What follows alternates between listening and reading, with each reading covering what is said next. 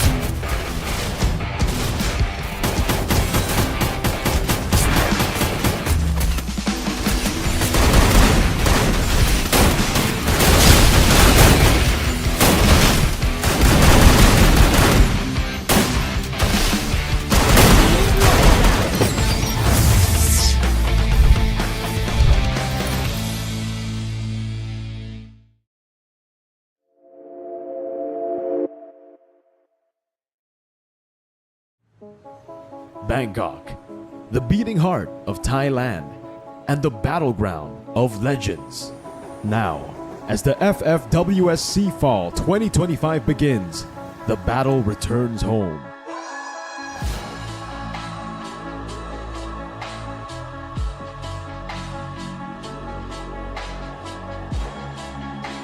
The guardians of this land, their story already carved in gold.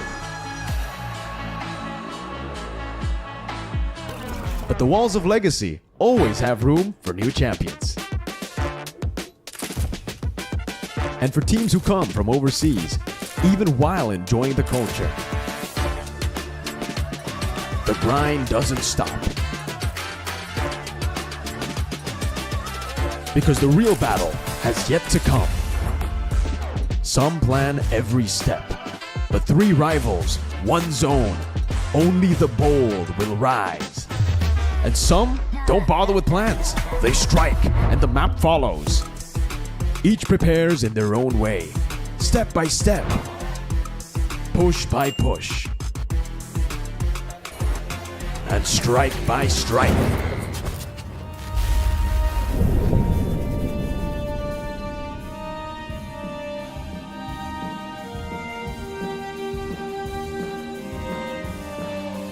a single strike, and Let the battle begin.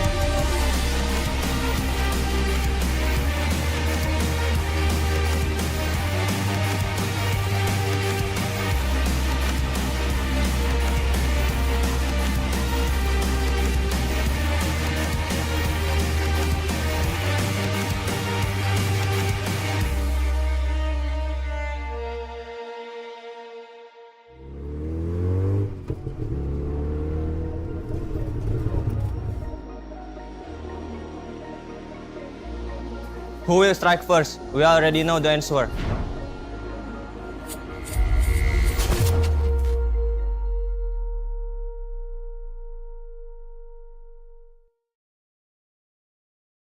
Halo, gua Ray. Gua Ingot. Kami dari EVOS Divine. Halo, gua Dut dari RK Kaju. Hello, gua Mal dari RK Kaju. Xin chào các bạn, mình là Khôi đến từ Gao Esports. Chào các bạn, mình là Demon đến từ Gai EVOS. Chào mọi người, chúng mình là WZ Esports. WG Tê Quý. สวัสดีครับผมฟอลคอนออนไฟนะครับ สวัสดีครับผมฟอร์คอนพีนะครับ สวัสดีครับผมทวิตเต้นใหม่เซนวันครับ สวัสดีครับผมจำทวีตครับ วันนี้เราจะมาจัดเทียร์ลิสต์นักแข่งกันนะครับ Sekarang kita bakal bermain player tier list. Player Tier List. Hôm nay chúng mình ở đây để thực hiện thử thách list. Tôi sẽ chọn LPT cho ớt luôn đi. Tại sao vậy? Vì LPT hiện tại đang là tăng cơ số 1 Việt Nam. Hạt giống số 1 Việt Nam mà. Đúng rồi. Giờ để tôi đi, tôi chọn Bru Wasana đi. Tôi xếp hạng F ngang với LPT nha. Sao hãy S đi. คนต่อไป เอาทีมตัวเองก่อนเลยครับผ่อนไฟครับพี่ผมครับต้อง อย่าเลือก เอ นาน แล้วกัน ดิ ครับ เล่นเกมบ่อยครับ เล่นเกมทุกวันเลย ทุกวันเลย Rasa gua taruh cek. Pengetrol nggak jelas. Maal. Kita taruh sini. เอาตัวนี้ก่อนแล้วกันนะ AJ Deal เนี่ยไว้ตรงนี้เลย ตัวนี้มึนอ่ะ ทำไมเอาไว้เสีย ก็มันแอคอะตัวเนี้ย Người đến từ Việt Nam. Đó chính là Kabi. Mình sẽ C. Masih. Biar dulu ya. Taruh sini S. โหครับคนนี้ให้4เลย เพื่อนรักไม่ใช่เหรอ คาบิครับ อยู่แรงเอแล้วกันครับ เพราะว่าหล่อดีครับจะได้อยู่ข้างผม Văn võ đi. Anh em chung tay của mình thì tôi cho C thôi. Chưa thể hiện gì nhiều mà. Giờ tôi chọn Raja đi. Nhà vô địch EU Cup thì đương nhiên là S rồi. Thằng Cái gì đấy đấy? mà. Cái gì đấy nói đâu. ตัวนี้ราชาเลยตัวนี้ ราชา M.9 ตัวลั่น S เลย โอ้เหลือออนไฟเหลือตัวนี้เหรอลงไปด้วยกันเนี่ยตัวนี้2 คนนะ Gue mau taruh LBT di A karena dia masih konsisten dari awal main. Rơi nè. Cũng là một đối thủ đáng gờm của Gao Esports. LPT User số 1 Việt Nam. User số 1 Việt Nam. ดูจุดนะฮะก็โหครับคนนี้เอาไว้เอเลยก็เปลี่ยนล่างๆเลยยัง เปลี่ยนอันนี้แหละไม่เปลี่ยนเลย Oh, Bang Bor nih, gacor, tier S, soalnya bisa ganti-ganti role. Nero ya.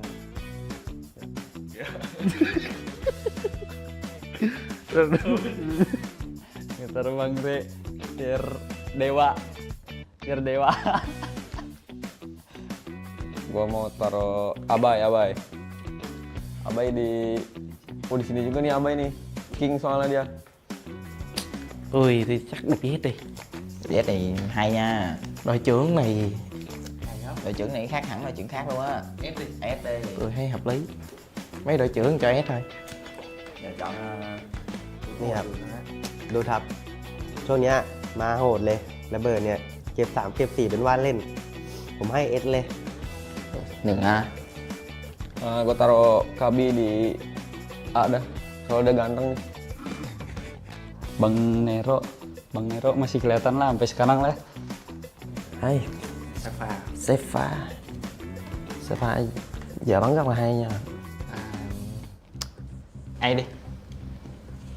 ตัวนี้นะครับ เอามาทำไมก่อนตัวเนี้ย ชอบเที่ยวเลยตัวเที่ยวเลยเนี่ย เอาให้แรงไหน ยังไง แรง ก็ ไหน เอฟแหละเอก็เยอะเกิน มีอะไรที่น้อยกว่าเอ็มไหมครับพี่ เอสครับราชาซีซี เอาทอนคายแล้วกันครับ สีเหลืองครับ เสื้อสีเหลืองครับต้องบีครับบีไม่มีขนครับ gue pilih gue sendiri aja lah. Bareng mà. Đòn trì ai đi. Bình cơm á, bình cơm bây giờ. Về bán cơm thôi, xe thôi. Xê thôi, chúng ăn Xê đỏ thôi. đi. แชมป์ AWC ครับโหดมากคนนี้ เอาไปบี Siapa itu mas? Buat dari Jawa. Tarik ke atas mas. Ai kêu. อันนี้ครับอาบักครับ โหดครับ ไม่อะไรนะ การเต้นการอะไรครับโหด เอาไปเอแล้วครับ PI Sport. Perkumpulan Vietnam. Giữ nha. Giữ thôi nha, S chắc còn dư Còn chỗ dư đó. chỗ thì thôi, kêu go lên S luôn. Giờ S ra. Giữ lắm, này có giữ lắm. Này được nha. Bố tự chiến đi. Rasya, karena kemarin habis juara dunia MVP jadi kita di S. Abad. Bắt xe. Quá nhiều nha.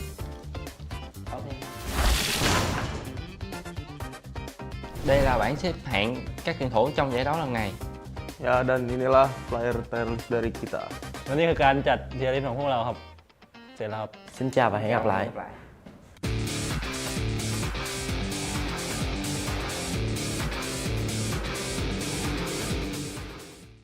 สวัสดีครับผมเกนไฮครับมาจากบุรีรัมย์ครับ ผมโมชิครับ มาจากบุรีรัมย์ครับ Gua Nick Crime dari tim Onyx. Gua Putra dari tim Onyx. Halo, gua Abai. Gua dari tim Araki Kaju. Halo, gua Dut dari tim Maraki Kaju. สวัสดีครับผมออนไฟจากทีมมอคอนครับ สวัสดีครับผมเคโรจากทีมฟาคอนครับ Xin chào mọi người, mình là WG BLS1. Mình là WG Văn Võ. Kali ini kita akan bermain Never have I ever. เคยหรือไม่ที่คุณแกล้งทำเครื่องปิงเพื่อให้พ้นความผิด ไม่เคย ไม่เคยครับ แต่ถ้าในซ้อมอาจจะอาจจะมีอยู่ คืออะไร ผมไม่เคยค ทำ รับ อะไรไม่รู้แบบบอกปิงไปงั้นอ่ะ เคยครับ ไม่เคยครับ ผมไม่มีความผิดเลยทั้งสิ้น ผมมีครับเลยต้องแกล้งปิงครับปะ ก็parah. เคยหรือไม่ที่ต้องแบ่งทีมเพราะเพื่อนร่วมทีมตั้งใจโยน ใช่ ผมก็ไม่เหมือนกันผมก็เป็นคนโยนเหมือนกัน มึงอะโยน Ghê lắm. Đấy, có chứ. Có. Phải có gánh tem. Gánh tem, đúng rồi. Gánh nhiều. Gánh nhiều em không gánh đấy. Gak pernah. Pernah nggak ngamuk ke tim pas main script? เคยครับ Chưa bao giờ. Chưa bao giờ. Nói chưa bao giờ, nói xạo. Thật. Nói chưa bao giờ, nói Chưa xạo. bao giờ nói xạo á. Tôi chưa bao giờ ăn mừng khi có cứu sớm rồi bị bắn gục luôn. เคยครับอีแนวบราซิลเลยผมจำได้เลย เพราะว่าคิดว่าหน้าเกมนี้น่าจะมาจัดเลยแหละครับ ก็กำลังดีใจอยู่แต่มันมีตีใหม่เข้ามาแจ้งว่าหมดเลยครับ Pernah nggak niat teman sendiri gara-gara mereka berisik? Cái này có luôn. Ồn là tắt. เคยหรือไม่ที่คุณแพนิคและกดผิดปุ่มเวลาเหลือคนสุดท้าย ไม่เคยครับ เพราะผม perfect Pernah. Ê, pernah. Có á. Phải có rồi, ai cũng có thôi. Có phải cái này á. Có là phải không thích chứ. Chưa bao giờ mà. À, có là cái này. เคยหรือไม่ที่คุณปาระเบิดมั่วจนหมดแบบไม่ได้ตั้งใจ อาจจะเคยครับ เคยครับอาจจะเหม่อนิดหน่อย Pernah. Pernah. Itu nggak pernah. Eh, ya pernah. เคยหรือไม่ที่คุณปาระเบิดรั่วจนแบบไม่ได้ตั้งใจ Pernah. Pernah. ไม่เคยครับเพราะทุกทีเวลาปาระเบิดก็ตั้งใจตลอดนะครับ ไม่เคยครับ เพราะผมปาระเบิดโดนศัตรูทุกตัวไม่เคยโดนตัวเองแม้แต่ดาเมจเดียว Pernah nyolong loot teman dengan sengaja? Wah sering ไม่เคยกดครับเพราะถ้ากดน่าจะโดนด่าครับ ไม่ค่อยกดครับเพราะมันไม่ดีเท่าไหร่ Kalau ya lo Pernah nggak pura-pura nggak punya senjata buat jebak musuh? di ranked gitu. Oke, pernah. Nggak pernah. ใช่เคยแต่ว่ามันคล้ายๆกันแต่เคยแกล้งดาวให้ศัตรูแบบว่าเข้ามาหา ผมก็เคยเพราะว่าเขาชอบมาลวงสนามผมก็ชอบแกล้งไม่มีปืนครับแล้วผมก็เก็บปืนที่พื้นมายิง ไม่เคยครับ ไม่น่ามีนะ ไม่รู้เข้าไปทำไมครับก็ตายฟรีนะครับ ไม่น่าอยู่ในแผนนะ Tôi chưa bao giờ tự bóp bằng chính lựu đạn của mình. Tự bóp. Thôi, này chắc cũng ai cũng có thôi. Chắc chắn rồi. Pernah. Pernah nggak marah-marah sama koneksi internet? pernah เคยครับเน็ตมันกากอะพี่ทำไงได้อะกากจัดเลยล่ะ พลก็กล่าวนะครับ แต่มึงอะ Oh, sering. ไม่เคยครับ อารมณ์ดีด้วยครับแบบว่าเน็ตหลุดปุ๊บก็ไม่ต้องเล่นก็ชิวนะใช่ครับไม่เคยเหมือนกันครับเพราะเน็ตหลุดก็ไม่ต้องเล่นครับไม่ต้องซ้อมผมก็ไปหาอะไรดูอย่างอื่นแทนเดียวมีสีสันกว่าเยอะ Pernah nggak menang padahal nggak ngapa-ngapain? pernah Pernah. ไม่น่าเคยครับทุกทีแบกมากกว่าครับ ก็นั่งชิวๆครับเพื่อนแบกเดี๋ยวก็ชนะแล้ว เนี่ยผมแบกอะ ไม่ใช่ครับ Tại Tân nhớ phải Tân được gắn này. Cái gì? อันนี้ก็คือพวกเราเล่น Never Have I Ever ครับ บ๊ายบาย ใช่ไหมครับผมจะมาเป็น Trò chơi kết thúc bye bye mọi người bye bye bye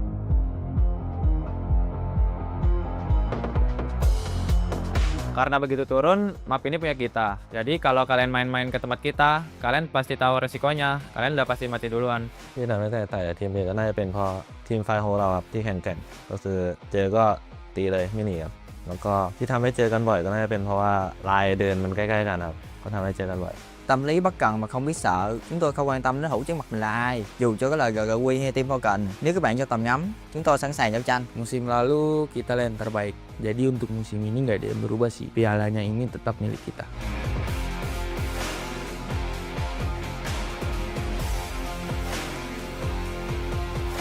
Dunia udah kita kuasain, sekarang waktu kita kuasain saya sesimpel itu. ผมว่าทำได้อีกครั้งครับผมมั่นใจแน่นอนว่าทีมผมชำระแค้นนี้ได้แน่ระดับแชมป์โลกมันก็ต้องมีพลาดกันบ้างของมันโดนกันได้ครับ ความมั่นใจก็เต็มร้อยครับผมรอแกรนด์ไฟนอลตั้งแต่วันแรกพร้อมที่จะล่าเหยื่อแล้วครับ Tem Việt Nam hay không, đối với chúng tôi đều không quan trọng. Bất kỳ đối thủ nào mà chúng tôi gặp trên đường đi thì đều có một kết cục, đó là gục ngã.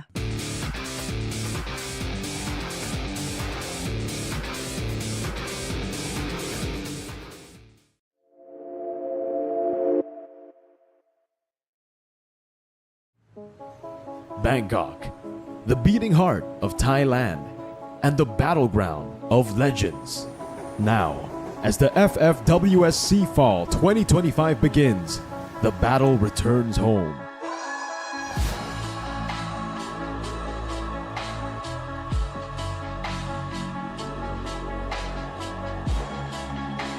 The guardians of this land, their story already carved in gold. But the walls of legacy always have room for new champions.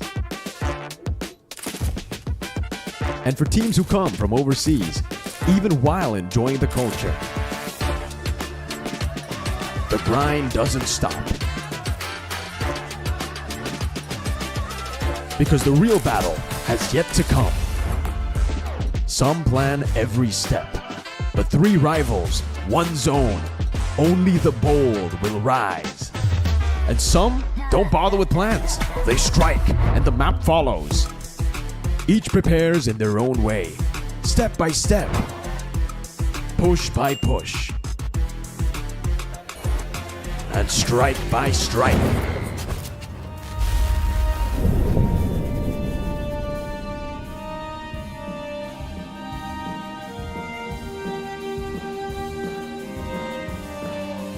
A single strike and Let the battle begin.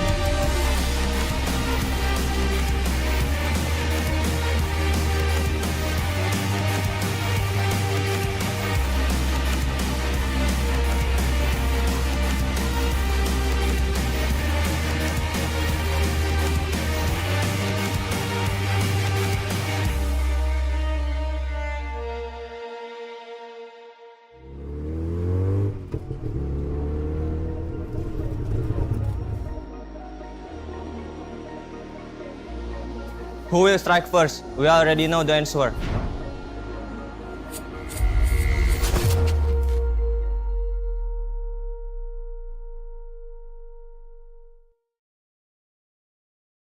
Halo, gua Ray. Gua Imgot. Kami dari EVOS Divine. Halo, gua Dut dari RK Kaju. Halo, gua Mal dari RK Kaju. Xin chào các bạn, mình là Khôi đến từ Gao Esports. Chào các bạn, mình là Demon đến từ Gai Esports. Chào mọi người, chúng mình là WZ Esports. WZ เตวิ สวัสดีครับผมฟอลคอนออนไฟนะครับ เดี๋ยวผมฟอร์คอนพีนะครับ สวัสดีครับผมทวิตเต้นใหม่เซนวันครับ สวัสดีครับผมจำทวิตครับ วันนี้เราจะมาจัดเทียร์ลิสต์นักแข่งกันนะครับ Sekarang kita bakal bermain player tier list. Player tier list. Hôm nay chúng mình ở đây để thực hiện thử thách tier list. Tôi sẽ chọn LPT cho ớt luôn đi. Tại sao vậy? Thì LPT hiện tại đang là tăng cơ số 1 Việt Nam. Hạt giống số 1 Việt Nam mà. Đúng rồi. Giờ để tôi đi. Tôi chọn Bru Wasana đi. Tôi xếp hạng S ngang với lựa T nha. Sao hạng S đi? คนต่อไป เอาทีมตัวเองก่อนเลยครับผ่อนไฟครับพี่ผมครับต้อง อย่าเรื่อง เอ นาน แล้วกัน นี่ ครับ เล่นเกมบ่อยครับ เล่นเกมทุกวันเลย ทุกวันเลย Rasa gua taruh C. Pengetrol nggak jelas. Maal. Kita taruh sini. เอาตัวนี้ก่อนแล้วกันนะ AJ Deal เนี่ยไว้ตรงนี้เลย ตัวนี้มึนอ่ะ ทำไมเอาไว้เสีย ก็มันแอคอะตัวเนี้ย Người đến từ Việt Nam. Đó chính là Kabi. Mình sẽ xếp C. Masih. Biar dulu ya. Taruh sini S. โหครับคนนี้ให้4เลย เพื่อนรักไม่ใช่เหรอคาบิครับอยู่แลนด์เอแล้วกันครับเพราะว่าหล่อดีครับอยู่จะได้อยู่ข้างผม Dàn võ đi. Anh em chung tay của mình thì tôi cho C thôi. Chưa thể hiện gì nhiều mà. C rồi. Giờ tôi chọn Raja đi. Nhà vô địch EU Cup thì đương nhiên là S rồi. Thằng Cái gì đấy mà. Cái gì đấy nói đâu. ตัวนี้ราชาเลยตัวนี้ ราชา M79 ตัวลั่นเอสเลย โอ้ยเหลือออนไฟเหลือตัวนี้เหรอลงไปด้วยกันเนี่ยตัวนี้สองคนนะ Gue mau taruh LBT di A karena dia masih konsisten dari awal main.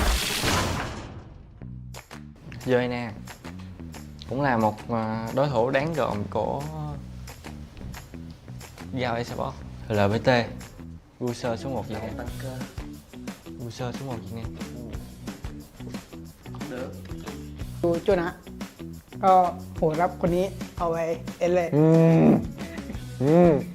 ก็เปลี่ยนล่างๆเลยยัง ไม่เปลี่ยนอันนี้แหละไม่เปลี่ยนเลย Oh, Bang Bor nih, gacor, TRS, soalnya bisa ganti-ganti role. Nero ya.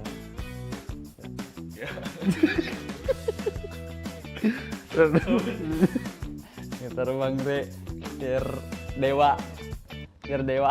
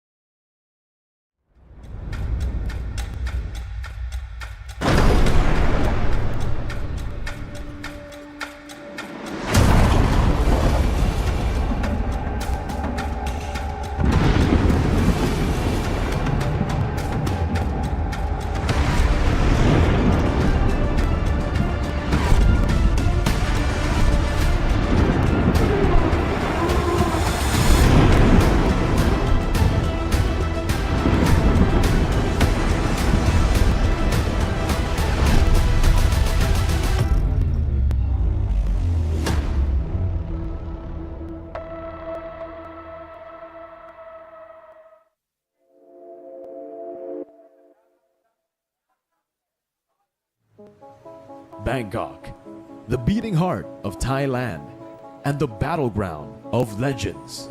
Now, as the FFWS Fall 2025 begins, the battle returns home.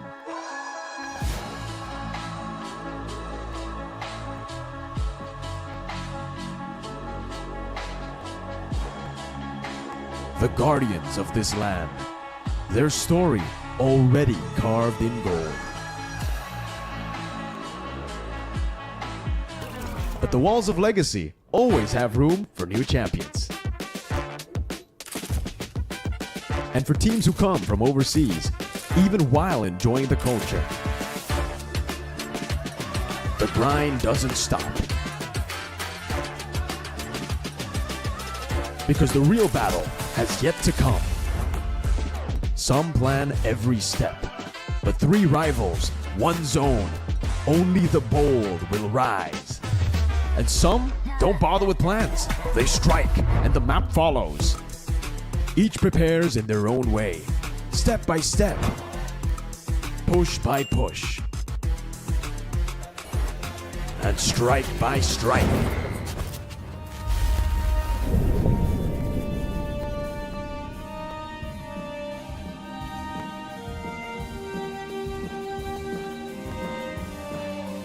A single strike and let the battle begin.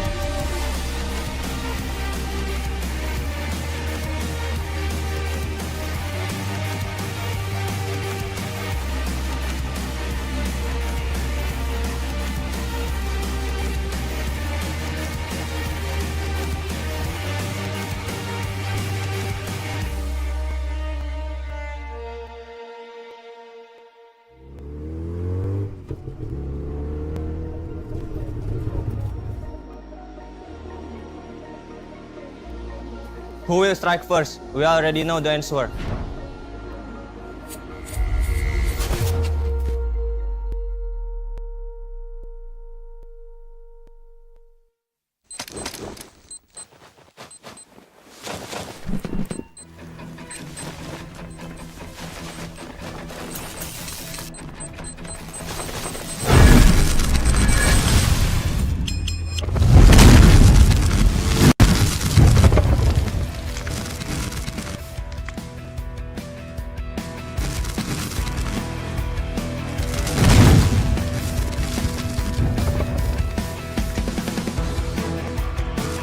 The Indonesian powerhouse ready to strike and chase that crown มหาอำนาจจากอินโดนีเซียพวกเขาพร้อมแล้วที่จะมองถึงถ้วยแชมป์ This is FFWS Albay 18 years Dus Maal 77 and Iqbal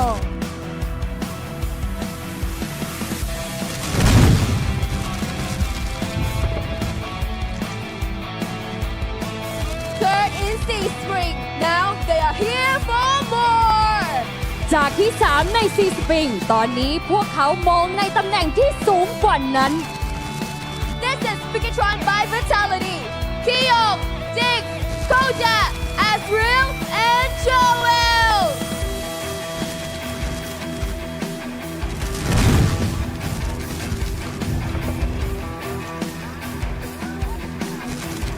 Let us welcome the champions of Free Fire World Series Vietnam Fall 2025 ขอต้อนรับแชมป์ผู้ไร้เทียมทานจาก FFWS เวียดนาม 2025 Fall This is WAJ Tan Cúi Export Cyrus Please One and Bắc Võ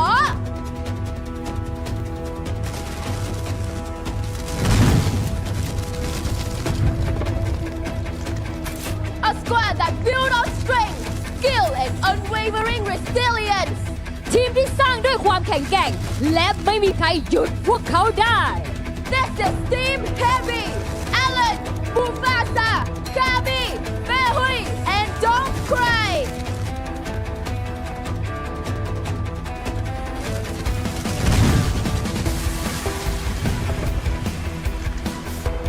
Here comes another contender from the Vietnamese region พวกเขาไม่เคยกลัวใครทั้งนั้น และพร้อมที่จะทะลวงทุกสนามรบ This is GOW Dian Akoi Demon Hans and Rip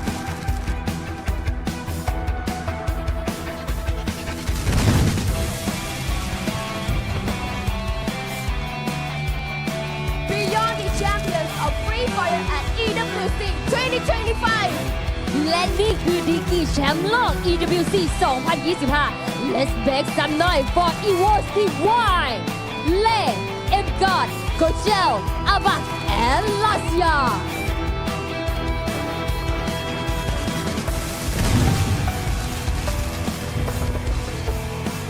Introducing the champions of Free Fire World Series Vietnam Spring 2024แชมป์ FFWS เวียดนาม Spring 2024 และนี่คือคลื่นลูกใหม่ที่กำลังมาแรงที่สุดในนาทีนี้ Let's give it up for PA Sport LBT Nolan Nero Lão Hổ Jonah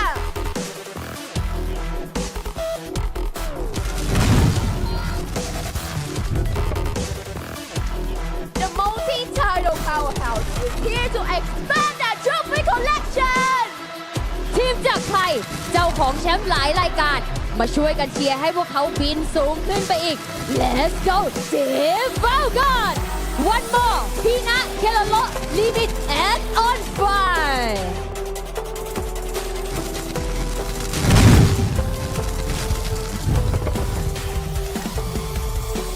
Ranked 5th in Free Fire at EWC 2025 They aim for nothing else but victory ท็อป 5 ของโลกจาก EWC 2025 แต่เป้าหมายครั้งนี้คือที่ 1 เท่านั้น All out for all gamers global สายฟ้า ชิคน้อย บาลอส ดิว and Team SR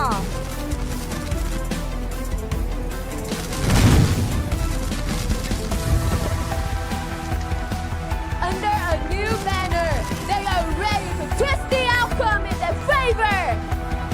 เขาพร้อมที่จะพลิกทุกความท้าทายให้กลายเป็นชัยชนะ Make some noise for Twisted by The Bass Kuga Don Senwan and Jump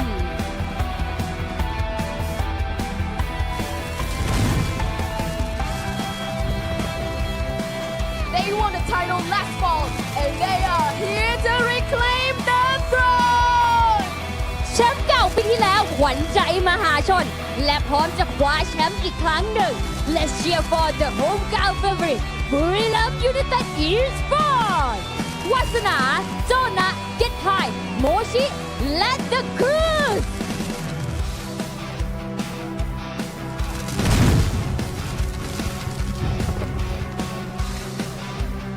Last but not least, the defending champions of Battle Royale. และปิดท้ายกันด้วยแชมป์แห่งซีสปริง 2025 และเป็นเจ้าแห่งแชมเปี้ยนลัชโอนิก Let's welcome Onyx, Adam, Crime, Cyro, Gede, Putra.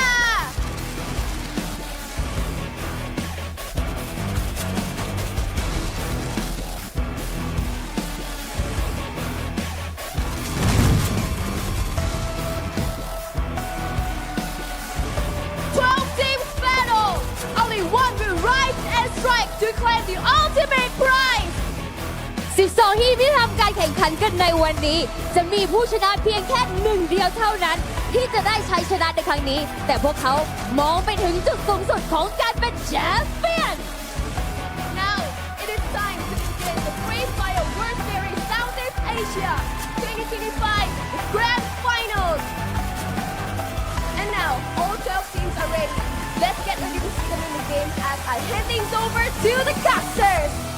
และในตอนนี้ทั้ง 12 ทีมพร้อมแล้วที่จะทำการแข่งกัน เพราะฉะนั้นทุกคนคะพร้อมหรือยังถ้าพร้อมกันแล้วไปเจอกันในเกม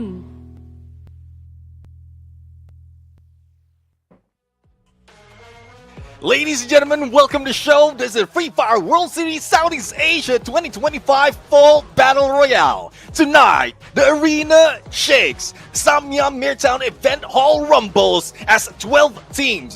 One stage, zero mercy. Are you feeling the heat? Because we're raising the roof. It's a booyah or bust. I am Neptune the Gentleman Garcia, joined by the one and only Mustachio AJ. Oh, it's good to be here, Neptune. And finally, we get to see the top 12 teams duke it out on a day that we could just go all the way into a game number 10. I mean, we've been powered up all the way until now by this brand, Red Bull. Thank you so much for supporting us, for supporting the world of Free Fire and FFWSC as a whole. And if you guys didn't know, Red Bull Zinc and Vitamin from Thailand is supplemented with Zinc, B3 and B6, featuring a maltase that helps players stay highly focused and to seize every opportunity to achieve stylish booyahs out there. And today, those booyahs are so much more important, Neptune. Yeah, definitely. I mean, if we go in on a champion rush, that definitely is very much important. And I would love to see teams who will really beat that. But before we go anywhere else, we are looking at our predictions right now. Yes. There are similarities, but there's one that differs. But let me go first in the similar teams. Argue your case, my friend. RQ and Buram United. RQ, this has been happening, especially when they ended the knockout stage. And this is something that we want to see as well, and also complete the role of Indonesia all throughout the Free Fire esports scene. Yeah, absolutely, man. I mean, yes, we did see them kind of pop off on the final week where the final teams got to find success. We saw Indonesia strike big once again. So look at the boys make an entrance. I mean, the RRQ, all about the play. EVOS Divine, the champions of EWC 2025, just strutting on in. And the one that's smallest there is possibly the one with the biggest bite of them all. Yeah, I mean, he has farmed a lot of aura all throughout this year when he started playing. Now WHE, also a team that has high hopes in grabbing this champion as well. Though they were faltering in some cases, but we know how they can recover. But you know how it is. Team Falcons, after getting that championship from the Clash squad, I think they will be able to complete the bill after today. Yeah, no doubt at all. And Buriram United Esports, baby. Namto Sudahoga. These are the champs that are looking in here to see if or not they still have what it takes after tons of changes in the meta. It seems like the squad is rocked. Yeah, let's see though. They have our beautiful host on the stage, and let's listen to what they have to say.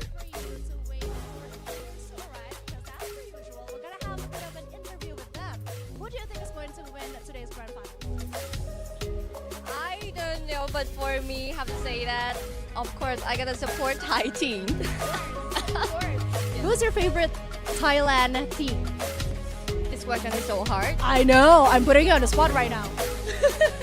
But when someone asks me about this, I'm gonna say that all of the Thai teams. Good answer. Very good answer. Oh, by the way, I'm saying Buriram.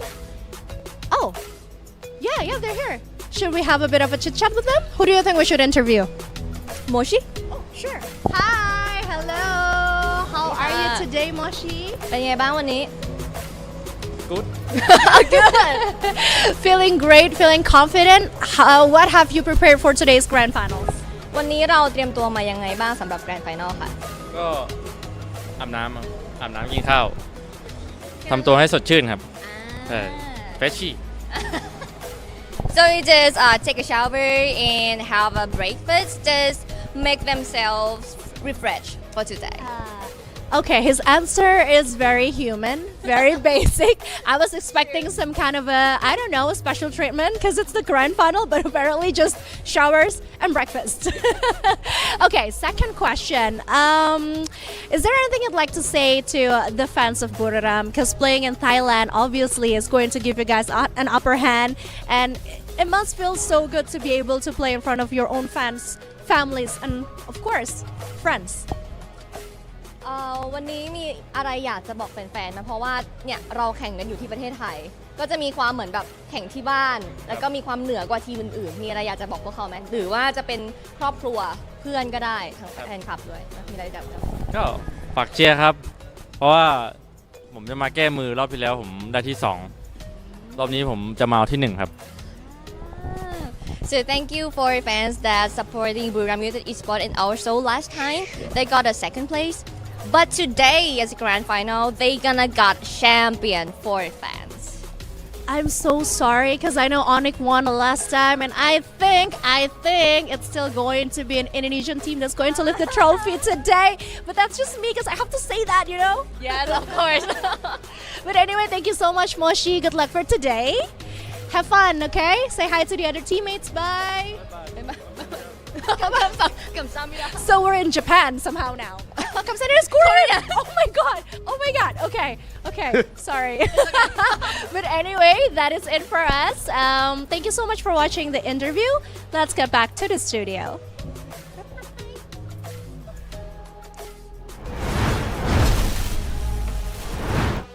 I don't know about you guys, but I definitely want more of those segments. The grand finals format, fingers crossed, has got many of those sprinkled within.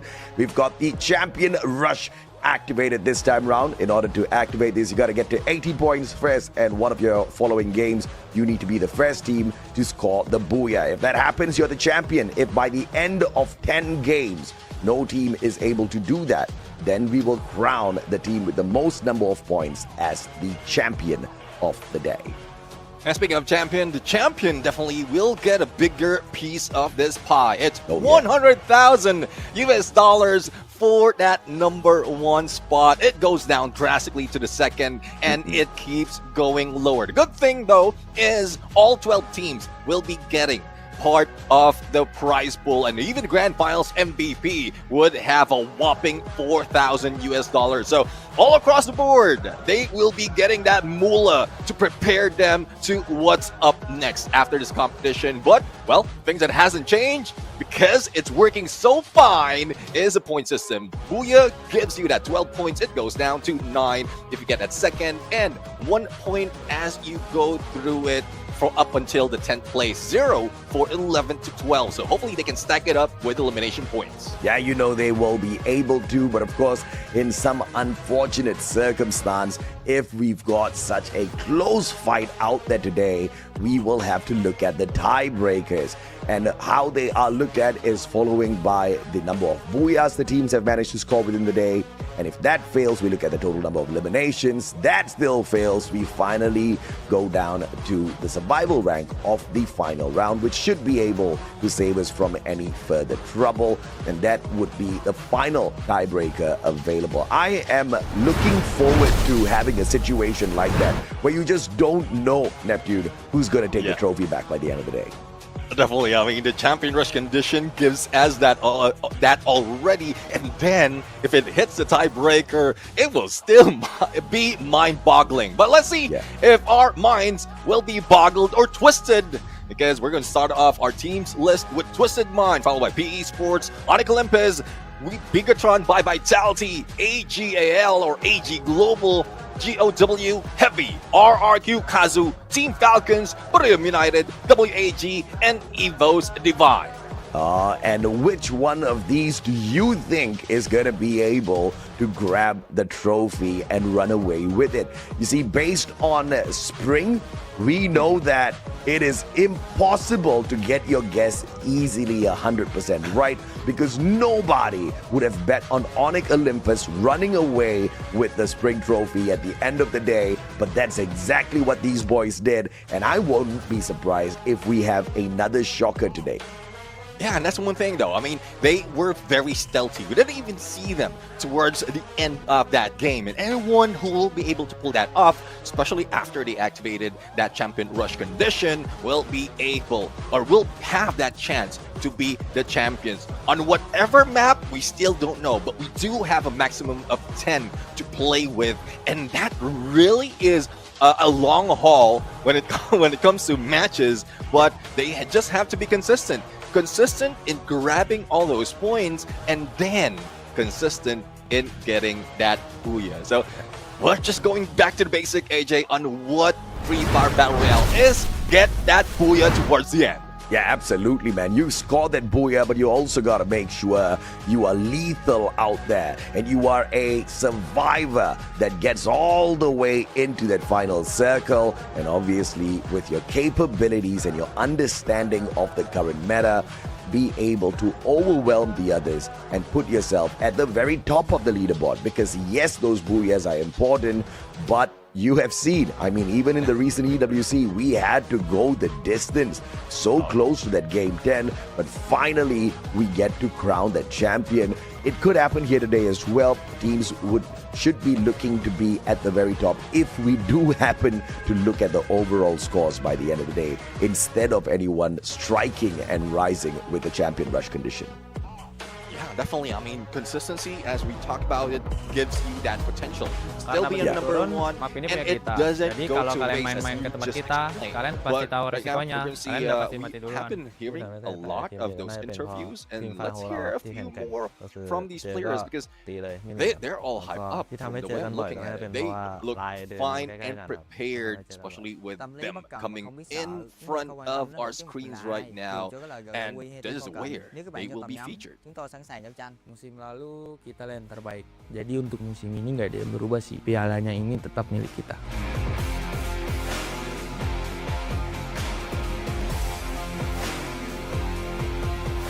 Dunia udah kita kuasain. Sekarang waktu kita kuasain saya sesimpel itu. ผมว่าทำได้อีกครั้งครับผมมั่นใจแน่นอนว่าทีมผมชำระแค้นนี้ได้แน่ระดับแชมป์โลกมันก็ต้องมีพลาดกันบ้างของมันโดนกันได้ครับ ความมั่นใจก็เต็มร้อยครับผมรอแกนแฟนนั่นตั้งแต่วันแรกพร้อมที่จะล่าเหยื่อแล้วครับ Tem Việt Nam hay không, đối với chúng tôi đều không quan trọng. Bất kỳ đối thủ nào mà chúng tôi gặp trên đường đi thì đều có một kết cục, đó là gục ngã.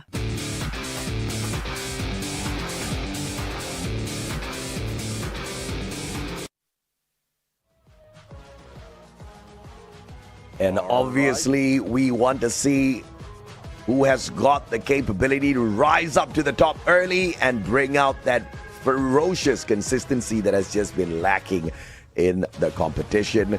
But of course, with all due respect, it only lacks because every single day you've got a new team that's rising up to the top, and it is just so difficult, almost impossible to contain this lobby in Southeast Asia now. Yeah, definitely. I mean, we've been looking and eyeing and those team of the day from the knockout stage, from the beginning of the knockout stage, even towards the end. And there's no one who is getting, I would say, a daily back-to-back. Or after each day ends, they really are struggling because some of the teams are really performing that well. The evolution of the players as well, the teams, as we've seen it from beginning of the season up until potentially 10 matches still continues. And this is what I love, because it's not just one team like taking it all the way. There's potentially different teams who might be able to perform, and since you pointed out earlier, might be seeing some of those in the tiebreakers towards the end. Oh yeah, absolutely, man. I mean, I'm looking forward to something like that. I'm also not looking forward to something like that, right? Because it's just going to make that heartbreak a little bit worse. It's just going to make it a tad bit, sour for some of the teams out there. I would prefer to see a huge gap where they acknowledge, all right, you deserve to be the champs, instead of being so close yet so far. And so far, we have got 6 guaranteed. Can I even say that? This could end early. Yes, we could go up to game 10, but we could literally blitz through the grand finals today. It could end as early as a game number 4 if we do have some ferocious consistency out there. Yeah, let's see though. Let's see if they will remain consistent. Let's see if they will be able to make those run all throughout. Because so far from knockout stage, if we look at their numbers and what teams has offered already, and this is one reason why they ended up in our list and our predictions. Well, RQ has been doing so much of that work in not only one map. It has moved from the Kings of Kalahari, and now even from the other maps, they are reigning those games. So I would love to see someone really deny that opportunity, or would it be RRQ, who doesn't want to be disappointed, doesn't want any heartbreaks anymore towards the end, because they are hungrier this time around. Yeah, speaking of a team that could actually make them suffer, man, the team's not even playing today. Top 12, Team Flash is great on Alpine. They don't have as many points as RRQ, but they've got 3 booyahs on this map. If there was a disruptor for Alpine, it was definitely Team Flash. Since they're not in the run, we have to look at some of the other squads in here that could potentially make this a little bit difficult for RRQ, right? You've got PE Esports, you've got the ferocious Buriram United Esports as well in the mix. And I think we've seen a lot from the Vietnamese squad of PE. They are definitely capable of disrupting, but they've been 50-50. You don't know which version of PE you're going to get out there. When it's good, it's really good. When it's bad, it's quite questionable. Well, let's see though. Let's see, because we also had a conversation like this before, where in knockout stage, it's not really that number 1 that everyone is targeting. All you have to do is just get to the threshold of who's qualifying to the grand final, especially in the final week, and doesn't have to do that much. So they might just have been slowing down, hiding strats, or whatever you want to call it. And this time, this is where everything really matters. This is where the culmination of all those strategies, all those weeks of play will come together and show us who would be the best team ever. Yes, we might be seeing some of the failures, some mistakes, but bro, we have potentially 10 chances for the team for them to correct it. Yeah, absolutely, man. I mean, check this out. Check out the crowd here in Thailand. It must be absolutely electric in that space. I'm just missing out on hearing all of the noise that they are making. I'm pretty sure they're all having a good time out there. Yeah, and if I'm not mistaken, this is the trophy Clash Squad trophy from yesterday. A Yeah. little bit of flex though, and hopefully this trophy being in the scene, being in front of Team Falcons as well, gives them that motivation. They can gather energy from that and probably attract even the Battle Royale trophy for themselves. Yeah, absolutely. I mean, I don't know if it's going to work out like that, right? Because they haven't struck. They really haven't struck hard in Battle Royale. In fact, they've been striking out. You look at how they are doing on Alpine. They are literally ranked somewhere down at the bottom, probably 12 out of 18 squads that played the group stage. So it's not looking great for Falcons. You look at how they're doing on Bermuda, it's even worse in terms of how they place out there. Yes, they've been able to pick up the trophy walk away with $30,000 yesterday, but what's the case going to be for the Falcons today? But in that same breath, Neptune, I want to acknowledge nobody expected them to become the EWC 2024 champions of Free Fire, and they did it. Yeah, I mean, it seems like for after Team Falcons has managed to do that, the stealth, how quiet it is from Team Falcons, and then a lot of teams has been doing so.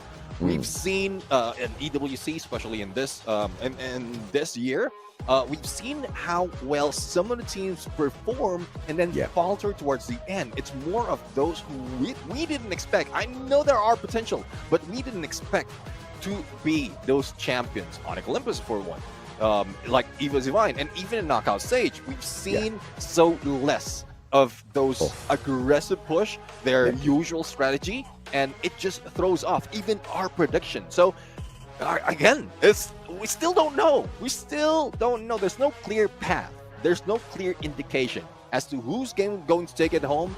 And this is what I love about the storyline that we have for the teams. Yeah. I mean, I was so stunned. I'm in awe. Yes, the cameraman's doing a very good job panning around, the whole stadium, allowing us to see some very bright and beautiful faces out there who are excited for the games to start. But we also got a peek at our phenomenal stage. To just sit on that stage, to be one of the players on that stage. Dude, it's an honor already, because what a magnificent piece of structure that is. Yeah, definitely. I mean, every time we see a stage being done by Free Fire Esports, it always wows us. And even for now, I mean, we thought it might be the same as before. Even the opening is quite different. It's stunning. And remember that ice grenade being thrown, that deep freeze being thrown. That surprised me. It's just elevating. It's just leveling up tournament after tournament, season after season. Yeah, absolutely. You can say that again, man. It's an understatement that Garena Free Fire has been stepping it up season after season. They have gotten serious ever since we started adopting this new format of FFWS, breaking it into regions and having the Southeast Asian clash before moving on to our global finals. If this is just what the SEA tournament looks like, I cannot imagine what global finals is going to be like. Neptune, it's coming up soon as well. It's the next checkpoint, man. Yes, we've talked about $100,000. Sure as hell, the teams want to rise up to that, grab that. Everybody wants to grab the best out of the prize pool today, but everybody is also aiming for the qualifier onto the global stage, and that's what you got to be really upset for the teams that did not make it into the grand finals, because obviously at the grand finals, it's very easy to move on forth. You just need to be part of top 9.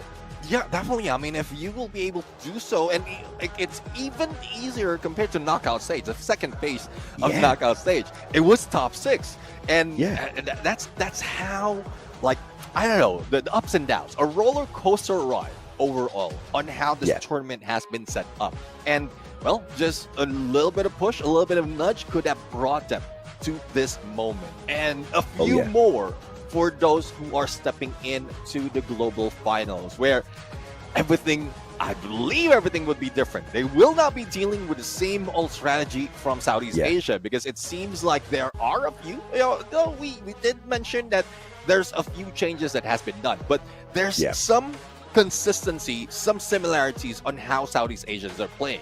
But put other regions, put other countries in there, then it's just another ride that you don't know where you're turning to.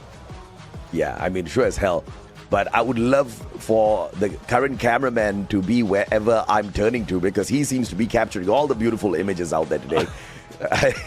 Doing a fantastic job keeping us entertained before this first game. Now, we do understand, ladies and gentlemen, boys and girls, you are absolutely excited for the kickoff of the game number 1. Once again, it is going to start off at Alpine. After Alpine, they'll do battle on Bermuda, followed by Purgatory, Kalahari, Solara, and Nextera. So Alpine, you don't really find a lot of the top teams dominating this. You've got RRQ and you've got PE Sports who have been very consistent in terms of points, but they have not been able to pick up a single booyah on Alpine so far, which is actually shocking, Neptune. Yeah, definitely. I mean, I think it's more of the number of games that they played with as well as the consistency of trying to survive even longer. Yes, we saw a few of those points, a few of those instances wherein they stack up on elimination, but really didn't find a final circle. And that's one thing that PE Sports really need to work on, especially in this starting map. You will need to train yourself to grab all those points early and still consider on survivability. That insurance policy that we keep talking about, keeping one of the players or two players safe so that they can revive the teammates and continue that journey towards grabbing that booyah. But there's a lot of threats out there, and we know that. We've seen that. Even Team Flash were and they grabbed 3 booyahs, and it's not as if they were just doing so. They're just going and waiting for that final opportunity. Most of the time, first half of game in Alpine, they were just everywhere they turn, they find someone and they eliminate them. Even if they fail, they always go back. They're not even avoiding those fights.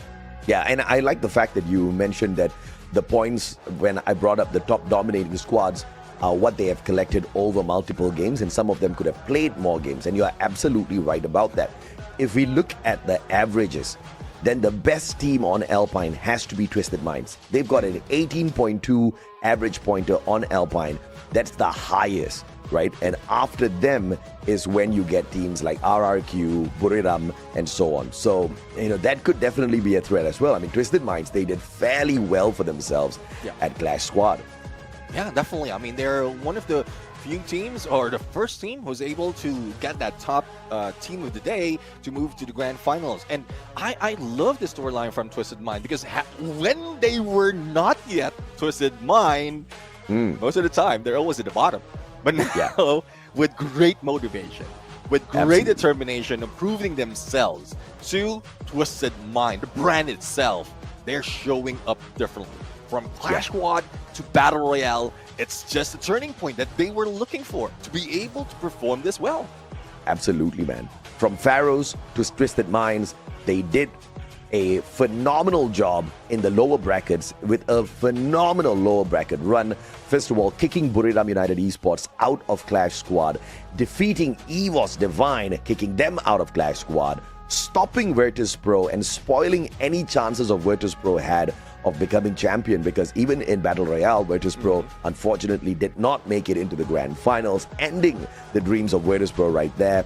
But unfortunately, in the final battle, Team Falcons, they just proved to be deadly when it comes to Clash Squad. But now, it's the first game of the day here of our grand finals.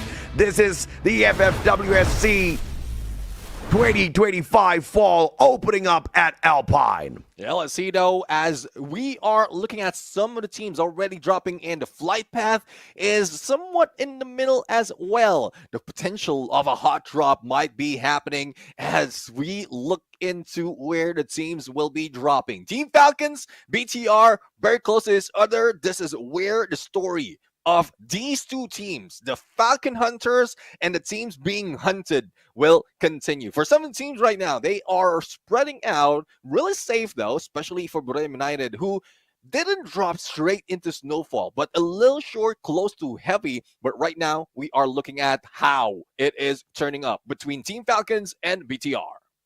Absolutely. Koja has the right gun, but on fire. Pulls out the time turner and outplays him.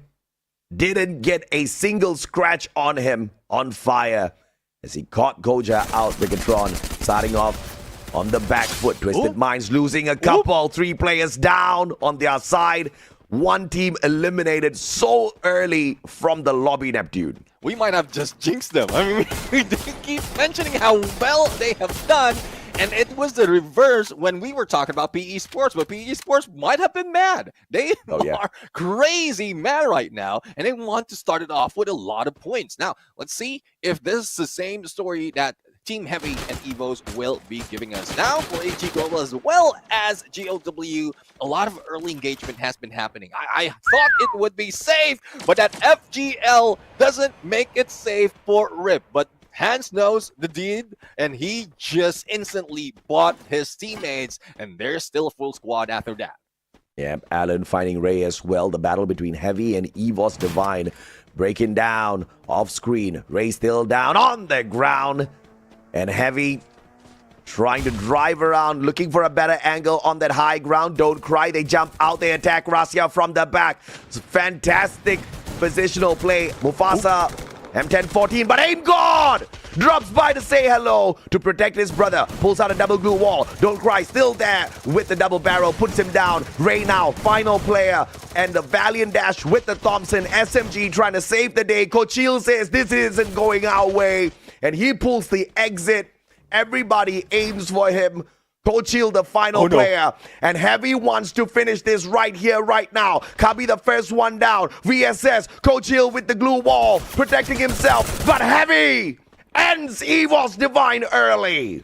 Oh, I'm seeing the dominance of Heavy right now, especially with that gameplay. I mean, we've tried, Evos Divine tried to defend themselves, but unfortunately, Heavy was just slippery from those rush. They managed to get away from anyone who was jumping in from Evos Divine, and even the ones trying to survive, they will be eliminated by Team Heavy. And we are seeing that they're not just like hoping that they can get those points. They are aiming that they can get those points, and they did.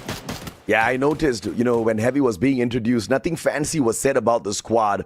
Well, they don't need any fancy words. They're just out there ripping apart the champions of EWC. Evos had an option, go in for the full commitment and save Rasia, or abandon Ray as well as Rasia, go for the revivals. One bad move, and in the grand finals here at Southeast Asia, you can be the champion of EWC 2025 by one simple wrong move, and you just get eaten up. Heavy at the top with 4 points. Now Onyx up against GOW here at Forest Red. RGS RGSing them back to the lobby. GOW snuffed out. So there's a combination of RGS plus a follow-up of FGL and Onyx Olympus. They just hit it hard. I'm so dumbfounded at what's happening right now. A lot of teams are showing some different gameplay that we haven't seen before, and it is being successful. It is successful. Most of the time it's top dog, M79, RGS, but it's not that deadly, but they just know how to pull it off. I swear, it's been a long time since we've seen the RGS 50 get a couple of eliminations like that. I mean, my God. The Trogon and the RGS have not been in action in such a way for a long, long time. The M79, the grenade launcher, absolutely. But wow, I guess this grand finals has just got something special in store for all of us. Now, a civil war maybe, as Bigatron lands right beside Onyx. They've got to be careful. One wrong move and they can get pinched in by 3 different squads attacking them at the same time. Yeah, see, I mean, Heavy is still part of this mix in Forest Red. Onyx Olympus is on the side. We know how it is. Onyx Olympus, they will hide it out. They will wait it out until they get the perfect opportunity. Just similar to what we've seen in Knockout Stage, similar that we've seen as well from that final moment before they eliminated a team. But they will not make that move just yet. They're gathering information and waiting for that perfect opportunity. For BTR though, they're trying to do the same, but not so much of a compound to work with, and they might be targeted by like either Heavy or Onyx Olympus, but most of the visuals are coming from Team Heavy right now, and they are strong. They are motivated after what they've done earlier. So a lot of teams has managed to get that full 4 elimination and removing those who are not prepared to what's happening right now in Alpine. Yeah, Forest Red is about to get spicy, my friend. Check it out. Way too many players, way too many squads in here. The hit list taken out as well. Putra needs to be protected. Heavy gets scanned out by a binoculars as well. All information gameplay as of this point of time. They know that they're dealing with two different squads. Very smart play by Bigatron. Let's see though. I mean, PE Sports heading straight into heavy, and this is not something that we like. There's something that we've seen often, but not so much that PE Sports usually survives, especially if there's a few teams surrounding them that is involved. BTR moving away. Oh. They know the risk, but on the other side, it's Grime with a VSK taking one player down. So PE Sports knows the risk. Not quite sure if they're going to take it right now, but they're hiding out, using this ridge as cover, not to be seen by anyone, even from those from across like Onyx Olympus. Oh, that's just so dangerous. And this is what happens when you've got so many squads in the exact same compound. You don't know where to look, which side to defend from. And what PE Esports is doing right now is one of the best things that you can hope gives you the advantage later on. Stay out of trouble. Wait for the best timing. And I think they're waiting for a little bit more chaos here first. Jump pad pulled out. Looking for the reposition. And in the meantime, Heavy keeping an eye on Onyx. They don't want to get dropped again. Yeah, let's see though. I mean, PE Sports already spotted by Heavy. They are blocking one way while they shoot at the other. But we've seen RRQ as well going in for the push and probably a pinch against PE Sports. But BTR right now getting really, really close. Too close for comfort. And it grows a hit from Dix. Taking out Jonah with a quick pickup has been done, but the damage has also been done and being received even more by PE Sports. And this is a time that Heavy will take advantage of that, and they get their fifth. Yeah, Heavy trying to take advantage of that situation. And they managed to nail Jonah down to the ground. Great play initially by Jonah on the time turner, but did not manage to lay out those glue walls well for the rotation. A massive mistake by the squad member. And now they'll have to hope and pray they get to a vending machine to bring him back into this battle. PE Sports looking for recovery, whilst Onyx on the other hand, maybe some phenomenal nades can sort out a whole squad of Heavy. Phenomenal glue wall. Pulls out a double. One nade sneaked in. They pull out the time turner instead. A great save by Heavy. Yeah, a little bit of a ice grenade action as well to chip more of the HP of Team Heavy. But unfortunately, the RGS doesn't have enough for Onyx Olympus. They could have pulled that off. But let's see if they have a few of the grenade launcher on those Strogons and put more pressure on Heavy. But one thing I'm worried about Onyx Olympus right now is they're making a lot of noise and a lot of teams still surrounds them. Now, Adam right here goes in for a defense as the rest of the teams are being taken down by Heavy. And there you have it. Heavy winning the fight, adding more to their team. I mean, Onyx saw Heavy and they saw a shooting house. They thought that it could be like shooting fish in a barrel. But unfortunately, they became the fish right in front of the barrels of Team Heavy, awaiting their opportunity. And that was a kill house, but it wasn't for the attacking squad. It was for the defending one. What a play by the Vietnamese squad. And Onyx, I mean, good try, man. They had to squeeze in because PE Sports would have gotten them from the outside. Yeah, definitely. And, well, that's one thing. I mean, they tried to shoot fish, but they didn't know that the fishes has fists.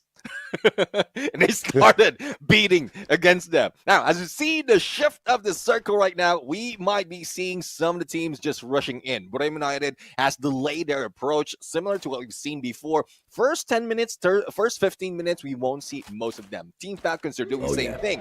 But unfortunate for Team Falcons, they are on the board, they are on the map because the hit list is on them as well. Or it might be vice versa. They have triggered a hit list that has spotted one team who would be getting in onto the next phase of the circle. But still, trouble remains in paradise. PE Sports, BTR, very close to each other, and Heavy, the top dog from this map, are still a full squad and alive and kicking. And they might be able to kick some more of those teams out into the lobby.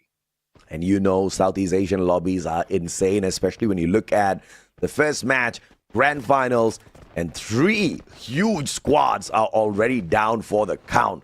Twisted Minds, EVOS, Onyx, and GOW snuffed out early here. How often do you see us being reduced down to 8 squads by the time we get into the 8th minute of the game, man. I mean, it's just so rare, Neptune, these days. Yeah, most of the time, like first game, it's slow. Yeah, there's a few early engagement, but most of the time towards this point, we still have 11 teams. Only one team will be eliminated. But how they started it, it's just one team after another, and it was 3 being taken out that easily until that moment we've seen earlier by Team Heavy. So let's see if that continues right now. Tikui out of nowhere being hit by the one and only Do from AG, and that would start the sniper battle. You know how it is. They do have PLS1, they do have Xbor to be able to spot them out, and if pickup has been done, then they might be able to fire back, but no one's firing back after receiving damage, especially from PE Sports.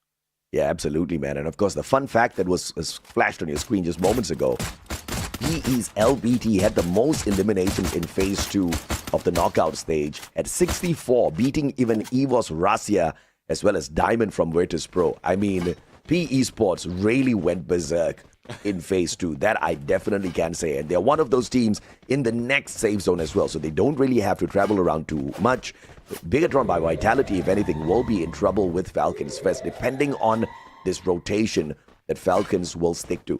If they fall on towards the left-hand side of PE Sports, then of course the Vietnamese squad will have to do battle first, giving Vitality, Bigatron by Vitality, a huge advantage. Yeah, that would depend on what information has been gathered by Liminex 7. I think they are catapulting or jump padding, that is term, a little bit too close, but not on the circle, because they're still on the board. They're still marked by the hit list. But WAG right now trying to get away from AG because they don't have a target. They don't have any vantage points, especially from that higher ground in the tower. But WAG right now might be able to go for the backstab. Dudes cooking that nade, you know how it is. With the one and only Dudes, he might be able to take it, but no! Not so much of damage, but the blue will do its job and force WAG out.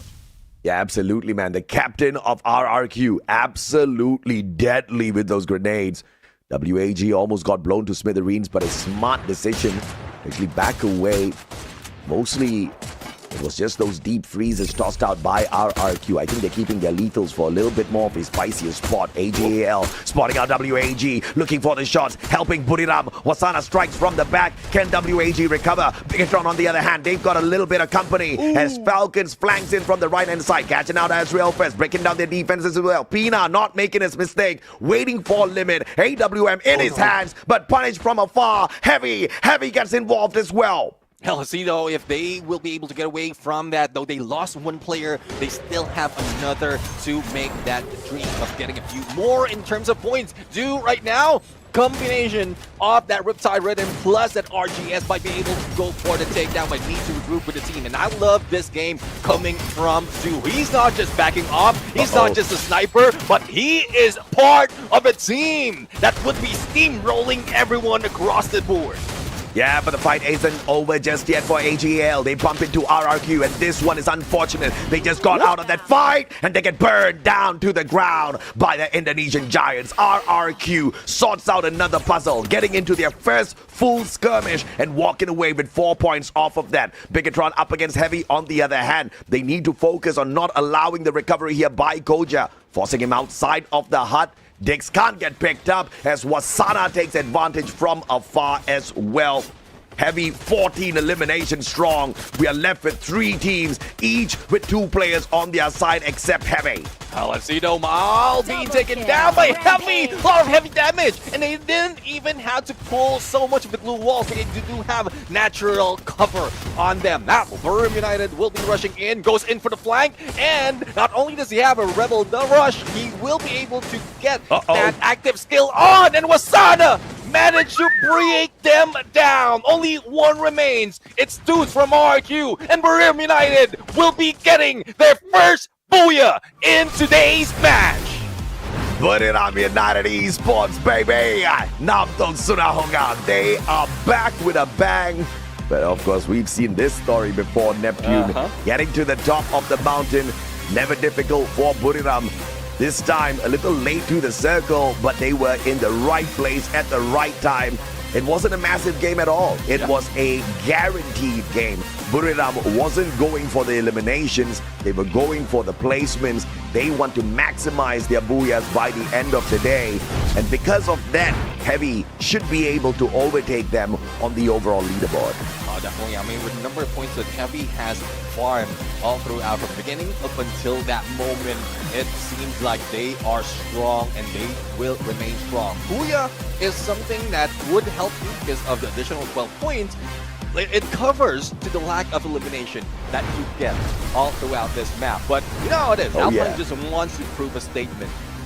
This was like previously from a previous season, this is their map. This was their map. And most of the time, they are the ones getting this booyah all throughout across the board. But RQ stepped up, and now they're just retaking that prestige that every time we jump into the booyah, they will be the ones getting that. Oh, every time we jump into Alpine, they will be the ones getting that booyah. Yeah, they used to be known as the King of Alpine. And you know, for some reason, they kind of dropped that title a little bit, but it doesn't matter. On the day where it matters the most, you pick it right back up, you run it back, and Buriram did that very well. But this is a very different version of Buriram that we're getting out here, Neptune. Usually, it's a very aggressive Buriram, the one that's farming points. Now, it's the slightly fearful Buriram who is scared to get into engagements because they've been burned down to the ground too many times by these unsuspecting squads. And you know why? Because this is Champion Rush. That booyah is important. And they're making their way to make sure that towards the end, when really needed, they'll be able to grab that booyah. Hopefully that happens. Hopefully that's a storyline that they are following at this point, because you know how it is. Buriram United has failed so many times, denied so many times. And it's because of the changes as well. All those farming of points, elimination doesn't work anymore that much until you go towards the whole run of the grand finals. But with this alone, it shows that yes, you can still grab that booyah, you can still be that champion by the end of the day. I mean, it's still a little too early, man. I did say we may end this one quick, but at the same time, we could go all the way into a game number 10. And yeah, you spend your time guaranteeing those booyahs for yourself. But if you can't get a booyah after you collect 80 points, that's where the problem is, you know. So, you know, some teams, they blossom very early, Neptune. But, you know, not all flowers are meant to last forever, right? If you blossom too early, you might wither too soon. And that is my problem with the Champion Rush condition. This is a good thing for many Buriram fans, but it's also a huge warning because you've got some of the other titans in here who are now heating up. I mean, you got to imagine, EVO's getting eliminated early. You think they're going to sleep on that? Nah, I don't think so. RRQ, they want a piece of this as well, man. I mean, we saw some fancy footwork out there. They just couldn't get down to the very end. I think Buriram needs to be careful with this. Buriram fans, obviously, they're celebrating all around, but, you know, we got to see a couple of more matches first. Yeah, I mean, the first round, yes, it's a good thing. Especially, you did mention about the fans. A lot of celebration, a lot of cheers coming in already. But that doesn't end the tournament. That doesn't end the deal. It just helps them move up a little bit closer to activating the Champion Rush condition. It's depending on how consistent they are and how can they slow down knowing that they're on top of the board. That's the one thing that they've missed as well from the previous season. Because despite of getting to the 80 points, activating that Champion Rush, they were still Buriram United, the aggressive Buriram United, which costed them that booyah towards the end. Yeah, absolutely, man. And, you know, I think they became very defensive after they activated the 80 points because they just wanted to guarantee the booyah for themselves. They couldn't secure that. And I think the worst problem here for Buriram was the fact that they just needed to be the most lethal. So they trained themselves to be the most lethal, whereby whether we get the booyah, no, I used to say this all the time in Free Fire competitions, no booyah, no problem, you know? And somebody in Garena went, wait, Mustachio, stop saying that, bro. What do you mean no booyah, no problem? The whole premise is for you to get a booyah, all right? In Free Fire, you play a match Clash Squad, Battle Royale, whatever fits the bill for you, whichever floats your boat, but you gotta get the booyah. And then you got this mustachio guy saying, no booyah, no problem, no, we gotta fix that. And they fixed it. And I am in love with the fact that they fixed it in a way where there's just no guarantee. You don't know what happens, and because the lobby is so competitive, because the meta is so stable, so much of care has been put into the video game so far, where it's just so balanced out there. It's difficult. You don't know who's gonna get the championship at the end of the day. Worse still, you don't even know who's gonna get eliminated early. Exactly. I mean, that's one thing. A lot of teams has elevated because of what happened when the Champion Rush has been introduced. It's not just one way of getting that champion. It's not just one way of winning anymore. Yes. And I do agree. I mean, Garena did spend so much to get that trademark for the Booyah. So I guess why not just go back and make sure that Booyah is what is important. And it is showing. I mean, that's, as I keep mentioning, they're just going back to basic of the game. Get that #1 spot, and they will be able to get that championship as well. That's the name of the game. From ranked to casual to tournaments, that's still how it is. There's a different flavor that we're feeling right now with the Champion Rush condition. A different flavor with what the team is showing up right now. And I want to see more of this. Early engagement, no slowing down, like all gas, no brakes, and we might be able to see an early end or a different team taking that championship crown. Yeah, you know what we mean, man. This is the players going all out for this game #1, but because of how heated it was, you just gotta understand the way the Battle Royale scene has set this up with the Alpine match. I will not be surprised if we see some changes in the active skills coming through for the next couple of games. I do expect to see a few more Steffies out there because you're surviving late enough into the game. Yeah, I mean, we've brought the Chrono. The Chrono is able to keep the team static. I mean, Heavy, just saving themselves big time. And I think the Steffi would be able to do that as well if the grenades just keep popping off. And as expected, Heavy managing to snap away the #1 spot. Yes, they do finish in the 3rd spot, but overall 17. My God, what a monster in this matchup this time around for the Vietnamese team. Yeah, definitely. I mean, 17 elimination, even a decent amount in terms of placement. There, it seems like Team Heavy is on a roll, carrying it over from the knockout stage. And this is one thing, though, that I did call out from Heavy most of the time. When they get that much point, they slow down the following, or even being taken down. But they proved me wrong in so many instances. And I think they might be able to continue this on. But United, yes, they grabbed that Booyah, but in terms of elimination, it was slow. It was low, and we don't want to see that, especially in Top Dog coming from Bremen United. But surprisingly, there's another team, which is RRQ, who's very close. So they might be the one team that would be able to catch up to what Heavy has done or what Bremen United has done as well. Yeah, absolutely, man. No doubt at all. Of course, game #2 at Bermuda. Again, RRQ is one of the top squads there. But what makes it different in Bermuda compared to Alpine is that in Alpine, although RRQ is the top squad, they have not been able to score a single Booyah. The story is very different for Bermuda. They have got 3 Booyahs, the most number of Booyahs scored on Bermuda so far is by RRQ. The most number of points secured on Bermuda so far is RRQ. They better not mess this one up.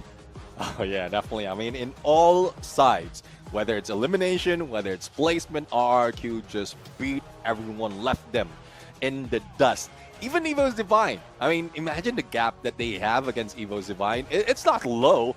Like 191 against 146. I just couldn't add, I just couldn't math it right now, but you know how it is. It is huge. But let's see if this is where they will be flipping the script. Will RQ still remain at #1 squad in Bermuda, or will there be someone else? Because the green grass of home for Free Fire is here. Yeah, absolutely, baby. It's a fair flight path out here. We don't expect to see hot drops, but we would love to see some hot drops out there. Bigatron, eyeing down the Falcons. Maybe they just want to claim their good old name. The way they made a mark here in FFWSC is by attacking, by shutting down Falcons many a times when they couldn't actually achieve anything else. But now, as they're achieving other things, it looks like Bigatron wants a big fight.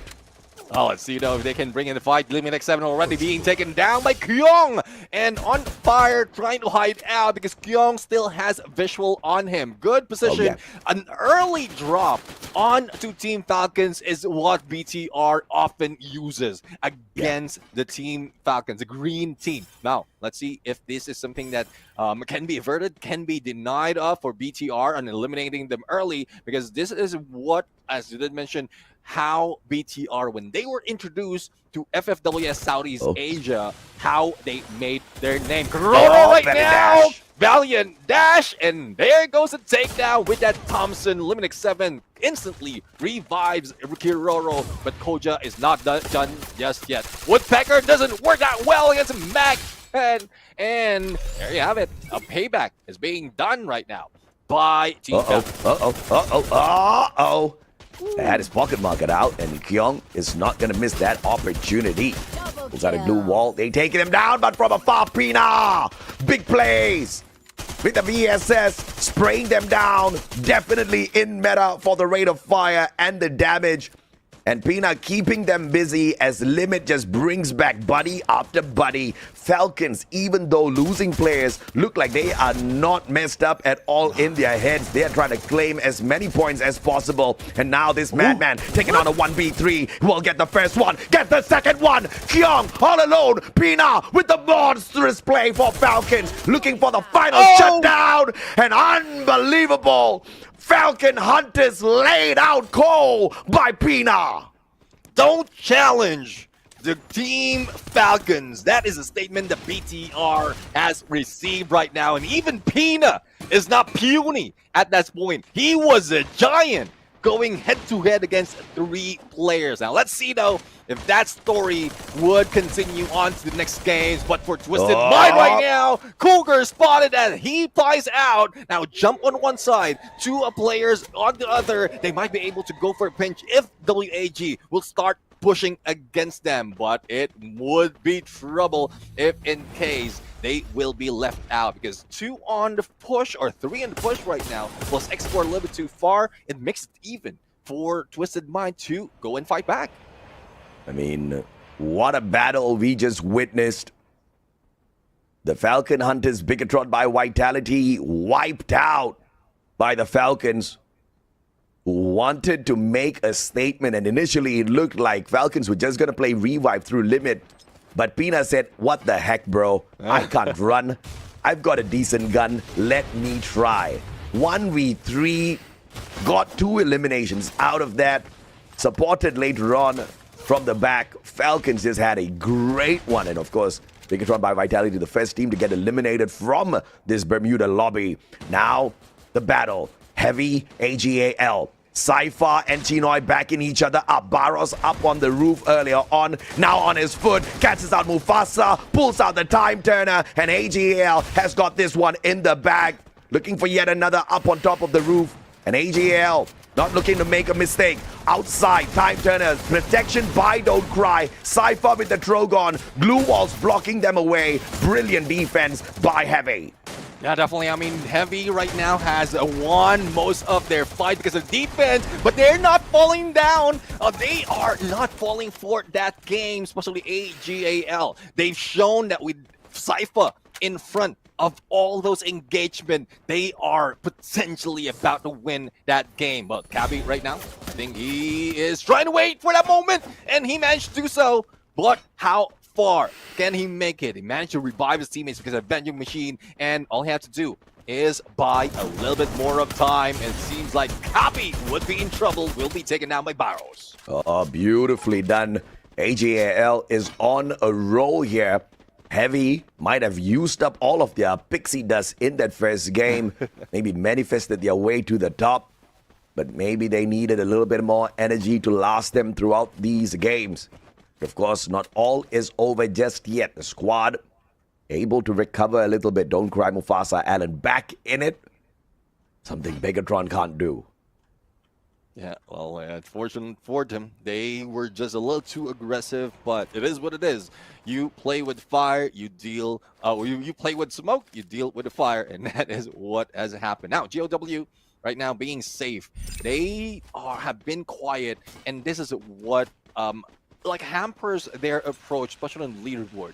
They are very quiet, but once they meet a team, they're not really putting up so much of so much of defense to be able to survive longer and beat them down. So let's see if this is a different story for GOW, for PE Sports. We've seen their dominance, especially in how they play well in getting themselves into the circle.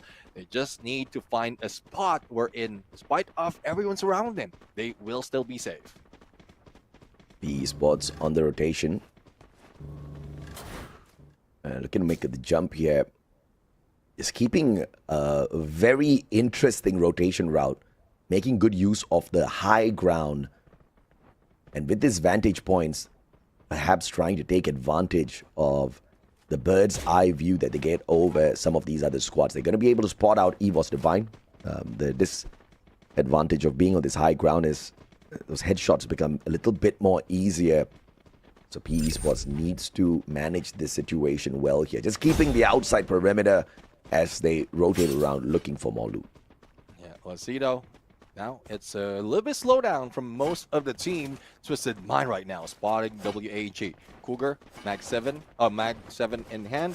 And he might be able to put in a jump against his opponents, but how they're moving around, they don't want to stay in one area. There are no footsteps are above them, but there's also a few crosshairs heading into them. Heavy as well on one side of this map, and this is where Twisted Mind need to be smart. They need to make sure that they will be able to get out, but WAG put up a stairs off a glue wall, try to beat Twisted Mind before anyone can step into their perimeter, and it forces Cougar disrupt the formation of Twisted Mind, but Sensi says no, you can't beat up Cougar just yet because I'm here in Overwatch. Beautifully done. Sends out the Riptide Rhythm, breaking down the defenses of WAG, pushing them off of the roof. X-Ball AWM has to play this well. The shoulder boost getting them up on top of the glue wall, back up on the roof again as they lay out their glue walls. They now know that they don't have to worry about a Riptide Rhythm, at least for the next minute or so. Twisted Minds on the opposite side. Grenade will not tag anyone, Tikui. Not looking to waste all of them just yet, but just clearing up that area of the house so that they can find that rotation. This one's still about to break down. Heavy could and start to interfere here, and this will be deadly for Team WAG or Twisted Minds, whichever one that gets caught out. Siren's already down on the ground, and a few more might be heading, and Cougar would be repaid of that challenge. Now, WAG still winning a few of those gunfights, and Twisted Mind, twisted and bent as WAG says no, being brought down. What a play by the Vietnamese squad. I mean, that's why I predicted that they are going to do fancy today. But, you know, sometimes WAG decides to not go all out, and then I get a little disappointed. Today is not one of those days. Neptune, they just burned Twisted Minds down to the ground. They almost straightened out those mines. Oh yeah, definitely. I mean, they might go sane by the end of that game. But let's see though. Let's see. There's a few more insanity that might be happening, and well, we are seeing Brim United and RQ a little bit too early into an engagement at this point, and we mostly expect them to be in the latter part of the game before it happens. But if that continues, if that sort of happened, we might be able to see another team move up and carry that booyah after Brim United, or might be a back-to-back. So let's see, though, on how that turned up. Team Falcons, position-wise, they are quite well after that early engagement. They are just hanging back, staying away, and heavy right now, putting so much pressure against WAG, and this is what you were talking about. They Yeah. were hot, and now it seems like they are getting cold. Oh, this brother needs to run. Tikui, he performed really well in the previous engagement. He's the star of WAG. When you've got Tikui on your side, there's nothing to worry about as long as he's alive. And they're trying to make sure of that. X-Ball beside him as well. And looks like neither one player is looking to be that distraction. Both trying to survive as best as possible. As WAG hightails it out of here, taking damage from the blue. And a quick fun fact, Tikui, one of the greatest predators when we were running through our group stage, with the fourth most number of eliminations, 122 eliminations in total through 85,000 damage. This guy knows how to play a damn good game of Free Fire, and WAG needs to somehow squeeze him back alongside a full squad into the next circle.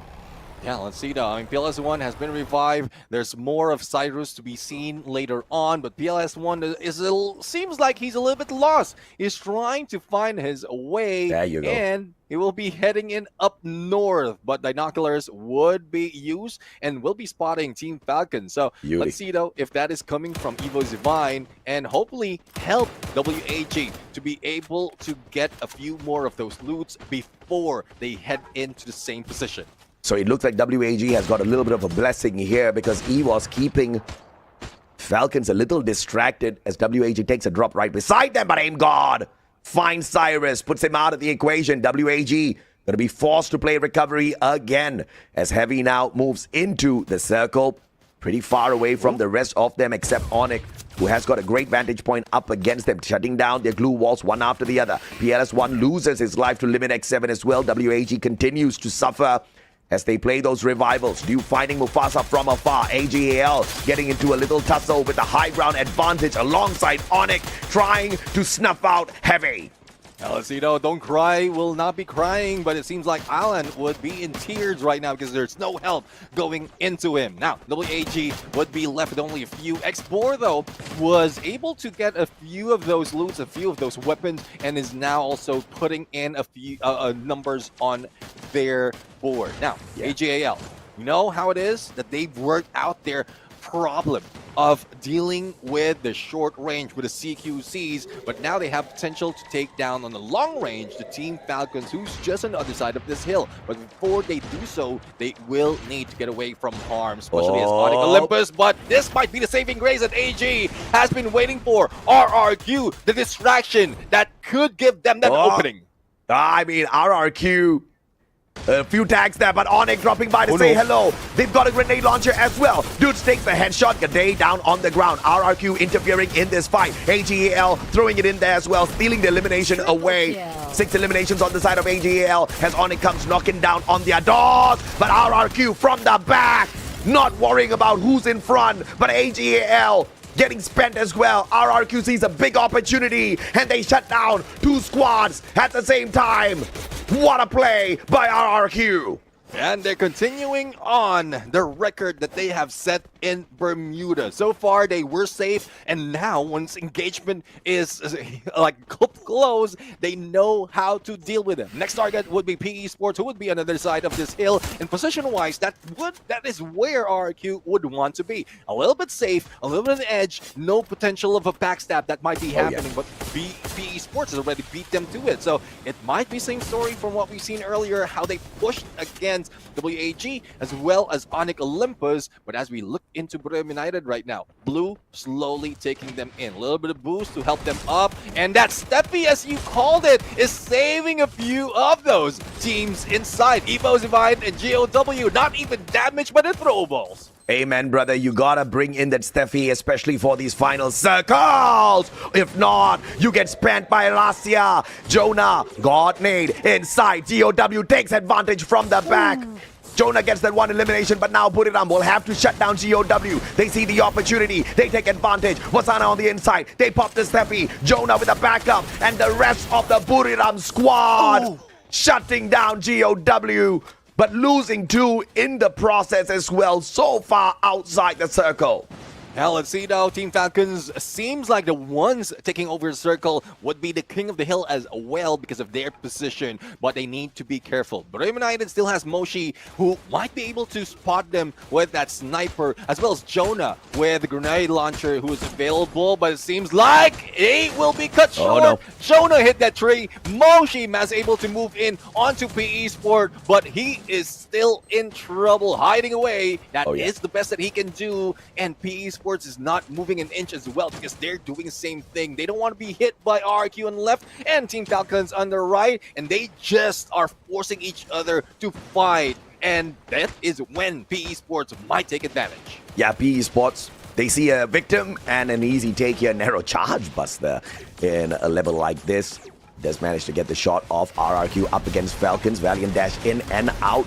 Limit. X7 put down. Pina caught out as well. RRQ not falling to their tricks.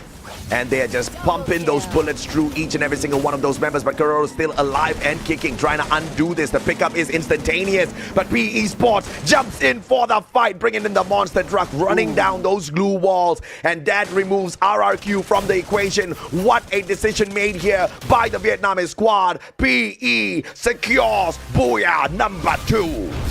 PE Sports has been in there, standing their ground, denying RQ of taking their plays. And now, with PE Sports on that run, on that good advantage as well, to take advantage, to force the two teams of RQ as well as Team Falcons to fight, all they had to do is wait and pounce at the right moment, and that's what they did.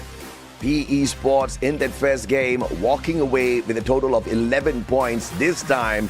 Through placements alone, they have managed to outdo the performance of what they brought into Alpine. So this is good for the squad overall. We talk about consistency, and they have just improved their second game. So PE will climb up the board a little bit more. Buriram United Esports surviving long enough, and that is amazing for them alongside RRQ, Kazu. So these consistent squads are definitely going to be blessed with a great spot at the top of the table now. Yeah, definitely. I mean, I'm loving that some of the teams are not falling down similar to what we've seen in previous seasons or previous days, especially knockout stage. They know what they have to do right now and even how to position themselves. If this is something that PE Sports have missed, they try to force themselves away and challenge Team Falcons. They could have fallen a little bit early, but no, they despite of Moshi in close for them, they didn't just rush in. They took that time and waited for the perfect opportunity. And even RRQ, they spotted PE Sports on that right-hand side, and they could have gone in for the challenge, but it seems like PE Sports fortified themselves from that ridge, from that corner, and that's when they secure their position as well as the Booyah. Yeah, no doubt at all, man. I mean, if you look at the replay from the very start, Heavy, they had a great start in the previous matchup, and then they had to bump into AGAL, who were chipping away at them player after player. They had to play the long game Revival a little bit later on. WAG, on the other hand, bumping into Twisted Minds, and just when you thought Twisted Minds was about to lay them out, WAG just showed them a little bit of the fire, the Vietnamese spirit, as they took them out of the lobby super early. And of course, this fantastic showcase by the PE Sports squad. Vietnam just doing great overall. Fantastic decision making. If they did not take that monster truck, if they did not run through RRQ and then later just drop them all with those shotguns, RRQ might have had a decent chance against them. So PE just ripping it away, not waiting for any luck to come their way, but making it for themselves, Neptune. Yeah, definitely. And that's how you that's how you prove your word. That's how you make your story. You don't depend on other factors, especially luck, to help you. It's more of you making that situation happen. And well, I would love to see PE Sports get away from the curse, because you know how it is. Some teams, especially from those in Vietnam, is carrying that Booyah curse. So if they can get away from that, not only once, twice, or even more, they might be able to grab that championship by the end of the day, or especially get that activation first and then just slow down, chill a little bit. They can even meditate in one corner and then just grab that Booyah to be the champion of this game. Yeah, if you're not cool, calm, and composed, you are going to ruin your chances here in the grand finals. I think, first of all, sitting down on that magnificent stage, the pressure is on. You know, being in front of a live crowd, in front of Thailand, you know, it was such a huge advantage to the Thai squads. That's already something. So it's really good to see Vietnam stepping it up on a place that's not supposed to be advantageous for themselves, but they're getting the job done. They're not letting the pressure get to them. And I think this is a great sign. But of course, consistency is all there is to it.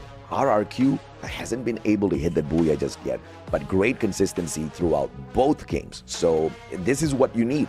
At the end of the day, you know, I did have that little soliloquy with myself on whether or not no booyah, no problem is a thing. But as long as you haven't hit that 80 points just yet, no booyah really, no problem. But once you are there, champion rush condition, baby, you gotta get the booyah. So that's where RRQ is right now. You know, getting those points consistently, trying to get to 80 points as quickly as possible. I don't get the number one spot, I'm still okay. As long as I can guarantee it for myself once I cross that 80-point threshold. And RRQ is very close to getting that. That's a good reason why that one team appeared on both of our predictions, Neptune. Yeah, definitely. I mean, they just know how to farm all those points, whether it's placement, whether it's elimination, and you know how it is. The timing that they're trying to do it is not too aggressive. It's not too hot, not too cold. That's just what I want to point out for RQ. And that's one reason as well why they have been dubbed the mastermind, because it was masterful on how they pulled those off, like taking the lead. In most cases, it's just that finisher, especially in tournament after tournament, they wasn't able to close the deal of grabbing that champion. And if this is the hunger that they can pull off, if this is the hunger that they can use to master all of that, then they might be crowned champion by the end of this day.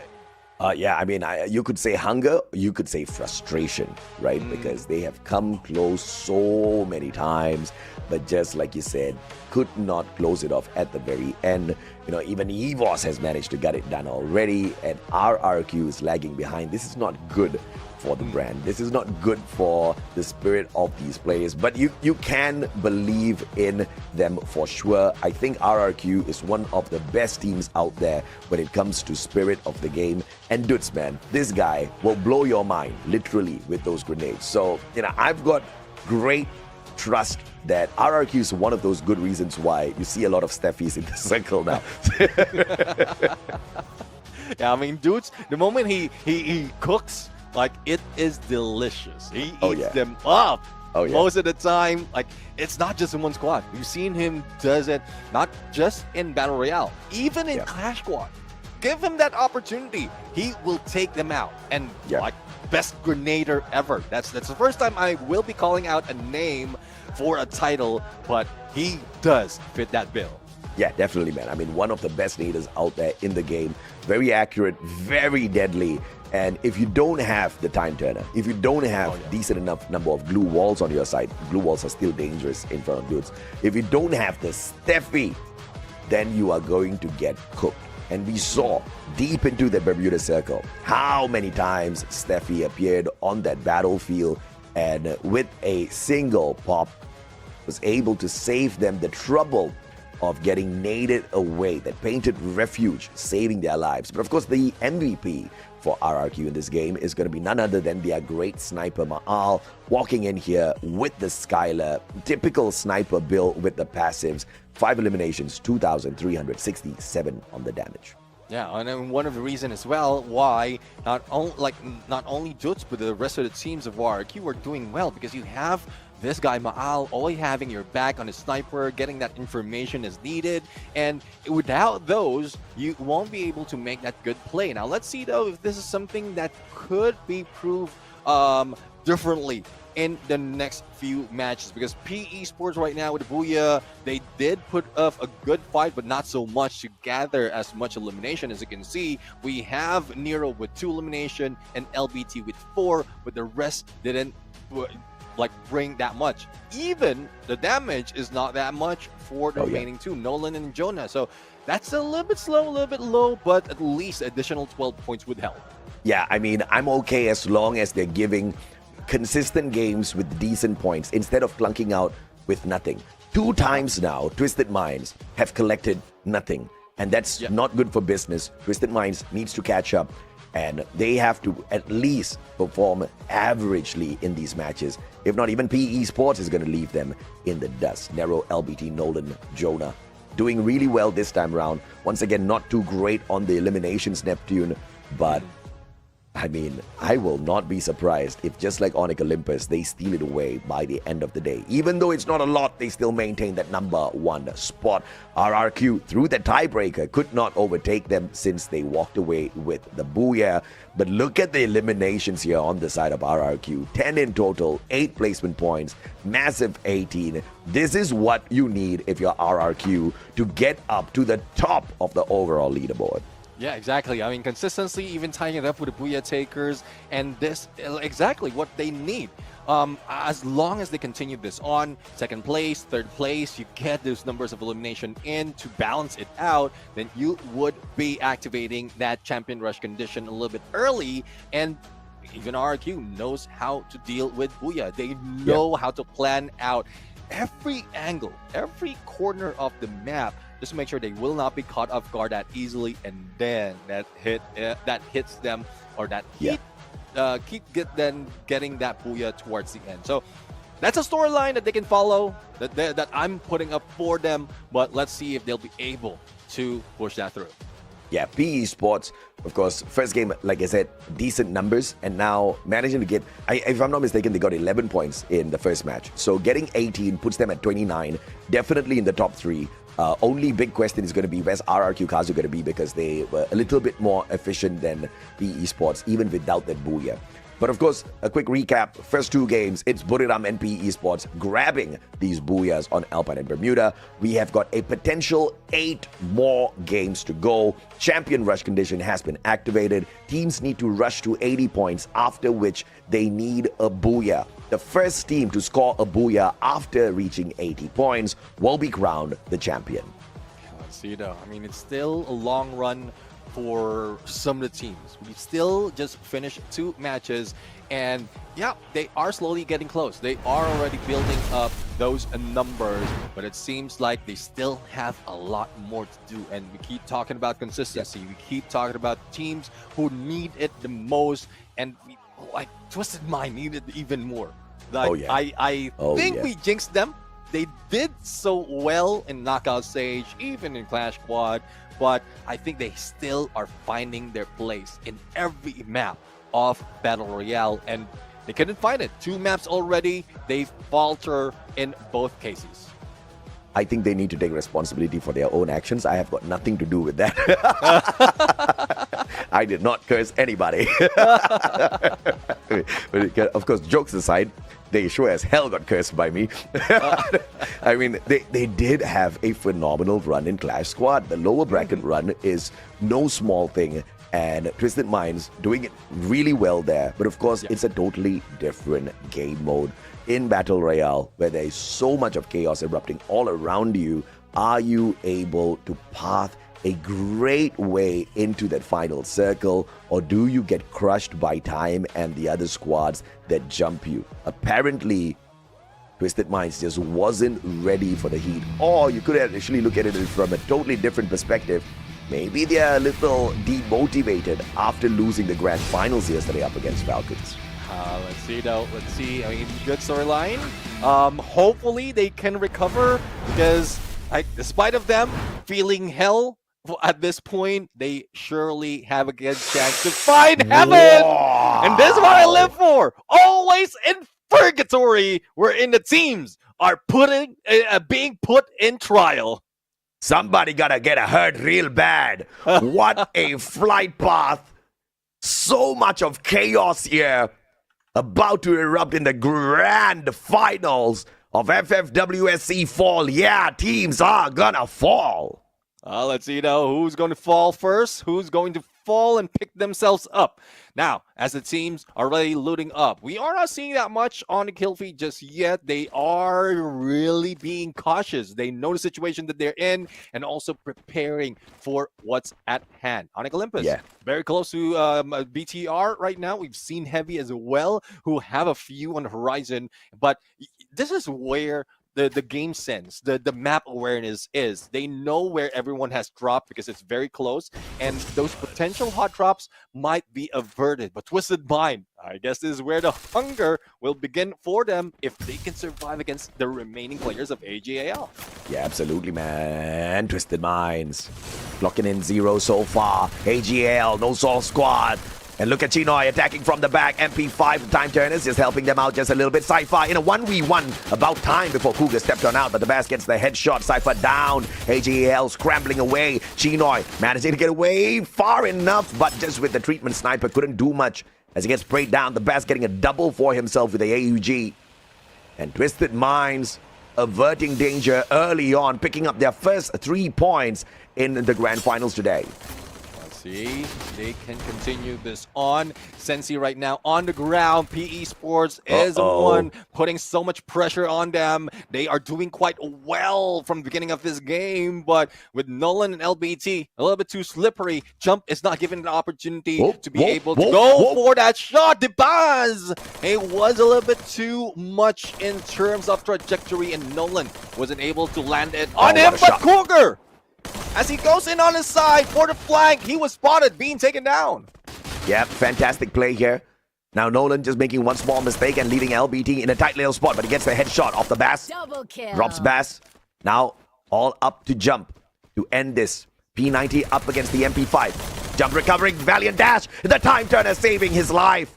LBT backing away, great reposition, now has the advantage with the headshot here. Needs a good flick. Jump on the other hand, playing his time well, looking to see if he can get the pickup onto Cougar. LBT not taking advantage of that fall mechanism, and the flank towards the left puts him out of the equation. LBT, what a champ, working that with the P90. Yeah, P90 indeed. Let's see if this is one thing that they can do with the Bison, especially with Onyx Olympus. Adam right now goes in for the rush, but Giday's already in the ground. And Grime MKS will be taken down. Position from Evos is just pristine. Only Adam remains, and the rush onto the 10th is on. And even that Riptide Rhythm couldn't save anyone. Evo's Divine for elimination has recovered Coach Shield, but the deed has been done. They can go for that vending machine or probably a revived platform. But before even heading to that, we have another engagement in front of us. Team Heavy and Team Falcons, but Eliminate 7 a little bit too quick on that Woodpecker, and a takedown has been done already. Unbelievable. Twisted Minds getting eliminated so early. PE Sports is on fire.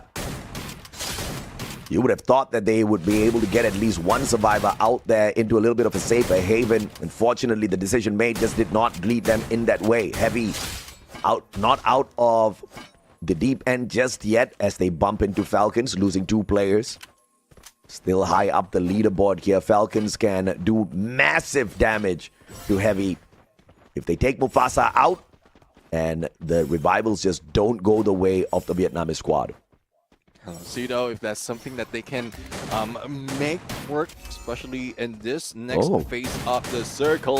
Takedown has been done on limit. Now Heavy putting so much of effort and bringing a few of the players from Team Falcons, but the smoke is saving them, and Mufasa might be able to get away a 1v1 situation, and Mufasa, well, unable to fight back, but there goes Kiroro, ending that journey for Mufasa for the moment. And even Don't Cry couldn't get away, couldn't fly in safe to recover and regroup with his teammates. A great valiant dash here out of Cypher, breaking down the defense, shutting down Azrael. Has an advantage up against Dix here, but does not lay down his glue wall in time, gets sprayed down in return. Now the rest of the AGL boys are here. Steffi pulled out. Dix can't get away just yet. The time turner was there, but gets sprayed out of the vehicle. Headshot with the MAC-10. And that's exactly how these boys are going to get things done this time around. In Ski Lodge, though, there is a vending machine. Megatron by Vitality has got a lifeline here through Kyong. Let's see if Kyong will be able to make it work that quick. And 2 on the hunt. Chinoy and 2. And hiding up AC80 might be able to do it. Nade onto him, but he did survive. And Kyung right now will receive a 2-prong. Recovery has been done already. And all I have to do is probably survive a little bit longer. But the pressure of 3 would be too much for Kyung. And BTR would be slowed down once again. Yeah, absolutely. An AJL advantage. Vending machine got a place to throw their money here. RRQ, on the other hand, circling on in. They've already got the hit list. They know where PE Esports is. Question is, do they want to go for that high ground attack where PE Esports is potentially having a advantage in position? See though, I mean it seems similar to what we've seen earlier between PE Sports and RRQ, but it is a little bit too early, and I don't think RRQ would fall for the same. As much as they want, they will take advantage of whatever position that they can get. Oh, and yeah. Dudes right now, visual on PE Sports, Abe trying to be in as well, but this might be troublesome. Is if they stay here for long, WAG might be able to spot them, so they move away. A little bit of cover doesn't help, and that's what RRQ is planning right now. Absolutely, dudes. Up top. Not planning to get into a fight just yet, so that Hitless is just going to give them information. They've got the circle anyway, so no point getting aggressive and giving away their defensive position. It's a good decision made here by RRQ. WAG, on the other hand, got a vending machine just beside them, so they don't look like they're going to make any sort of rotation anytime soon. Team's now waiting for the next circle to close on in to show them exactly how they need to route their path towards the next defensive spot. Yeah, I mean, here comes a warning. The trigger of the blue closing in, WAG on one side, PE Sports on lower end, and this hill would be a good vantage point for the team. A little fun fact for everyone, guys. The first FFWS Southeast Asia was in spring 2024. Didn't get much of that. I was a little too slow in reading it. But anyways, fun fact as well is the blues closing in and no one's moving an inch. I've got the fun fact. So All first right. FFWSC was in spring 2024, but Vietnam has still never lifted the trophy. Will that change today? So they're saying that in spring, a little bit of advantage. Now they don't even have that advantage, right? Yeah. Are they going to be able to make something out of this? If you look at Heavy, if you look at PE Sports, bro, these two squads flying at the top. We expected WAG to be able to do something out there, but it doesn't matter as long as it's one of those Vietnamese squads right now. A great advantage up against EVOS Divine as well, PE Sports. The shots can really cripple EVOS. They make a great rotation. As soon as the elevation is no longer in their favor, they lay out those glue walls. Rasia gets tagged up, but a quick patch up here with the treatment gun. And PE Sports losing a big opportunity, but they burn up their vehicles. Yeah, vehicle has been burned up. Let's see if this is something that they can use as well as cover. As a blue would be closing in a bit. And again, like I mentioned, no one's moving an inch. I believe only a few is not safe to get into the safe zone. It is Heavy as well as BTR, but they're risking a little bit of chip damage as long as they can survive longer, not in any sights of any opponents who's taking the high ground, which is smart. Yeah. They will be stealthy. They will be quiet. Despite of how much points Heavy has, I think they are, it's a good timing as well, that they are slowing down because you don't want that aggressiveness, that aggression to go too much to your head and make you overconfident. And that's how they're playing it. They just want to be at number one up until the end. Absolutely. And of course, there are 8 slots awaiting the squads here from FFWSC. But also because EVOS Divine has managed to become the champions of the EWC 2025, they've got a slot as well. So the top 9 teams, potentially, because I don't expect to see EVOS not in the top 8. So the top 9 teams will be moving on to the global finals. That's a lot of Southeast Asian teams, and you see exactly why. The quality out of these Free Fire players and squads is unbelievable, Neptune.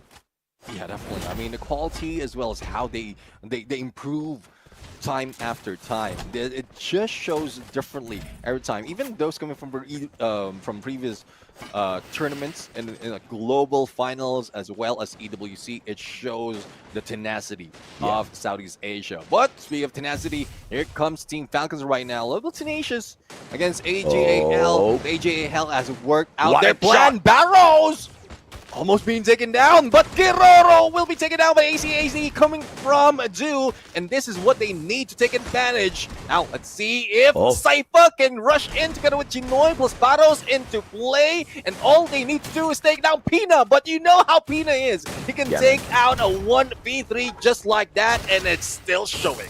Yeah, absolutely on fire now, circling around, M590 in his hands. Trying to defend up against a full squad of AG Global who have to defend themselves. Glue wall melters, taking out all of their glue walls. And AGL says, hasta la vista, baby. We do not want to take this fight right here, right now. Chinoy, half his health on him. Cypher gets dropped. And the rest of the members are already backing away. So Cypher will be spent. Falcons claim the point. And AGAL live to tell the tale. No shutdown just yet. And it looks like their opponents are not coming in for the pursuit. I mean, no pursuit. They just want to get away in AGAL. Though they lost Cypher, they still have firepower from afar, but they've lost that CQC potential. So I'm quite sure what would be done, but with all those shots, it seems like it has attracted BTR and shots by Do just to make sure that they will not be pushed. Launchpad is ready. They can reposition. Chinoy had gave that clear on the rush, and they might be able to gatekeep not only Team Falcons, but also BTR. Oh, yeah, absolutely, dude. Falcons. Looks like somebody clipped a wing out there. Call me for the barbecue, guys. Bigatron by Vitality, circling on in. AGL under a lot of pressure now up against RRQ, stopping them from making any way past them, looking for the next circle. Bigatron by Vitality might just face the same fate, or they might be the distraction that AGAL needs to survive this encounter. Heavy turning around, being pressured by RRQ, looking for the players of EVOS. RRQ taking shots at everybody at the same time. So, you know, I mean, RRQ just take advantage of the situation, making sure that everyone they spot will receive damage. Even Zivino being quiet and being targeted by Team Heavy. Allen with M79, a takedown on the one, and switches position and focus onto BTR. So we're seeing some similarities. Earlier it was RRQ, now it's Team Heavy, but unfortunate for them, it's just being too much. A lot of challenge will be coming in from both sides, and let's see if they'll be able to survive without Mufasa. Oh, Bigatron by Vitality shut down as well. RRQ still on fire. Ma'al just playing a lot of risk out there. Riptide Rhythm breaking down the defenses, and now looking for the circle as it leaves them high and dry. Still maintaining a good spot on that high ground. Their next contender could just be Buriram. Buriram a little caught up by GOW. WAG taking a shot from afar, putting down a player from the side of GOW. Battles happening all around. Where will Buriram focus fire? Wasana with the RGS 50, a couple of grenades. Jonah cooking it up as well. GOW, do you have a Steffi? They pull out the time turner instead to survive a couple of extra seconds.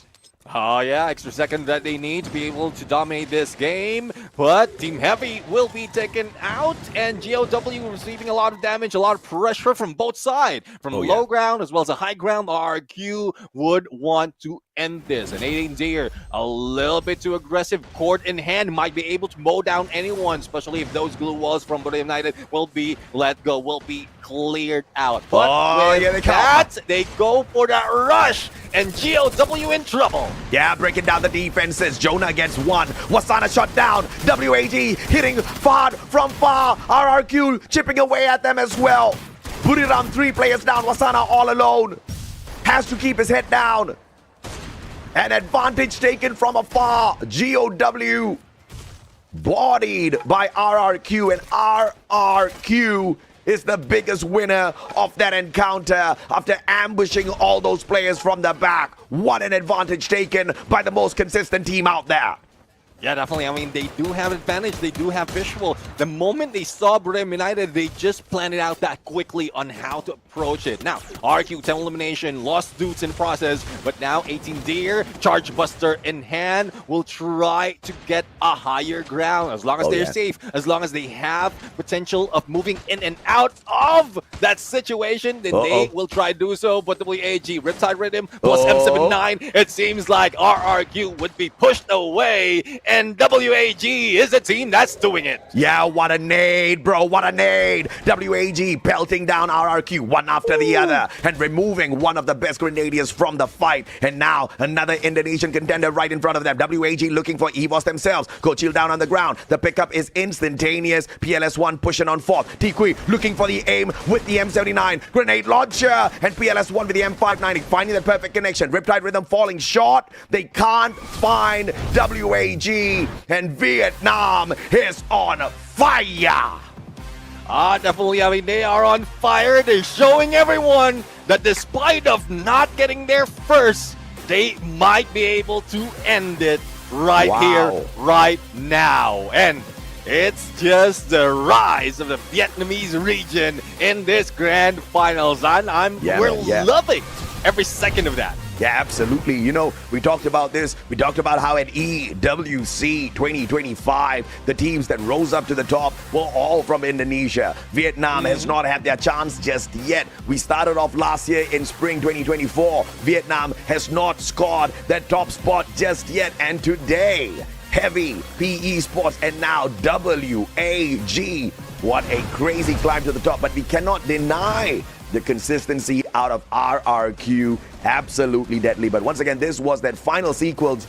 That Riptide Rhythm just falling short a little bit. Expo able to take 2 steps back and build up his own glue walls. And I think that shook EVOS right there and then. Yeah, definitely. I mean, EVOS could have had an advantage if they can rotate towards the right or their right and get away from all those engagement. Probably surprise WAG as they go a ring around the rosy, but unfortunately they couldn't. Gracia even on the ground, and that is what distracted them in trying to move with all those rotations being done. But it is what it is at this point. You make decisions, and at some point, some mistakes will slip through right through. The only question, though, is were they able to bring that much point to put themselves higher? Because it seems like, especially for EVOS Divine, they are shorting out on numbers. Yeah, we have to acknowledge the fact that earlier on, EVOS Divine, after 2 games, only had 7 points, right? And if you look at WAG, after 2 games, they only had 12 points. So there's quite a bit of climbing that's needed here for both WAG and EVOS. So it does not compare to the success that we just saw RRQ walk away with. Because RRQ Kazu was already at the very top. RRQ might have not been able to get the booyah. They are still saying, Mustachio, we got your back, bro. You tell Garena. Still, no booyah, no problem. For now. For now. That's one thing that they have been doing, stacking up the points. They're just playing it well. I mean, every time in most cases, they just know how to find their position. And we did mention earlier, they faltered when they were trying to take that spot against PE Sports, but not this time. Not this time. They know that there's another way. There's always plan B, plan C for this team, and they're activating it right now. And we might see more of that onto the next matches. We might see more of that into the next game because our 4th map is in Kalahari. And you know who reigns in Kalahari? It's RRQ. And, you know, it was great decision-making by the squad as well, right? Just waiting for the opportune moment. GOW attacked by Buriram.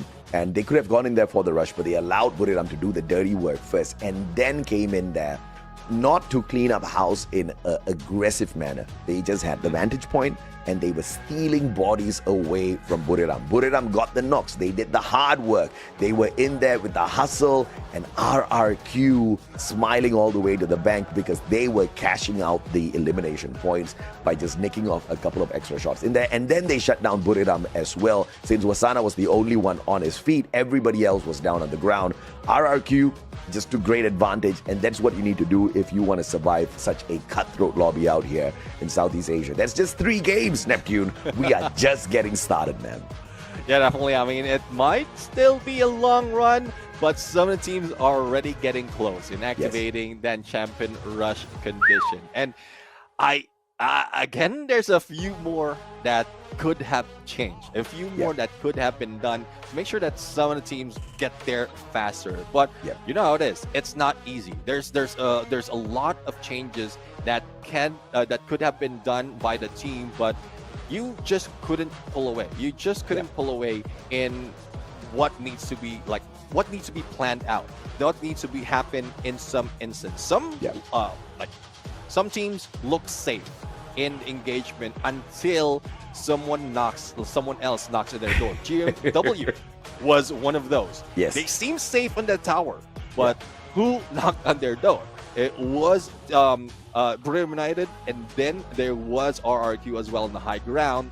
Or was it WAG? But RRQ definitely ended that deal. And that's one thing. You need to be one step ahead of your opponent. You need to be able to plan out how it's going to turn up, and then you take advantage of it. And it seems like RQ is doing the best in that manner. Yeah, absolutely. I mean, I think they were in the right spot. Of course, a little bit of luck to the spot that they were in and the kind of fights that were happening in front of them.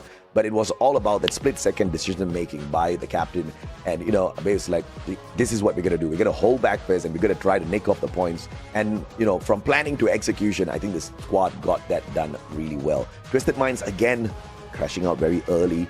Only 4 points in their hands this time around.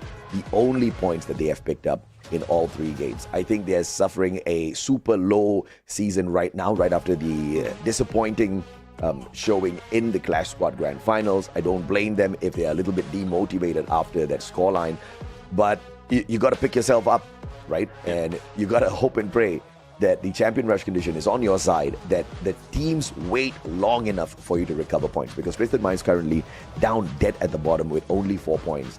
And, you know, teams like GOW, Bigatron by Vitality, doing so much better than them, even if they are still struggling. So this is something that Twisted Minds need to look for. And RRQ Kazu, with that victory, should be one massive game away from activating Champion Rush in the following game. If they can get, let's say, a 30-pointer or a 30-plus pointer game in this next matchup, and you said they've got a little bit of advantage here, just a little bit, you know? And if they can use that advantage, if they can go berserk, if they can farm those eliminations, get the Booyah as well, RRQ Kazu could potentially activate this champion rush condition as early as the end of game number 4. Yeah, I mean, definitely, if they continue this on, and you know that it's achievable. The 30 points is achievable at this point. But, well, let's see, though, on how this is going to turn up. I believe we have a little bit of interview that will be happening as well. And, a little bit of video as well for everyone to enjoy.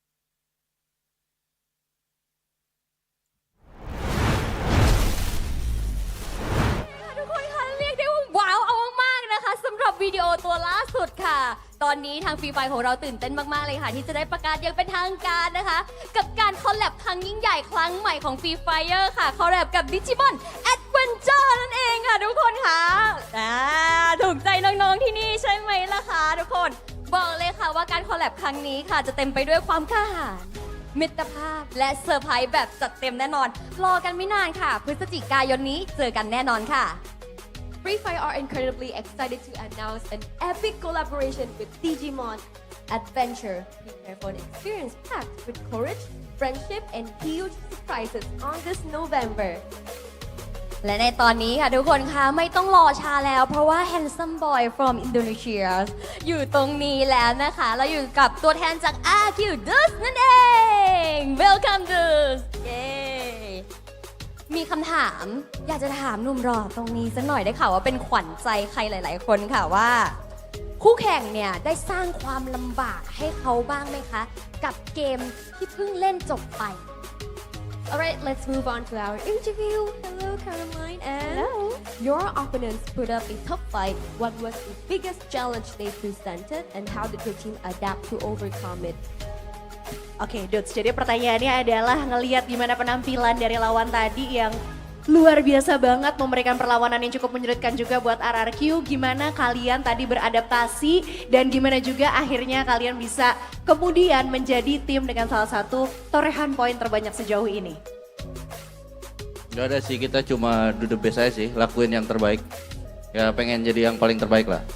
Jadi nggak ada strategi apapun, mindsetnya hanya ingin melakukan yang terbaik aja. Ya nggak ada, kalau ada musuh depan kita ya kita hajar aja terus. Okay, so what he's saying is that they don't really have any special plan, any special strategy. The mindset is just to do their best and face whatever team, whichever team is on their way.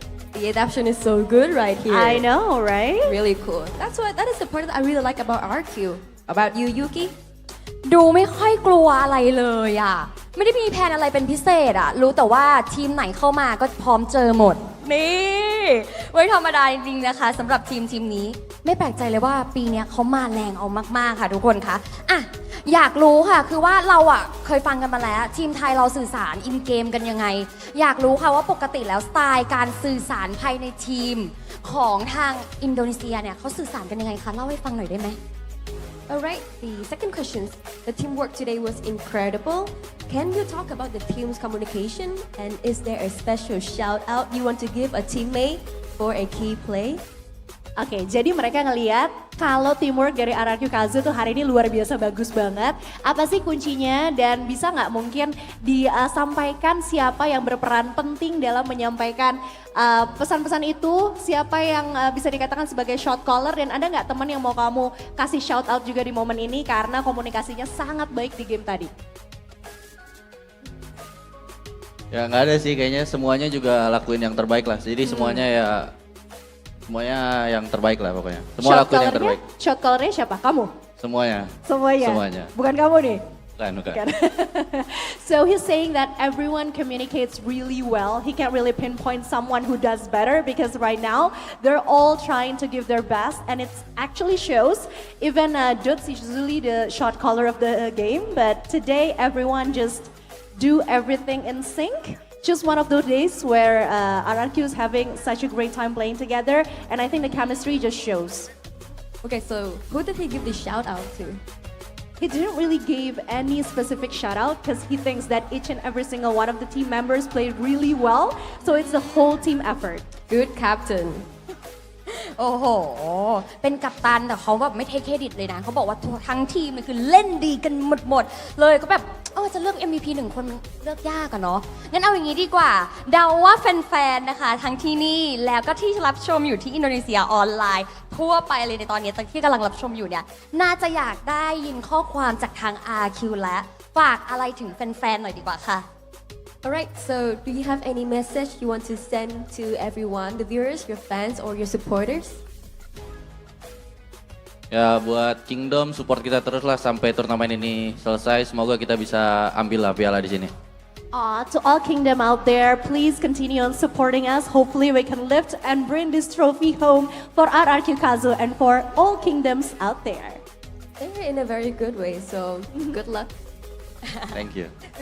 แน่นอนแหละเธอต้องใช้โชคเมื่อเจอกับทีมไทย โอเคแต่ว่าเมื่อกี้เราเพิ่งเปิดวิดีโอไปใช่ไหมคะทุกคนแล้วมันมีการคอลแลบครั้งยิ่งใหญ่กับ Digimon Adventure เลยอยากรู้ค่ะว่าในฐานะนักแข่งเนี่ยรู้สึกยังไงบ้างกับการคอลแลบครั้งนี้ Alright, from the previous video we just watched, what do you feel about our newest collaboration of Free Fire and Digimon?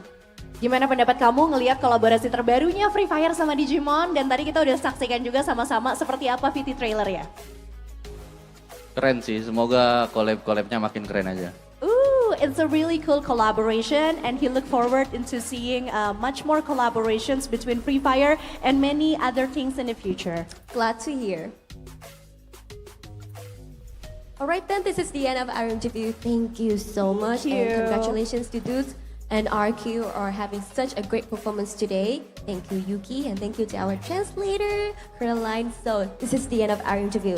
Let's take a little bit of break before we jump into our next game. เสร็จสิ้นเทียนทวิวไปแล้วเรียบร้อยนะคะ ทุกคนเดี๋ยวเราพักเบรกกันสักครู่หนึ่งค่ะ แล้วกลับมามันกันต่อในเกมต่อไป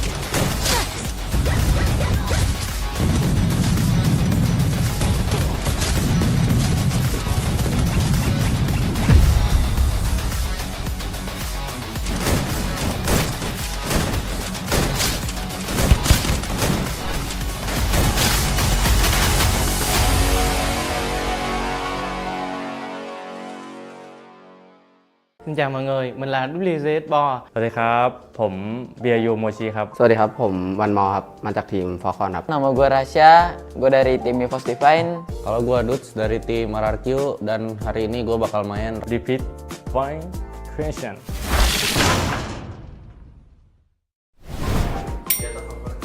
เอาเวม AC 80 ปืนที่ชอบที่สุดนะครับเป็นปืนก๊อกครับก๊อก8หรือ15ไม่รู้ Khẩu súng ưa thích của mình là AC80. คู่ต่อสู้ที่น่ากลัวที่สุด ไม่มีครับ Falcon Falcon. Đối thủ khó nhận nhất chắc là Buriram. คู่ต่อสู้ที่น่ากลัวที่สุดนะครับคือทีมเราเองครับน่ากลัวจุดเพราะว่าเดี๋ยวทีมพาเราพังไปบ่อยแล้ว Doctrines. กอบแก้วครับ จุดโดดน่าจะเป็นเกาะสวรรค์ครับ Khu ghét nhảy nhất là vùng vịnh Mastermind. Ngã đối đầu nhất chắc là Limit bên Falcon. Nggak ada.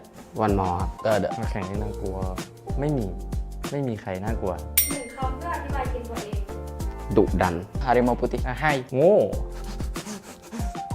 ดีครับดี Strong Maal เคโรโลครับ นั่งอยู่ตรงนี้ครับ Văn Võ. Em God.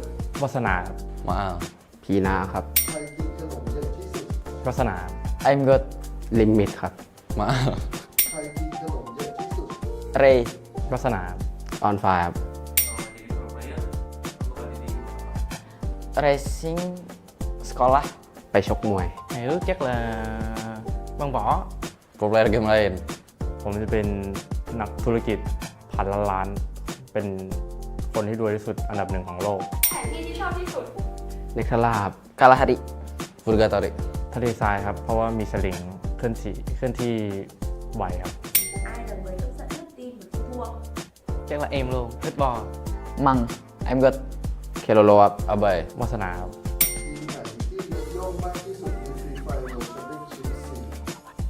ต้องเป็นทีมนี้ครับ WG โนนหนึ่งจัด บุรีรัมย์ tôi nghĩ nhất chắc là Pha Cần ทีมฟอร์คอนครับ semua tim วันนี้ก็จบไปแล้วนะครับกับเกม Repeat Fire Question นะครับ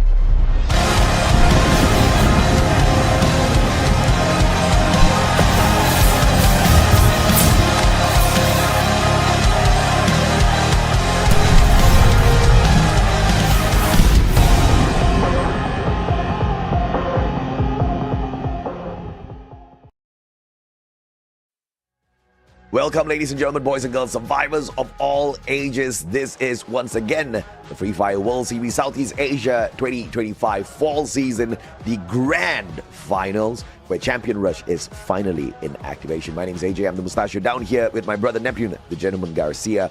We are your casters for the day. 3 matches have elapsed, and the teams still have got to go a little bit further. And you know what comes in really handy, Neptune? Maybe a crack of that.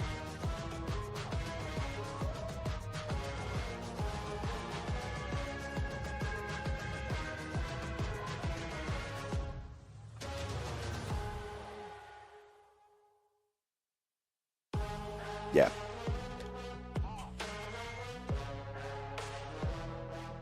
I think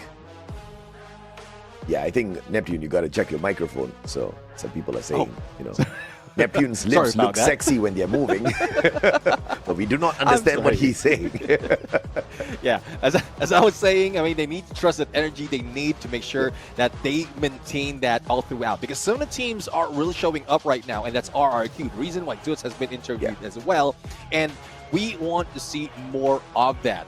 What they're aiming right now is to activate that Champion Rush condition and not get the Booyah just yet. And we know how it is with a Champion Rush. You need to activate that 80, and they're very close. Yeah, absolutely, man. They just need 30 points more. Well, specifically 29 points. And 29 points is very doable, right? Especially if you are RRQ. And here's the surprising thing. Buriram, after 3 games, only have 10 eliminations. Where's the ferocious Buriram? Where are the monsters? Where are the 2-time world champs that can take anyone on? They seem to be sleeping. Time is running out. Buriram did show up strong on Alpine, but even then, it was not one that was strong in terms of eliminations, Neptune, and they have to think about this one. Yeah, definitely. I mean, they're still far away, but like judging from the gap between all teams right now, especially in the top 5, Buriram United can still overtake them, given that RQP Sports, even Heavy, will not get any points. And that's what they need to work on. 16 points below RQ. And if they can end the reign of the top 3, then they might be able to get it on this next match. But Kalahari, you know how deadly RQ is. I have pointed that out already. And this is one thing that everyone needs to be cautious. If someone can deny them of that refinery, that Overwatch, those platforms, then that will be a good story for any other teams to be able to grab that booyah. If not, RQ might be seeing another huge role in terms of gathering a lot of points. And we need to talk about this, like close to 30 points easily can be done. We've seen it so much more.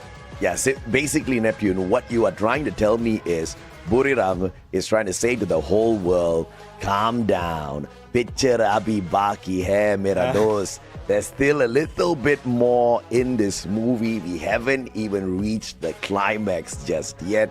And yeah, maybe that is the case. We want to see what Buriram can bring to the table. But time is running out, and Vietnam is hungry. PE Sports, 1 booyah so far in the day. Not a lot of eliminations, just like Buriram, but slightly better. But where they do excel is they have got 24 placement points. They have been very consistent getting into the circle. They need to keep this up, Neptune. Yeah, definitely. And they need to keep this up. They need to continue this roll. WAG already grabbed that Booyah, but you did point it out earlier that they didn't get so much on the first two. So if they can continue in grabbing great placement point, adding a few more of elimination on that, then we might be seeing a few, or if not 3 teams taking over the top 5 coming from Vietnam. But there's still a huge threat that someone else might be sneaking through. But before we go anywhere else, let's take a look at our head-to-head between RRQ, Kazu, as well as PE Sports. Elimination, we've seen that RRQ has more of that, even damage, and it's that it just translates to how much they can bring into the table. But PC Esports will not be slowing down that easily. I sure hope not, because this is a story that they have been following for the longest time. They pop off in the early parts and then die down towards the end, and we want to see the rise of Vietnam.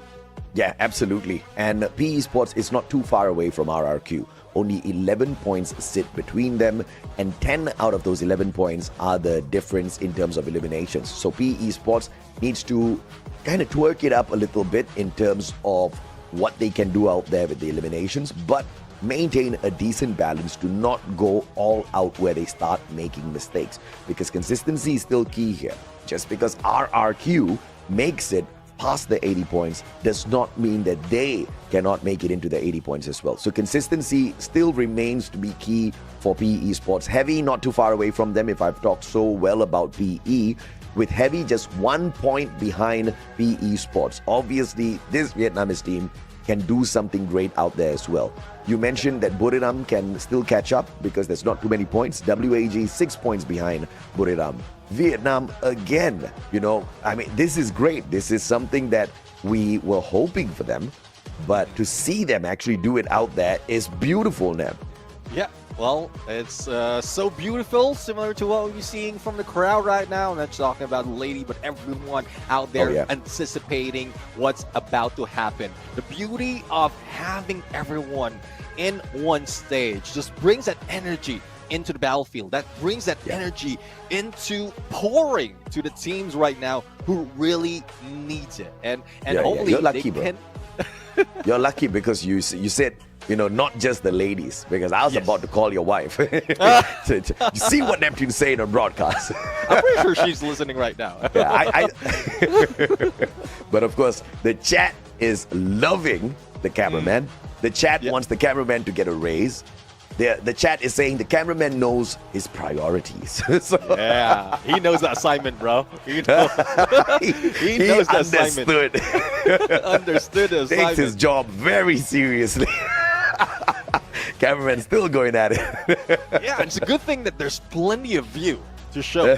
Otherwise, he will be left out, just bringing it back to the players out there. And well, we'll see more of that. We'll see more of that. Again, the teams are aiming to activate the champion rush. They're aiming to end this game quite early, but let's see what contention is going to happen, because it seems like there's no more waiting for the heated battle into the heated map of Kalahari. Oh, and the flight path just wants to take a dig at us yet again. The kings of Kalahari are heading to refinery.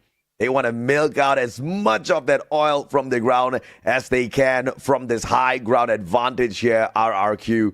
They've used it to find a total of 4 booyahs for themselves so far on this map, the most in comparison to any other squad out there. They are the most dominant, they are the most effective, they are the most consistent. Now, I hope I've cursed them enough. Stretch it. I make it stretch on throughout the match. I need to give them more.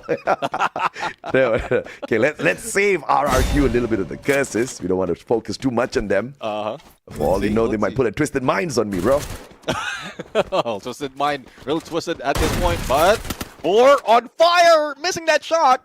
Alan, MP5 in hand, plus backup is here. A little bit of ice grenade action to chip on again on fire, but UAV saves him to recover. And let's see if this is something that on fire can probably end, or backup might be near, because it seems like players from Heavy are stacking up against him. Even Pina would be very far to make this play, but it does have a long range, which is an AC-80 that might help On Fire survive that.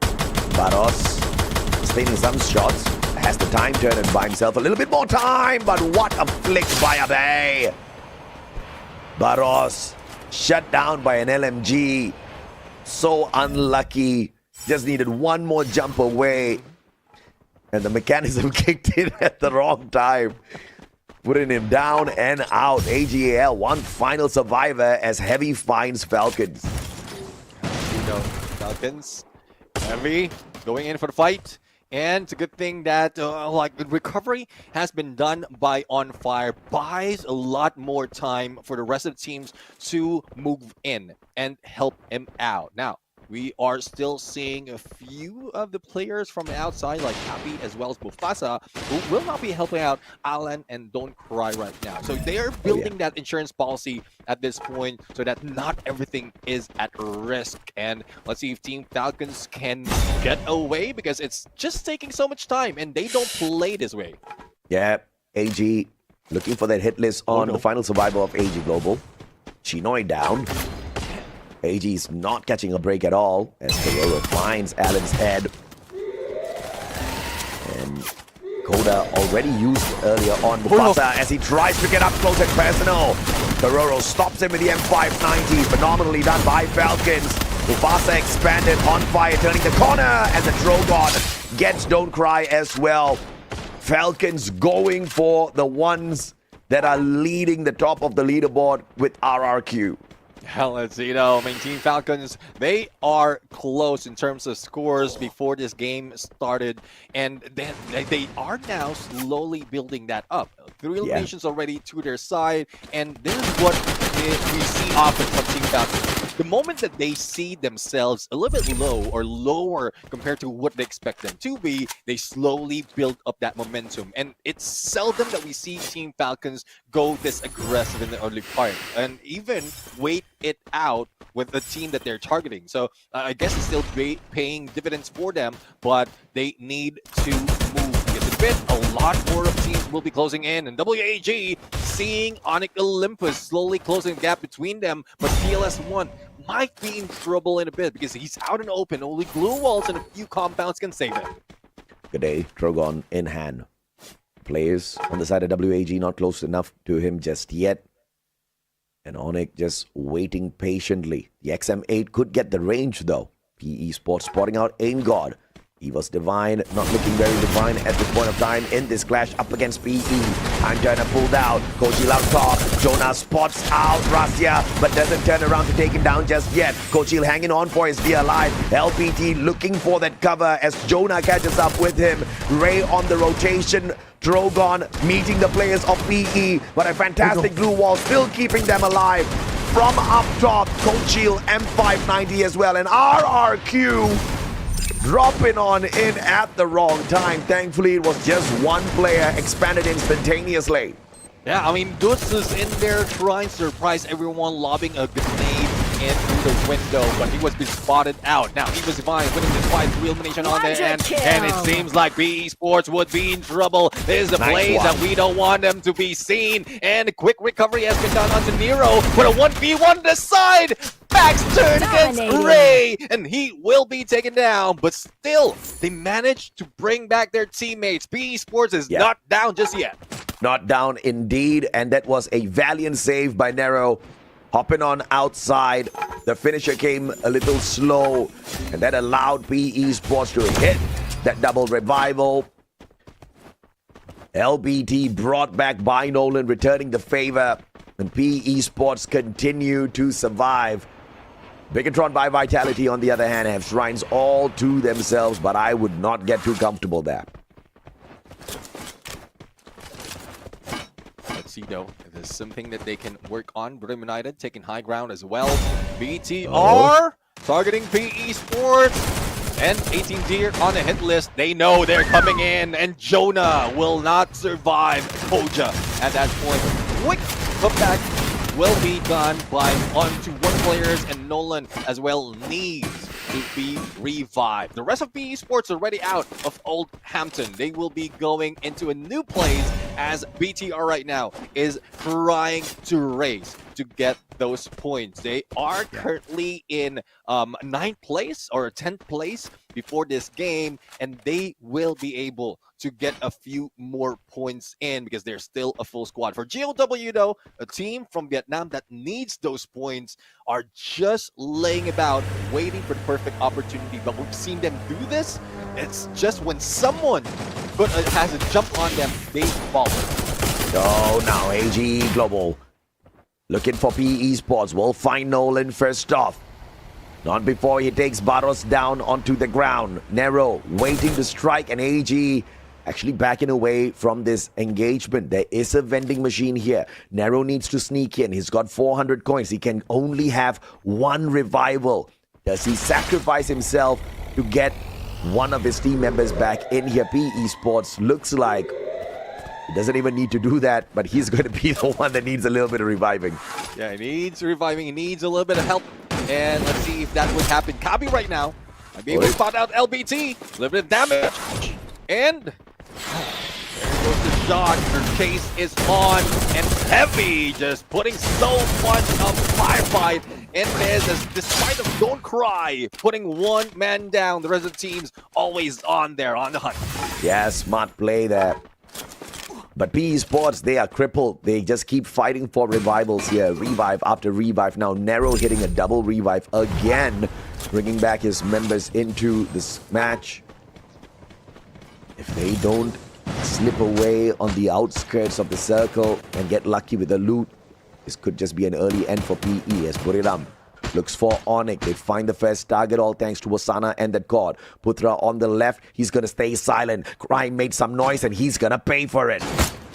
Crime right now. Double well, Law would put him down. And the Law right now is Brim United, Jonah and the rest of the teams just dealing with crime. Just dealt with crime, now will be dealing with Putra. And couldn't even get close to that vending machine. He will need to survive a little bit longer, but he's not giving any breathing space by Brim United, and everyone's just betting him. Even the Time Turner doesn't save him, and there goes another down from Onyx Olympus. Only one remains. There's a time delay when you use it against two people, unfortunately.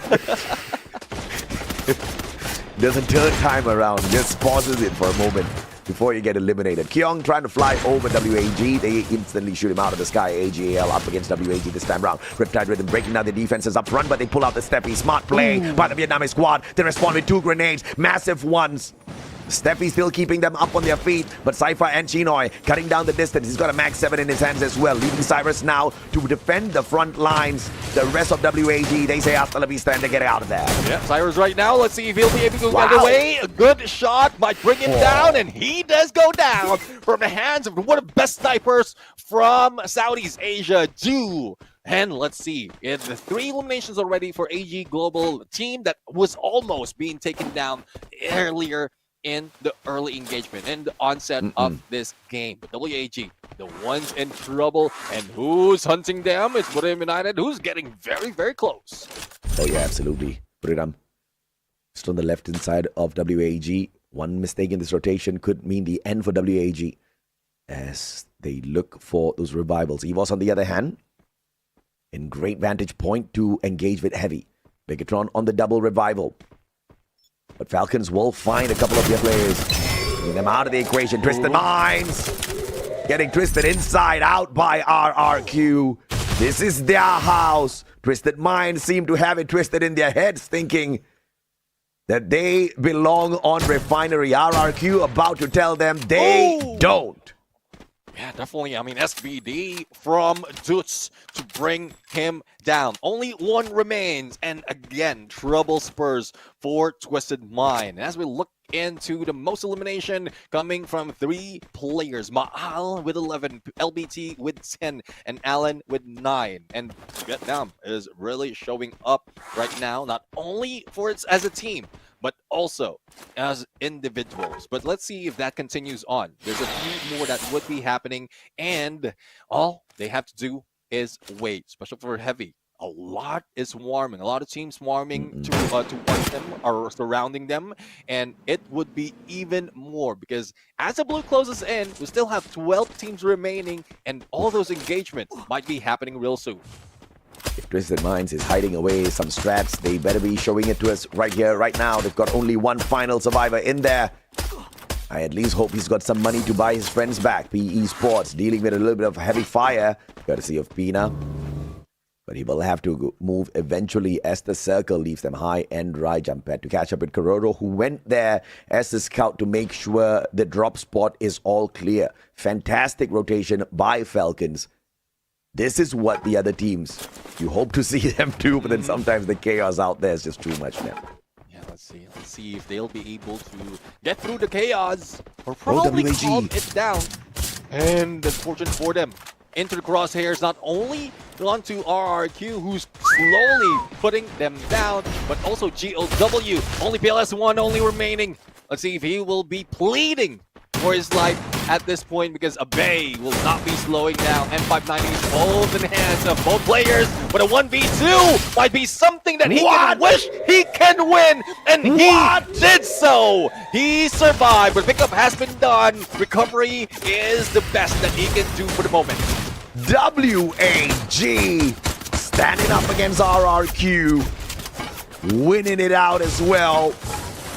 A decent chance to find something, but an early end either way. First team to get eliminated is the one that puts a dent in the armor of RRQ early on in this game, but a lot of time for recovery here.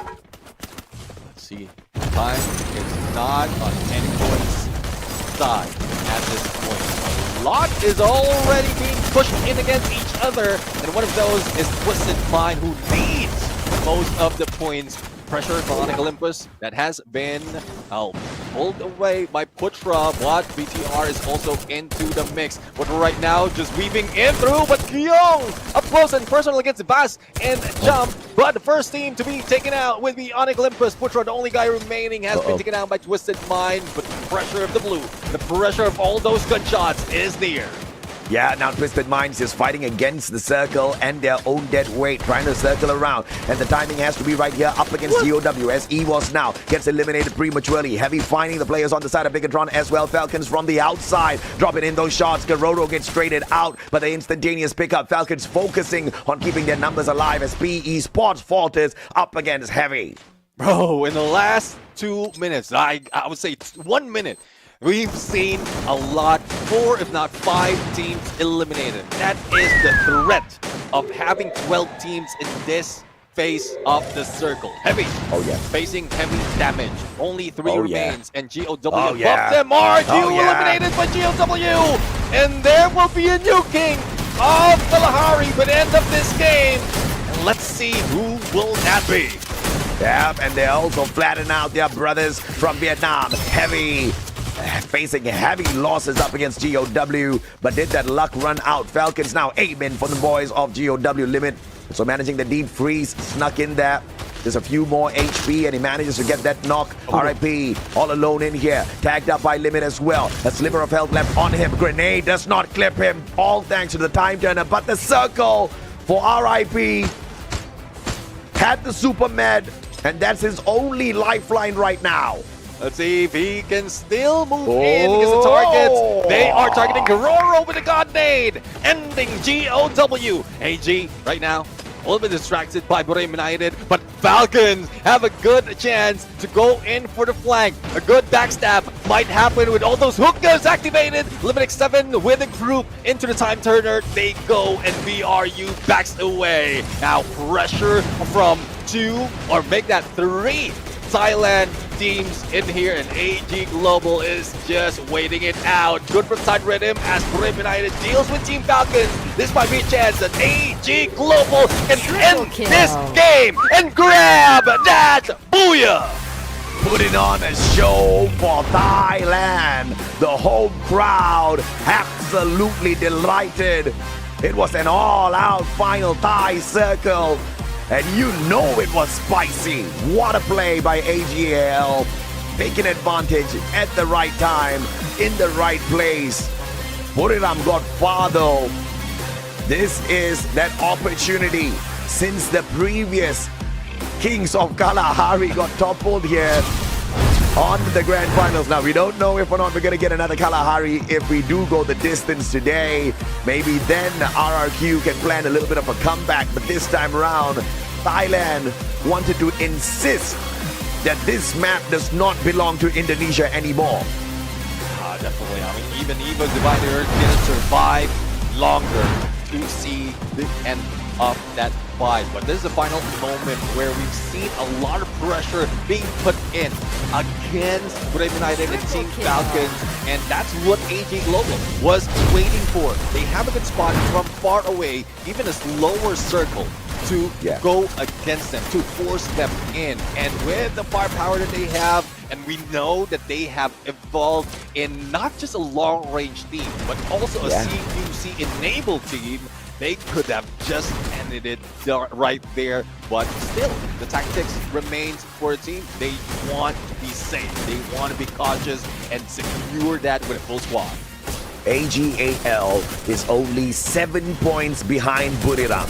With this victory, do they leap over them as they look for the top 3? Because you said it right, Neptune. After RRQ, the points are so close to each other on the overall leaderboard. One massive gain can get you to climb up to the top. And WAG just this time could not cut it, but initially they performed phenomenally well up against RRQ, really thinning down their numbers and also reducing the probability of an RRQ booyah here.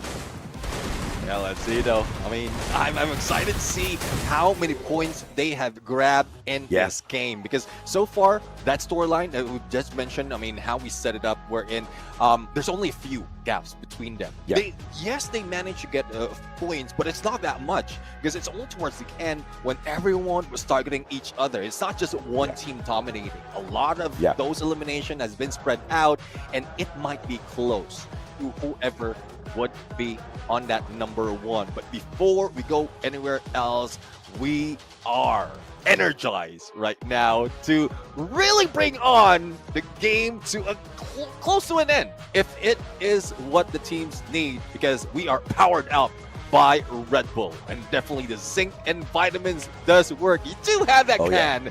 I know you have been holding on that for a very long time, wishing that you'll be able to drink, take a sip of that, but you do have now. I didn't take one, I took 2, all right? Today is powered up by Red Bull. The past 2 seasons, this one as well as spring, was powered up by Red Bull. And for those of you guys who still don't know just yet, Red Bull Zinc and Vitamin from Thailand is supplemented with zinc, B3 as well as B6, featuring a mild taste. I always call it the wild taste. That helps players stay highly focused and seize every opportunity to achieve stylish booyah victories. Also helps us be super sharp out there. I mean, the speed of shots, the speed of gameplay by these squads is absolutely blitzing through the day. I barely feel like the day has elapsed, but that was the end of game number 4. And with AGAL not being too far behind Buriram, I really wonder what that has done to the overall table net. Yeah, definitely. I mean, it could have dent the potential of certain teams to reach or activate the champion rush condition. And with how RRQ Kazu tried their best to survive, but not for long, there's a lot of standings that would change. There are a lot of things that would change at this point. And elimination-wise, I think AGAL has done so much. We know that their like Forte is aggression from afar. Now that they have Cypher, they have Battles, they have Chinoi to help them CQC, I am loving how it is. AG has done a lot of evolution, a lot of change just for this season. No doubt at all. I think there's a massive improvement from them. They performed fairly well in Clash Squad as well. You know, one of the exciting squads. I expected them to go all the way. Journey came to a little bit of an unfortunate early end, but it doesn't mean they have to give up just yet, because Battle Royale, I mean, you know, you get the biggest slice of the pie over at Clash Squad, it's $30,000 US. You get the biggest slice of our Battle Royale prize pool, that's $100,000 US for the champion. There's a lot of money on the line. And AGAL is on the way to the top. And due the MVP, 3,674 on the damage, rocking the house with the Skylar, one of the snipers who's also the backup support player in charge of reviving the squad. So he walks in there with the Suzy as well. And this is what you expect out of Dew, right? And the Falcon Fervor, he's always getting that extra layer of damage in, marking up opponents. You do not escape from Dew very easily out there when he takes up that sniper. Oh yeah, definitely. I mean, that's one thing that I love about Dew, and that's one thing that is, I guess, keeping the team alive before the change, before the adjustment has been done by Saifa, by Barros, as well as Chinoy. But it's a good thing that the combination, the chemistry is already building. Chinoy doesn't have elimination at this point, but we know what he has done. He put in a lot of pressure on the other teams, giving that away for Dew to be able to land those shots. And as we can see right now, in terms of the skills, I'm pretty sure Rafael would be placed differently at this point. But Barros might have probably Coda on him. But Oscar to break down glue walls, similar to what Dew has. And the combination of Saifa and Dew was just pristine. All of them are just stopping any barricades from being built up to give way for the rest of the team to eliminate anyone who's on them or against them on the CQCs. Yeah, and I love the fact that you've got the Olivia Tiva running on the backup player of the squad as well. And obviously, that gives him a lot of opportunities to go in there for the save. And what adds on to the probability of the pickup is that time turner. Falcons with 21 points in that second spot as they do not get to overtake AGL in that number 1 place. This is just Thailand screaming out loud and proud that Kalahari now belongs to them. But RRQ still keeping up the pressure, man. Managing to pick up a total of 20 points. We were talking about how they needed 29. That means there's 9 more points to collect in order for them to activate the champion rush condition. They will be the first team to do so unless next game they get nothing. Yeah, let's see though. Let's see. I mean, that's one thing that a lot of teams are hoping for. RQ being denied of getting any points, a catch-up would continue. And with a move that AGAL has done, the same goes with Team Falcons, they have pushed down most of the Vietnamese. Heavy's the only one remaining in the top 3 right now on second place, and then it has been replaced by AGAL after that Booyah. Team Falcons, similar story, but still far from RRQ. But we've seen the potential of them grabbing all those points. Like a stealthy Team Falcon is a deadly Team Falcon. So that's one thing that we need to be cautious of. Despite of not getting the Booyah, they can bring in the elimination as well as the placement. Yeah, absolutely, man. Now, we are waiting for this next game that's about to start on Solara. So don't forget, ladies and gentlemen, boys and girls, hit that like, hit that share. You know we love you. Ami, Tomake, Balobashi, everybody, welcome to the stream. Don't forget to let us know in the comment section as well as to who do you think is about to run away with the prize at the end of the day. And of course, we're also looking at who's the predator and who's the prey overall by the time we reach the very end of this grand finals. Yeah, definitely. I mean, we are seeing a few predators already who is hunting a lot of teams down, but in most cases, it has been turned around. Hunters, as much as we want them to be aggressive, they sometimes falter to be the hunted. And it would depend on the amount of time that they can spend in hunting, in putting pressure in the team. Team Falcons against AGAL earlier, or Team Falcons against WAG rather. It took a while before they get into that fight, and we seldom see that happen. Most of the time, when top teams like Team Falcons, Buddham United, RQ, whatever, there's still a few seconds that they wait until they either bust in or they pull out. But yes, there's no more waiting at this point. We want to see the end, and the end is getting closer as we jump into Solara right now for our game number 5. And AGAL got our eyes on them. The first ones to get the Booyah and is currently the best ranked team overall on the leaderboard who owns a Booyah to their name. How impressive is that, AGAL? The first the last one out of the 4 to get it and to be on top of the rest of them. That really says a lot about the hustle that they've been throwing in here so far.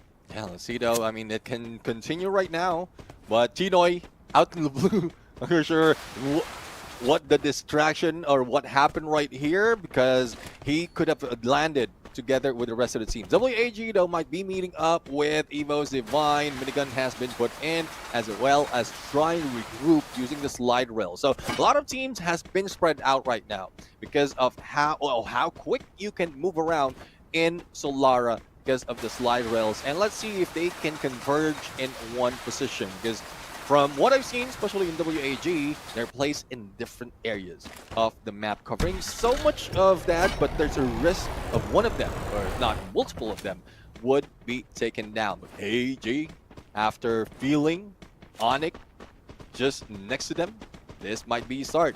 Battle's already on the rush. Let's see if he'll be able to use that A124 to stop anyone, but Chinoy's already waiting. The pinch is happening, and here comes Plasma being put in. Even the Rebel Rush will not be able to save him that much, because the rest of the teams of AG is already on the roll. But unfortunately for Chinoy, Putra has that M590 and AGAL. AG might be seeing the end of their reign right now. Only one remains after they chase against Onyx Olympus. But that massive triple revive by Dew, he caused them to win that game, carrying the squad in their booyah at Kalahari, and now carrying the squad again as the support player with a massive triple revival. Now, we do understand there is a little bit of a question on the points table. We'll take a quick look at it for sure. So no worries, ladies and gentlemen, boys and girls. That is definitely being looked into. Obviously, we don't want to be jumping back to the points table now that we're in the game. So we'll show it to you guys in a little bit as Barros finds Adam's head with the cord in his hands. Yeah, I mean, that is payback from AG at this point, and let's see if this is something that they can avert. As Onyx Olympus, well, they are in play. Prime MKS has good deal, Cypher, as well as Barros, and the rest of the team is just waiting for AG to knock in. Now, spot in RRQ, spotting Twisted Mind. Both of them has a hit list, tagging them into the map. But the spread of RRQ right now is very difficult to push in, especially for the side of Twisted Mind. Unless they have a launch pad or probably something to get them closer, I don't think Twisted Mind would go for engagement. Oh, on the other hand, they will be using that launch pad to get away, to go for a flank. But for how long? One player would be in there from the bridge and might be spotting the rest of Twisted Mind, giving information for 18 Deer to slowly close the gap. Absolutely. The chat just doesn't want to give up, pointing out that the fixed points need to be fixed again. We haven't shown you guys. It's being fixed. In fact, it's fixed already. Zenzi, AWM, that's the headshot. Grenades trying to look for one, and the time turner inside, but it does not protect you from the skill, unfortunately. Ape now moving on in for the finisher. Grenades laid all around to make sure RRQ does not confirm the elimination. Instead, they try to strike down the rest of the team members, and Twisted Minds once again being twisted inside out by RRQ. Let's see. I mean, Twisted Mind has been unfortunate all throughout today. We are not seeing the tenacity that we've seen from knockout stage, and the Baz will be taken out. Wheels will be jacked. Even the windshield will be cracked. And let's see though if they'll be able to survive and come back again. But for AGAL or AG against Onyx, the battle continues, and it seems like Onyx is winning all those fights. Damage King in this matchup, Putra. Shot, and Dew again has to go on the revival spree. At this point, Dew is asking, how many times will you guys make me do this? Uh-oh. I see a couple of players on the side of Onyx. Right beside him, G'day. Gonna get out of there, and AGAL, unfortunately, do not get to lean onto Dew this time round. And it looks like the curse has shifted from Vietnam to now Thailand. Well, not all of Thailand, just AG at this point. Now let's see. Hey, dude, Buriram got the booyah and then, yeah. things happened. I do agree. Well, let's see now. I mean, the curse is contagious at this point. And let's see who's going to grab it later on. A little bit of substitution as well inside of BTR, where Joel will be joining the party and living things into the bench. Now, BTR might be seeing how it works with Joel right now, but it's no long-range battle for BTR. More of up close and personal. I guess the motivation coming from Joel would save them from WAG. A lot more pressure coming from PE Sports as well on one side, and BTR good on them that they have a little bit of cover as well as a little bit more of loot to work with. Yeah, absolutely, man. Just going in there, just managing to play really safe as they eliminated the WAG players. Using the cover from the compound and making sure PE Sports does not get a great line of sight up against them.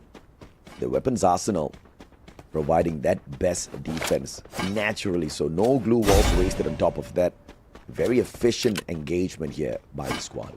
Yeah, definitely. I mean, if you can save up a few more of those resources, save it up until the end, and that would help you even more. But from Solara, one thing about this is similar to, well, somewhat similar to Nextera, wherein there's a lot of compounds to play with, even a lot of chances for you to get away compared to Nextera, wherein you have to walk throughout the field. But you have the slide rails at this point. It's easy for you to move in and out of battle, and let's see if this would happen between two of the top Thailand teams, Buddha United as well as Team Falcons. Keroro very close, and Jonah hearing those footsteps already. But the moment Jonah would be seen, then that would be trouble. Riptide ridden by Keroro, clearing up, pushing away Wasana, and get high, leaving Jonah high and dry. But Wasana is still not giving up that position. He's making sure that Jonah has a little bit of cover just in case Team Falcons rushes in. And I mean, the man had the coda, but still missed a double grenade because Captain Jonah, smarter than that, just crouching, making him waste his Aurora vision. So very smart play by the captain. And that led to the wastage of 2 lethal nades in his hands. And now they get to play a little bit of a fight back as Moshi gets involved in a little bit of a tussle here. Wasana dropping by to say hello. Connected with the electrotherapy and the Valiant dash. Pina responds, drops his defense. Neither side has managed to tag each other. It's a fight between the Trogon and the Trogon. Get high, gets caught out first by Limits VSK. Wasana still trying to find his opponent. Unable to get the tag with the Trogon, and now is dirt into a 1v2. Jonah backing away. The M79 in his hands, and the grenade launcher finds Fina on fire as well, in a lot of trouble as Jonah shuts down Fina from afar. Moshi and Jonah running this together, but time is running out for the 2-time world champs. A quick revive being done by Buddha United. Fina is not back into the game just yet. At least they will have a chance to survive even further, but Twisted Mind want to twist things around. Jonah would be gunned down by 4 players from Twisted Mind, giving more time for Team Falcons to back away, get away from this area, and probably revive one of their teammates. And they have done just that. Now, they pull out from Funfair, and they would be spreading around. They don't want to deal with any third party or fourth party at this point, and they just want to play it safe. And PE Sports will fall.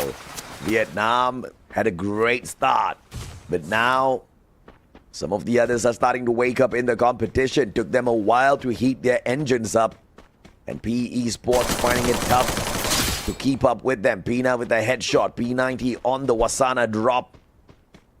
And Falcons as well on the way up to the top at this point of time. Besting Buriram overall with the points. Near AGAL. I mean, they're not too far away from activating the champion rush. But 3 of these teams need to collect at least 30 points more, whereas RRQ comfortably just needs 9. Let's see though who's getting there first. But after an engagement of Battle United and Team Falcons, the chase outside is happening. Moshi though is getting back on track into the TV tower, but doesn't want to be that noisy because it is occupied by WAG. He's just giving that time for one of their teammates to get back from revive. Virtually Get High will be eliminated, and Jonah would be the only ones that Moshi needs to focus on. So not quite sure though on what weapon he will be trading, just to make sure the captain will have something on his arms.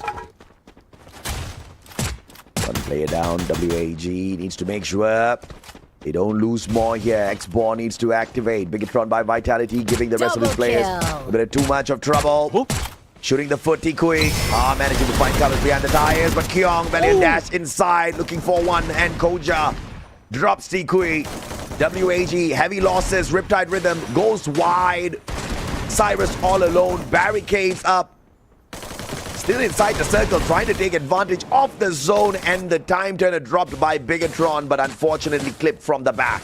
Great ankle breaker being done by Cyrus, but unfortunately for them, they couldn't survive. Brim United is now targeting BTR, or I would say it's just Moshi targeting BTR, and they have a chance to revive the rest of the team. It is valiant effort from the sniper of Brim United to make sure that area is clear, loot is available, and they're ready to roll once the next phase opens up.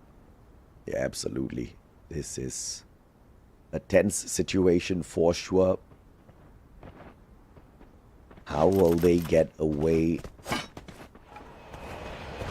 from this sticky situation? Twisted Minds sandwiched between Falcons, potentially both EVOS and GOW. They got a bus as natural defense on the left-hand side. Don't have to waste a lot of blue walls here, but don't cry.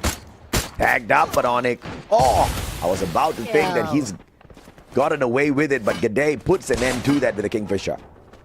Well, G'day with 2 eliminations already, adding up to everyone would be 9, make that 10. And it seems like Onyx wants to build their points as well. But on the other side, Team Falcons, despite of waiting so much, they spotted Twisted Mind, who's just behind this rock. And one surprise hit, that made Twisted Mind falter all throughout. Only one remains, but it's not enough of a challenge against Team Falcons, who has 6 eliminations as well as a good chance to recover and probably take that #1 spot by the end of this game. Falcons now. There's a free point behind the boulder, but just like in any other video games, you always have to check your corners, and these boys don't. They walk past that free pointer, at least for the time being. RRQ up against Heavy before finding this next circle. This is going to be tough. 8 more teams. And there is no real estate here for 8 teams, Neptune, as the circle forces everybody in, and Limit will find that extra point. He looked behind the boulder. Well, I looked behind the boulder, found one, spots one. Now, let's see though if GOW can survive this onslaught that is bound their way. A lot of teams already on them. Evo's on the ground floor. Falcons just good sights on them, and it goes both ways. They have a good chance to take down Team Falcons, especially if those monster truck as well as blue walls would be taken down. Brim United, I think, are the ones in the safest spot. They're just hiding out, waiting for the perfect opportunity. The same goes with Onyx Olympus, but the Blues closing in. A lot of pressure will be happening in a bit, and Kabi was just sitting right there, not too pretty on his position, because he will be stepping into chaos. Yeah, put it from the back. Has to go through EVOS before they can find GOW. But the circle is just going to be placed in a way where everybody's going to bring this down to a little bit of a slower maneuver as they identify what this next zone has for them. Wow. Special for RRQ is very, very close. 6 points already in the board. Very close to be able to get at or activate the champion rush condition. Now, They are trying to survive even longer, but Team Falcons putting a lot of pressure on them as well. Oh. If Roro lobs that nade, Oh. take them down, then Oh. that might be it. But the flag will be onto Onyx, and they are still safe. But Prime, MKS, MA2B, great shot made in Deer, and the rush is on. But RRQ is not giving up just yet. They are still on fire to go in for the battle, but it attracted the attention of the other teams like Team Falcons. Yeah, Falcons now taking a peek down at the bottom, but RRQ barricading their backs with those blue walls, and they eliminate the players on the side of Onyx, but now having to deal with GOW as well, and GOW distracted. It is EWAS from the back, Riptide Rhythm breaking down their defenses, and a double knock comes on through, and GOW says, hasta la vista, we do not want this top flight battle anymore. They choose to keep quiet instead, and Buriram might meet down there at the bottom floor. Wasana all alone as GOW goes in to challenge him. Let's see though, I mean, Osana needs to be quiet.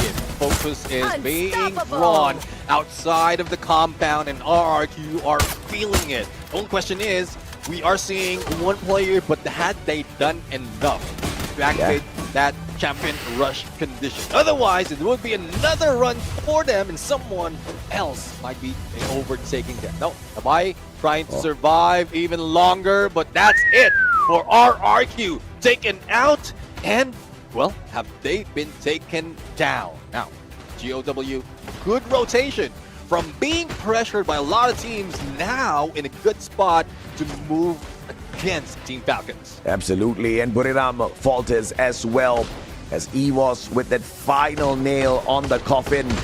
EWAS needs massive points here, currently only 37 to their side.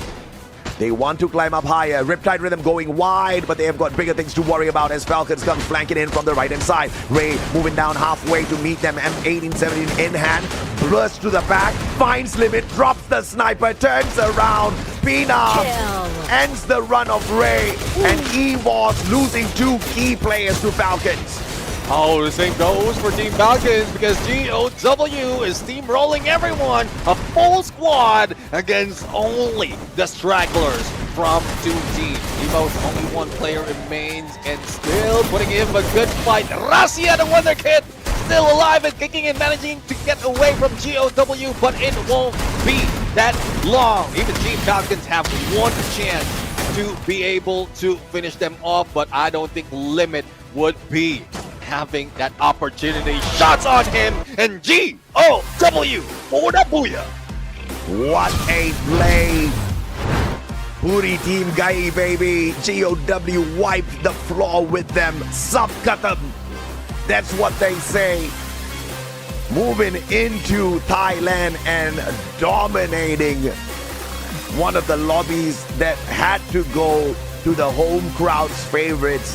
Ripped away by phenomenal positioning by GOW. I mean, great play coming from GOW, a team from Vietnam that hasn't moved from the beginning of this day. Now, they are showing up. They don't want to be taken down that easily, and this might be a chance for another Vietnamese team to take that board together with Heavy. We look at the highlights right now, as well as the final moment, but there's not so much of a challenge because GOW just made sure that they're full man, a full team, 4 men strong, and they managed to grab that booyah together with eliminations as well. Oh yeah, man. I mean, that was a fantastic game all around. As we take a quick look at the highlights once again, AG Global, very early challenges faced in this matchup, but of course they went on to recover. Twisted Minds got twisted inside out initially by RRQ, going on to survive a little bit longer, but of course it was just ferocious battles one after the other. WAG didn't get to last long here as they fell to Bigatron. Yeah. Tuxedo is something that well, I mean, there's so much pressure coming from all teams right now, and we know, like, compared to the other maps, compared to previous maps, this is quite different because towards the end, there's a potential that like full squads are still like strong with their numbers. But the moment that they got together, the elevation of where Team Falcons is taking it, they've just broken down all those battles, all of those position, and, well, even Team Falcons' position has been broken down. Now, let's see, though, how that changed in terms of leaderboard, because GOW, yes, they had a lot of elimination, that Booyah to add as well, but did RRQ manage to get that enough points to activate the champion rush? I think they might have just gotten just enough, right? Because we saw they had about 6-7 eliminations. They had survived up until there was only 5 or 6 teams remaining. You know, great play overall by RRQ, but I have to say this is a heavy step up coming through from EVOS Divine as well. Russia towards the very end, managing to put a little bit of a dent in the Falcons' capability of finding a Booyah in that match. I mean, the guy got a double snipe. The way he was rushed at Falcons, I tell you, it was devastating. But of course, Falcons still managing to win that out towards the end, but it was a heavy blow suffered by Team Falcons. You know, it could have been a little bit better for RRQ if they did not go in so aggressively. But, you know, sometimes you make those choices and it doesn't go as you plan. Yeah, let's see, though. Let's see if RRQ can make any corrections on that, or if the only thing that they need to work out right now is to get that Booyah. Because if they did activate it, there's no more problem of being aggressive.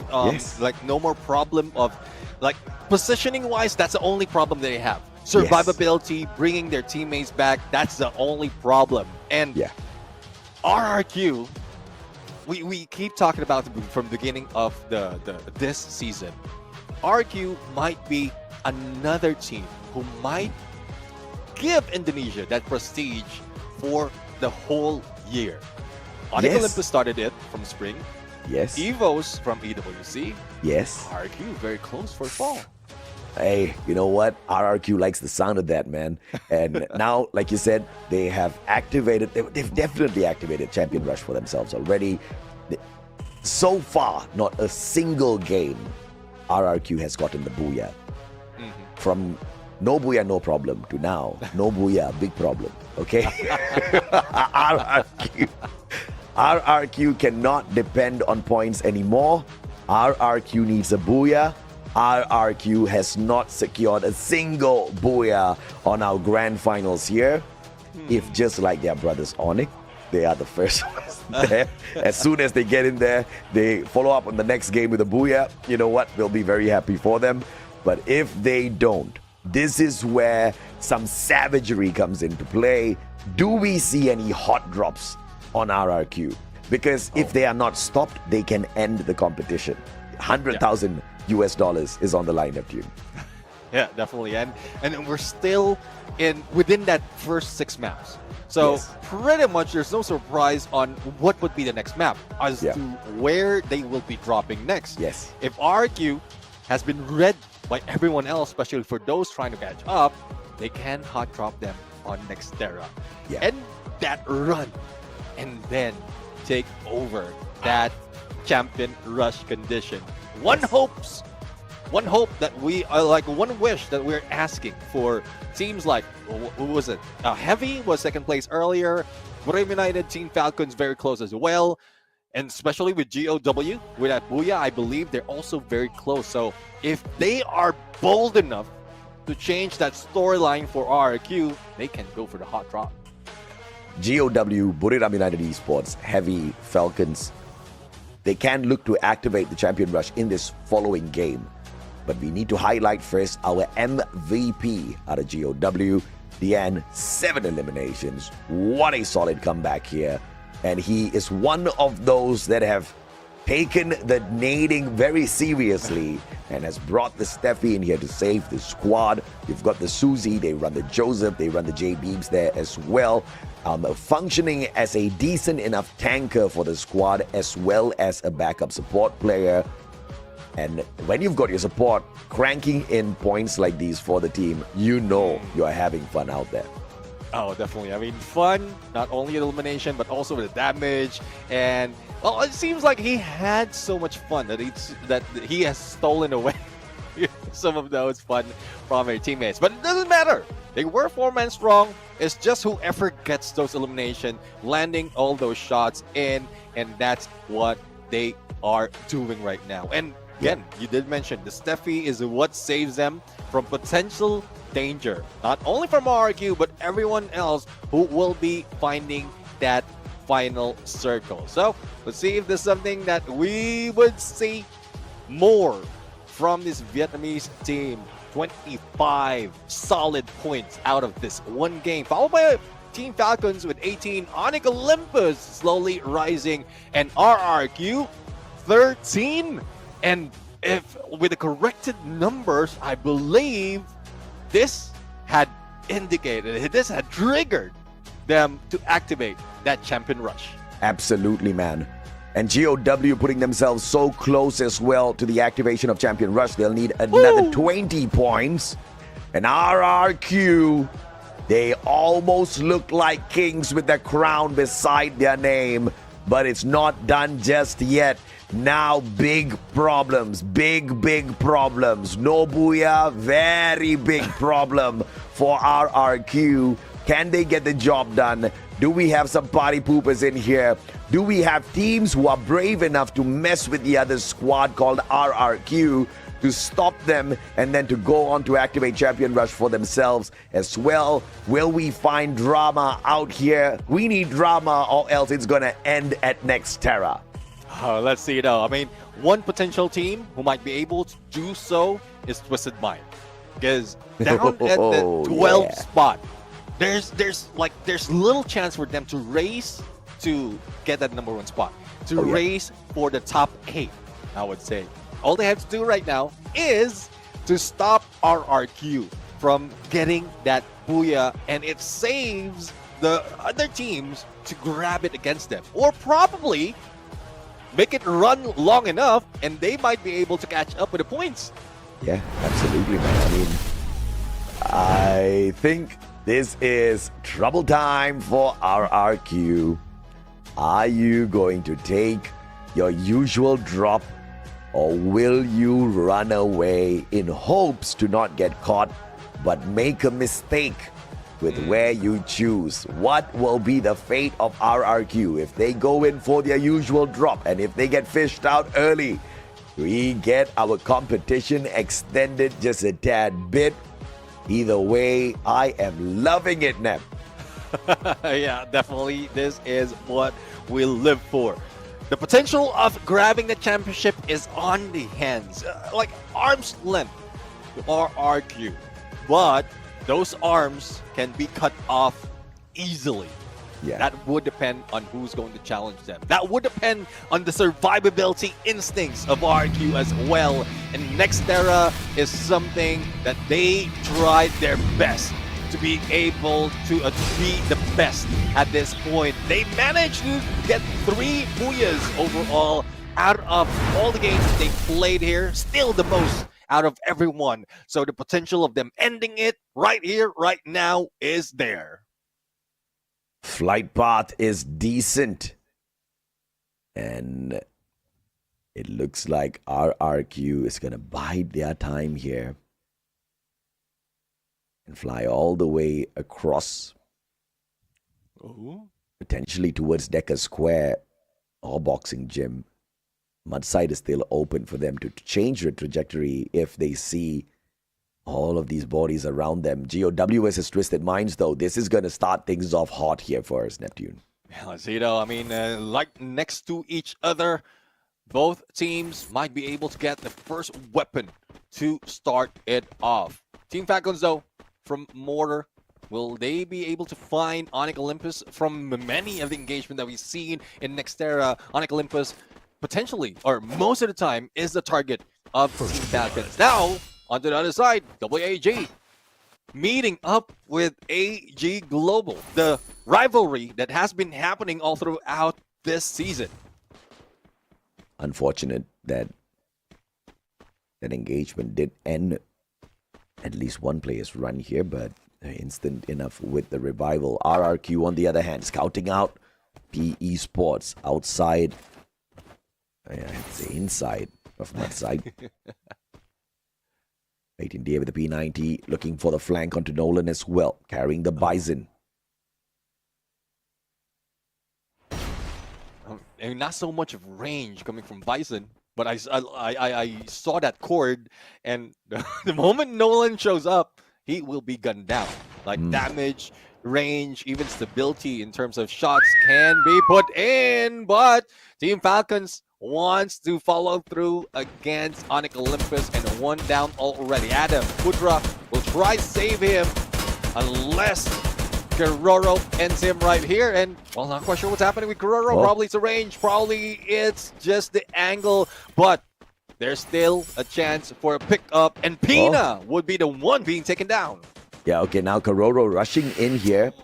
Is this a smart idea? Up against two players, he gets tagged up, 50 HP. Terrible idea by Keroro, and he pays a big price, forcing the team to play another revival. Keroro committing, although he knew that he didn't get the job done, and there was definitely a pickup. Gade tagged up. Onyx still hasn't lost a player out here just yet. For 39 HP, he's playing with fire.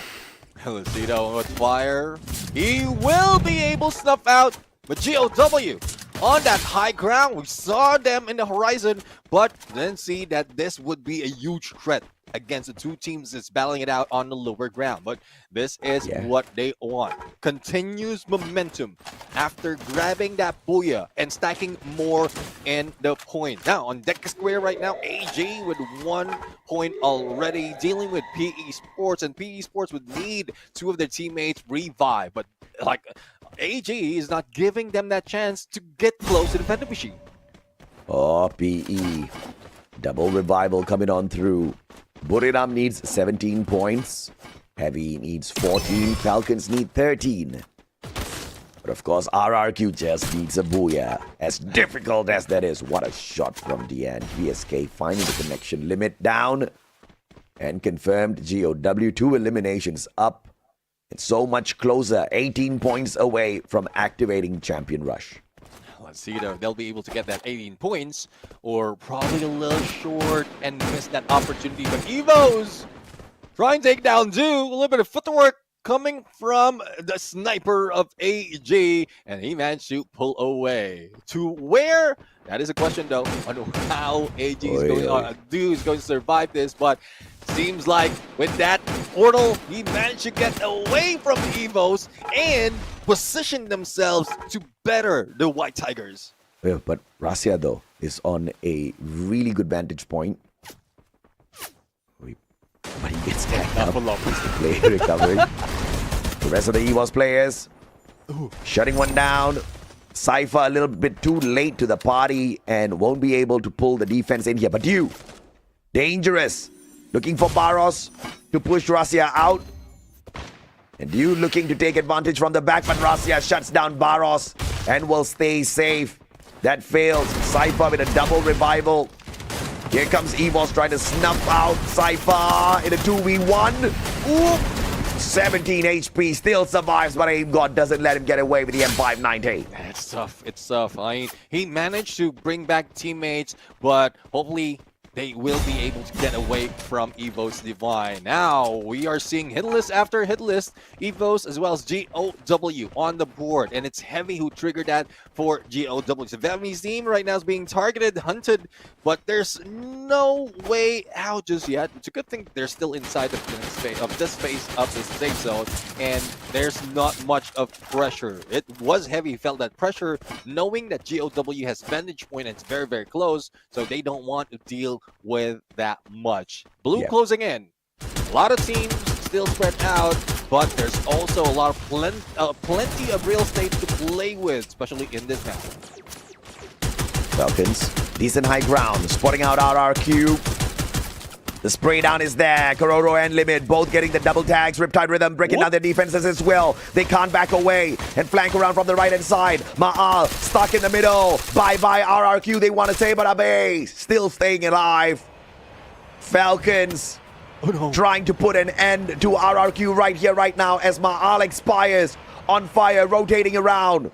It looks like the Champion Rush will go ahead to continue. Abe nowhere close to a revival. Yeah, Trogon in hand, looking for some sort of a miracle here. Let's see. I mean, he was trying to go in for a motorcycle, but that would bring him to a lot more of a problem. There goes Valiant Nash rushing in to the time turner and still managed to get away. A bang takes down Limiting 7. He needs to recover, but no!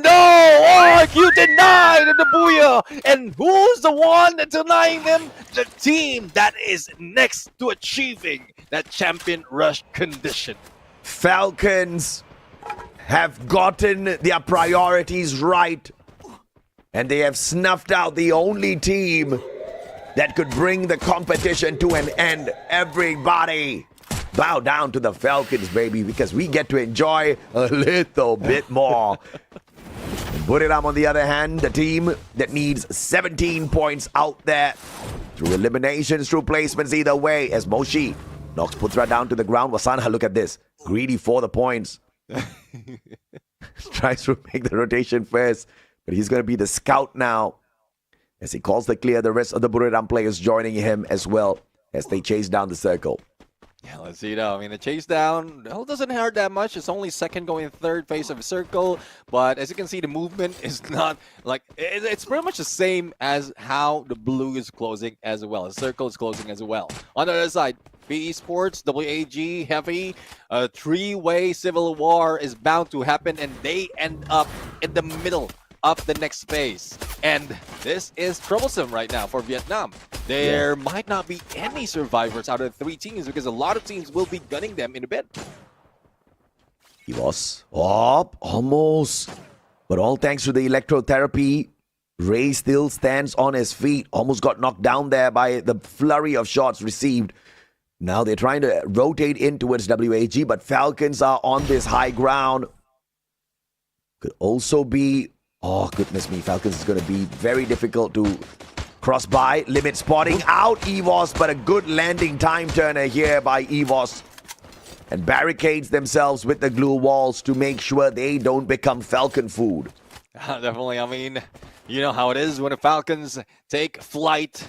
That would be trouble for a lot of teams. WAG almost being taken out as well because of the pressure being put in not only by EVOS but also from Twisted Mind from earlier. So Riptide Rhythm to break down those glue walls, but WAG managed to get into one of the compounds, a little fly through on Twisted Mind, and surprisingly, well, I'm grateful that Twisted Mind managed to survive it this long up into the 10th minute.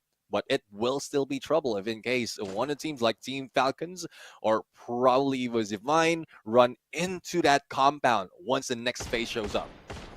Buriram slowly but surely looking for this next zone. Problem is, it's just so crowded, making their way in, hoping to not get caught out in the open.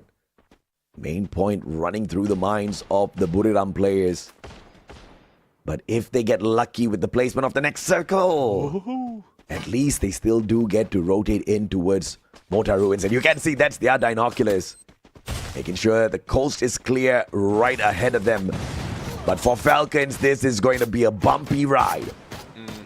I mean, not so much of real estate to work with, not so much of opening for them as well. Because of the shots that they've made, there's a little to no chance that they will not be spotted. They will be spotted at this point. But they have a landing spot that is being taken by BTR.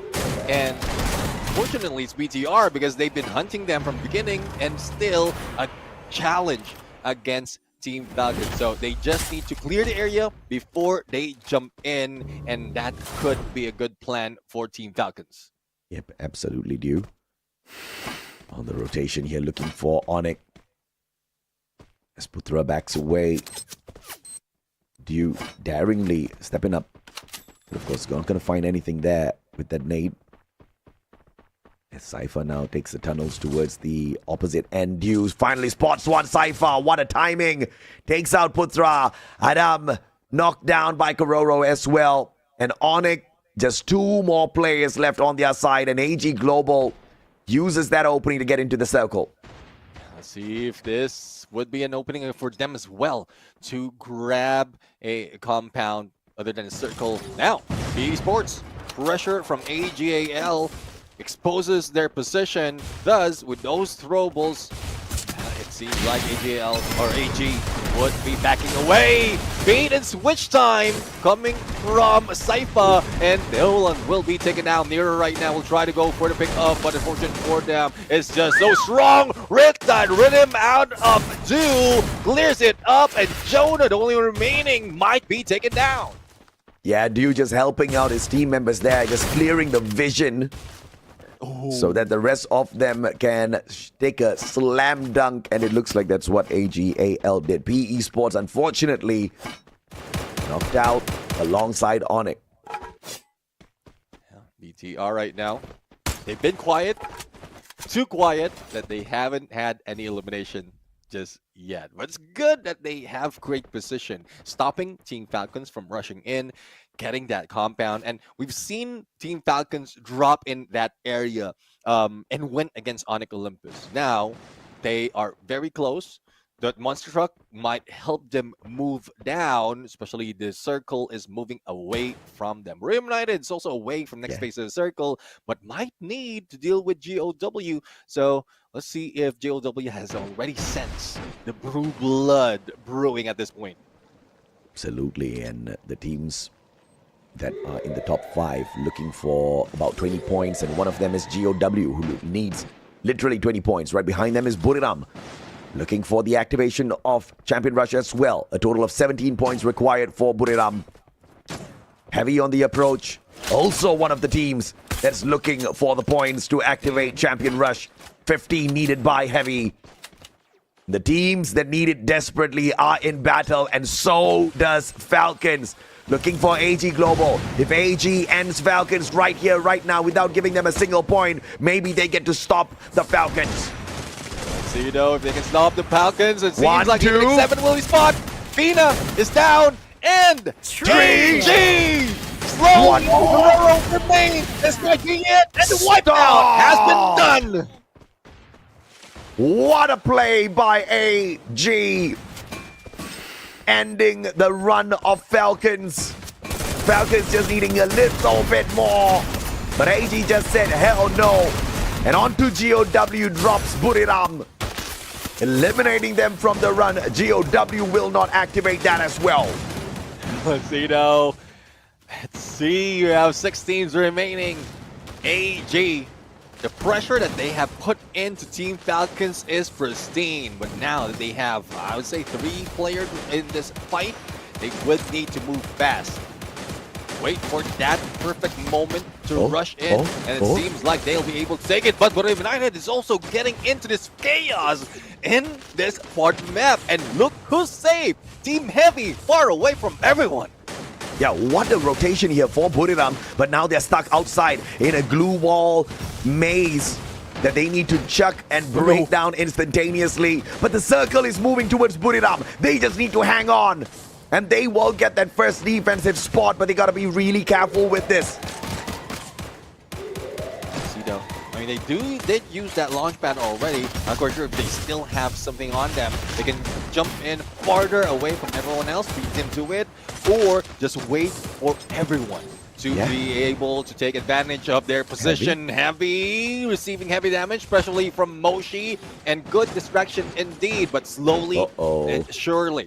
Heavy is moving up, monster truck in hand. They can steamroll everyone. Riptide Rhythm coming from 2, and Battle United might be in trouble. A smart play here, instantaneous defensive maneuver, and now AGL being a little distracted by Begatron, who do have that high ground up against them, but Begatron not going in there for the full-on commitment, and AG with the first ones on the rotation using the jump pad. Now they've got that high ground advantage. Buriram going up the stairs to meet them as well. The battle between Buriram and AG now finally breaking out as Twisted Minds puts an end to Begatron. Yeah, I mean, not so much of elimination coming from Begatron, and it's just playing with placement at this point. Jonah, though, gets above the rest of the teams. Heavy puts a god nade and slowly dwindling into the lives of Twisted Mind. But AG going and beating Battle United and taking the spot. But a shot from Moshi brings Battles down. The pickup can still be done, and there's no Riptide Rhythm to break down those glue walls. What an unbelievable play here by the Vietnamese squad of Heavy. Still alive and kicking. They need 15 points. There's a high chance they get their own champion rush activated. Is this the season that Vietnam becomes champions? It's not done just yet. EVOS very close to them as Buriram makes that rotation. Jonah tagged up, but all the boys still up on their feet. Has Twisted Minds, the first game that they've improved in so much, finally comes to an end as they falter in the 5th spot. Heavy right now moving in. Good position to take. And after that shift in the circle, everyone would be forced out in the open. Only Twisted Mind and AG has a good chance to get close to the center before it eats off their HP. Now, Buriram United dealing with Evo's Riptide Rhythm, breaks down those glue walls, and Heavy from the other side. Alan taking advantage of that, stealing away the potential elimination for Buriram United, and Heavy still on the roll. What a play as EVOS gets snuffed out. Heavy with 10 eliminations. They have definitely activated Champion Rush for themselves. Unbelievable effort by Vietnam's Heavy. The sleeping slots did not keep us waiting this time round. The 37% potential win rate here. It's a standoff between 2 Thai squads and 1 from Vietnam. The first one to make the move will be the circle, leaving AGAL in a pickle. As Buriram takes advantage, get high with the first connection. Kabi drops Barros, confirms the elimination as well. Heavy helping out Buriram. Get high takes down Dew. Cypher the final one. And finally Buriram turning their attention over to Heavy as well. Hell, let's see. I mean, Wasana already on top of everyone. If in case Heavy would be moving away from those doors, that would be it. But Cypher might have a surprise hit against Moshi, but he did went in onto the other side, trying to survive a little bit longer, ganging it up, but unfortunately Moshi hits Cypher down. 4v4 situation, and Buriram United Wasana has fallen down. Heavy still alive, but 4 and strong. It seems like the SWAT will not be slowing down. Team Heavy grabs this booyah against Buriram United. Vietnam, stand up and bow down. The representatives to activate Champion Rush for the nation. The first ones in here, Team Heavy. And they just need to do this one more time. They needed 15 points, and the 15 points all came through the eliminations. When they wanted it, my goodness me, fate just told them to go grab it. Oh, definitely. They grabbed it hard. They grabbed it on the neck, and they just choked it out. At this point, Buriram definitely didn't expect this to happen, and Team Heavy was just waiting for that perfect opportunity. From the looks at it from the final circle, it does look like Buriram United has better advantage of getting close onto the center of that save zone. But Wasana already went ahead above Team Heavy, expecting them to run away from the compound, probably run behind the compound to go for a flank, but no, the patience coming from Heavy, the anticipation as well as the planning, good communication has made them grab that booyah. You know, now I'm nervous, man. I'm damn nervous for Buriram because Buriram needed more points than Heavy. Buriram needed 17 points to activate Champion Rush. And because Heavy ripped away the final spot, no 12 points out of there. And the last time I took a peek at Buriram's total eliminations, they had 7.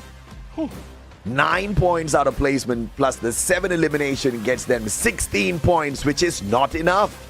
The question is, did Buriram pick up more eliminations after I saw that number? If they did not, my God, I don't know if that's gonna nerf their confidence here a little bit. Let's see, let's see if this is the time that things will turn up to the favor of Buriram United. But as you calculated it, it seems like the disappointment would be huge. That 1 point would be a potential downfall for their morale. That would hurt a lot. And then, with the number of points that the other teams has grabbed, it would bring more of a challenge against them. I mean, can you believe it? Heavy from Vietnam. Heavy is the first team from Vietnam to activate the champion rush condition. WAG, unfortunately, although they are the champions of Vietnam, currently the worst performing Vietnamese squad down at the bottom. They need to step it up a little bit. But congratulations to Team Heavy for joining RRQ in what seems to be the hardest mission of them all. Getting a booyah after you surpass 80 points. Well, let's see though. Some teams had been quiet at this point. RRQ tried to do so, but unfortunate for them. Like, it's not just for RRQ, I would say. For everyone else, it was a tough circle. It was a tough all the chaos is really tough for everyone. Not a lot can find any real estate. Not a lot can find an opening as well. As they move out, all the crosshairs are on them. That made that booyah even more difficult for RRQ. That made Champion Rush all difficult for the other teams to be activated other than Heavy. So it does seem like if they are brought into Nextera or our next game after 6, then it would be more troublesome. I mean, I don't know where we're gonna go. I don't know how we're gonna get there. All I know is Buriram is now pissed. All right, they got so close, yet they were so far. They had massive knocks out there on the battlefield, but they just kept getting their elimination stolen away from them. And when these numbers matter so much, it has got to piss you off, right? Buriram, I think they did not activate the champion rush because we saw the highlight earlier on as well, close towards the end of the game, and it was just them up against Heavy. They were getting the knocks, but no eliminations were being confirmed. And I think that is a huge missed opportunity, which also means Falcons don't activate the champion rush condition. And with Buriram and Falcons not activating the champion rush condition, there needs to be something that's done after this on this next game. Falcons got it done earlier. They stopped RRQ. Now somehow Buriram and Falcons need to hot drop RRQ as well as Heavy and take them out early in the equation instead of themselves getting taken out. Because if they get taken out, then it's just unfortunate. But Buriram can afford that risk, Neptune, because 2 points is all they now need at max in order to activate the champion rush condition for themselves. Yeah, well, let's see though. Let's see if that storyline would be followed by all the team. But before we head there, let's take a look at our MVP, Kavi, 5 elimination, and at this point, and the entirety of the team has put in so much of effort. The same goes to Alan. All that damage being put in by both Kavi and Alan, and that's just like the combined effort of all the team. They're trying to survive, plus they're chipping in so much of damage against their opponent, and I'm loving this side of Team Heavy. It's not this time. This is not the only time that we've seen Heavy move up, even from knockout stage. They are already showing up. Yeah, absolutely. Heavy just needs to be proud of themselves. Unbelievable effort. 15 elimination. They needed 15 points and they did it with such flair out there. Grabbing an extra 12 placement points as well. All they needed was 15.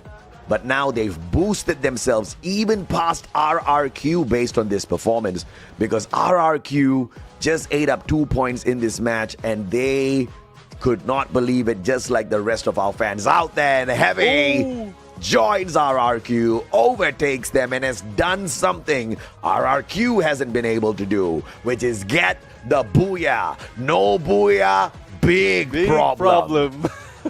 Definitely. I mean, number 1 spot being taken by Heavy, and it's just so unfortunate that they didn't activate the champion rush condition from the previous match. If they could have done so, this could have been the end of our day, and Heavy would be declared our champions. But it's not over. There's still that second part. But before we go there, I think we have a good chance to spot on the next map. as well as what's going to unfold later on. Probably an interview as well to Team Heavy because they did perform that well and taking that number one spot after game number 6. Yeah, I mean, I would love to take a break right now, man. So thank goodness we've got an interview. Let's hear what Heavy has to say for themselves as we gear up to continue our grand finals past game number 6, Neptune. It cannot get better than this. I wish we get to see a little bit more from this. But in order to see that, we need to see Heavy and RRQ be stopped here. อยู่กับลิมิตจากทีมฟอลคอนเย้เดี๋ยวเรามาสัมภาษณ์เขาสัก I'll be นิด back. นึงดีกว่า เมื่อกี้อะมันเกือบแล้วแสดงว่ามันต้องมีจุดที่แบบทีมตรงข้ามเขาสร้างความลำบากให้เราอ่ะเล่าให้ฟังหน่อยมันเกิดอะไรแล้วเราปรับตัวหรือรับมือกลับมายังไงให้เหลือแบบแค่6คะแนนจะปลดล็อกแล้ว After 6 games already, 2 teams unlocked the champion for the first thing, which is RQ and also Heavy. Very strong, right? And welcome all of you to our interview sections. And right next to us is Limit from Team Falcons. Into our first questions, your opponents put up a tough fight. What was the biggest challenge they presented, and how did your team adapt to overcome it?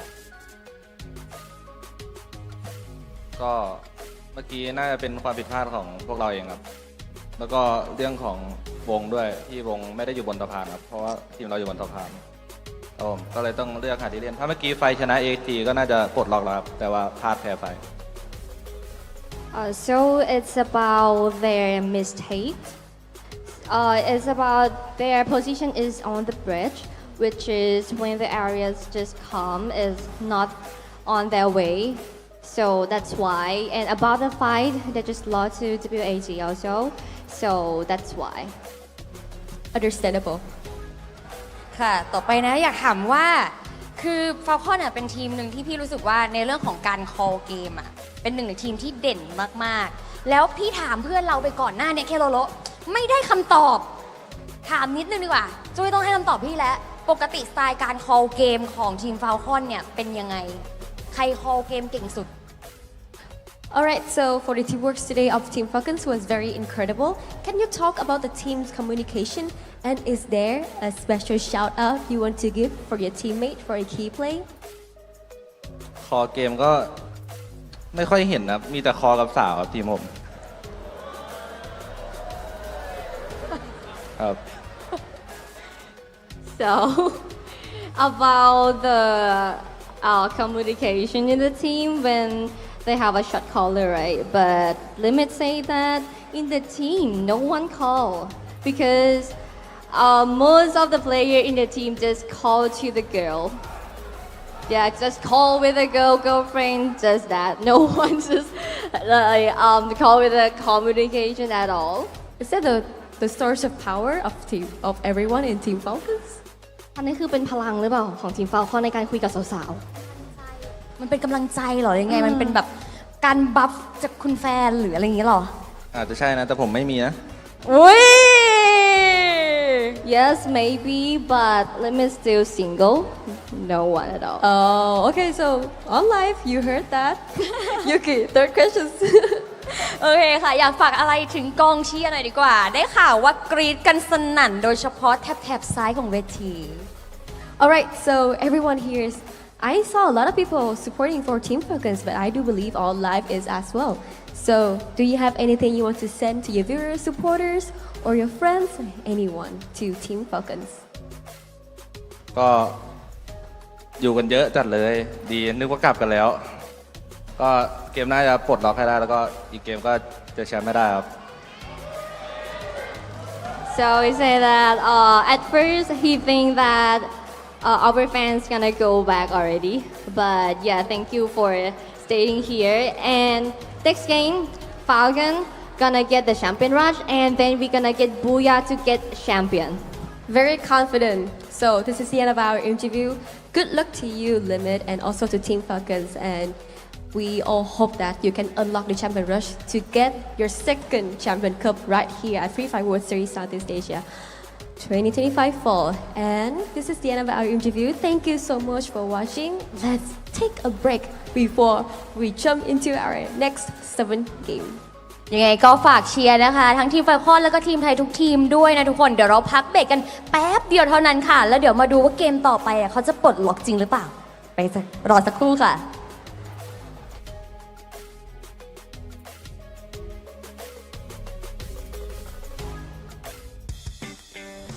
สวัสดีค่ะ Hello Survivor Welcome to the Free Bible Series C 2025 Fall and this is the grand final day so now I'm here with Buram with the Esport Hello สวัสดีครับOkay so now we gonna go to the booth that is one of the booth in our event which is hot shoot headshot so let's go And now we are here with the hot shoot headshot. So the rule is we can fire 3 times. If one target, we're gonna get the bomb. If got the 2 target, we're gonna have this lucky royal. And if you got all of it, which is 3 targets, we're gonna also get the backpack steel barrier. Okay, let's see that Buram can do it or not.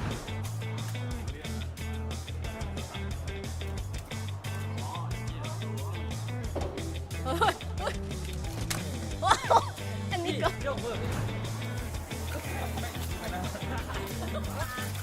Get high, got 1 target. Have to do more. Here is a hot shoot headshot that you all see. So if you wanna play, come to the Samyan Midtown. So we now in the 5th floor, and you gonna meet with all the players that come from a lot of country. And here we're with the esport. So please come to Free Bible Series C 2025 Fall. See you in the event. Bye bye. Xin chào tất cả mọi người, mình là LPT đến từ B Sport. Còn mình là Nolan đến từ PS Sport. Hôm nay tụi mình sẽ xếp hạng vũ khí theo từ cao đến thấp. Xin chào các bạn, mình là Alan đến từ đội tuyển Heavy. Mình là Muasa đến từ đội tuyển Heavy. Hôm nay hai tụi mình sẽ sắp xếp sức mạnh các loại súng trong tựa game FIFA. Đầu tiên thì chắc là MV5. Đối với mình nó khá yếu nên chắc mình sẽ xếp hạng C. Tiếp theo về khẩu Plasma.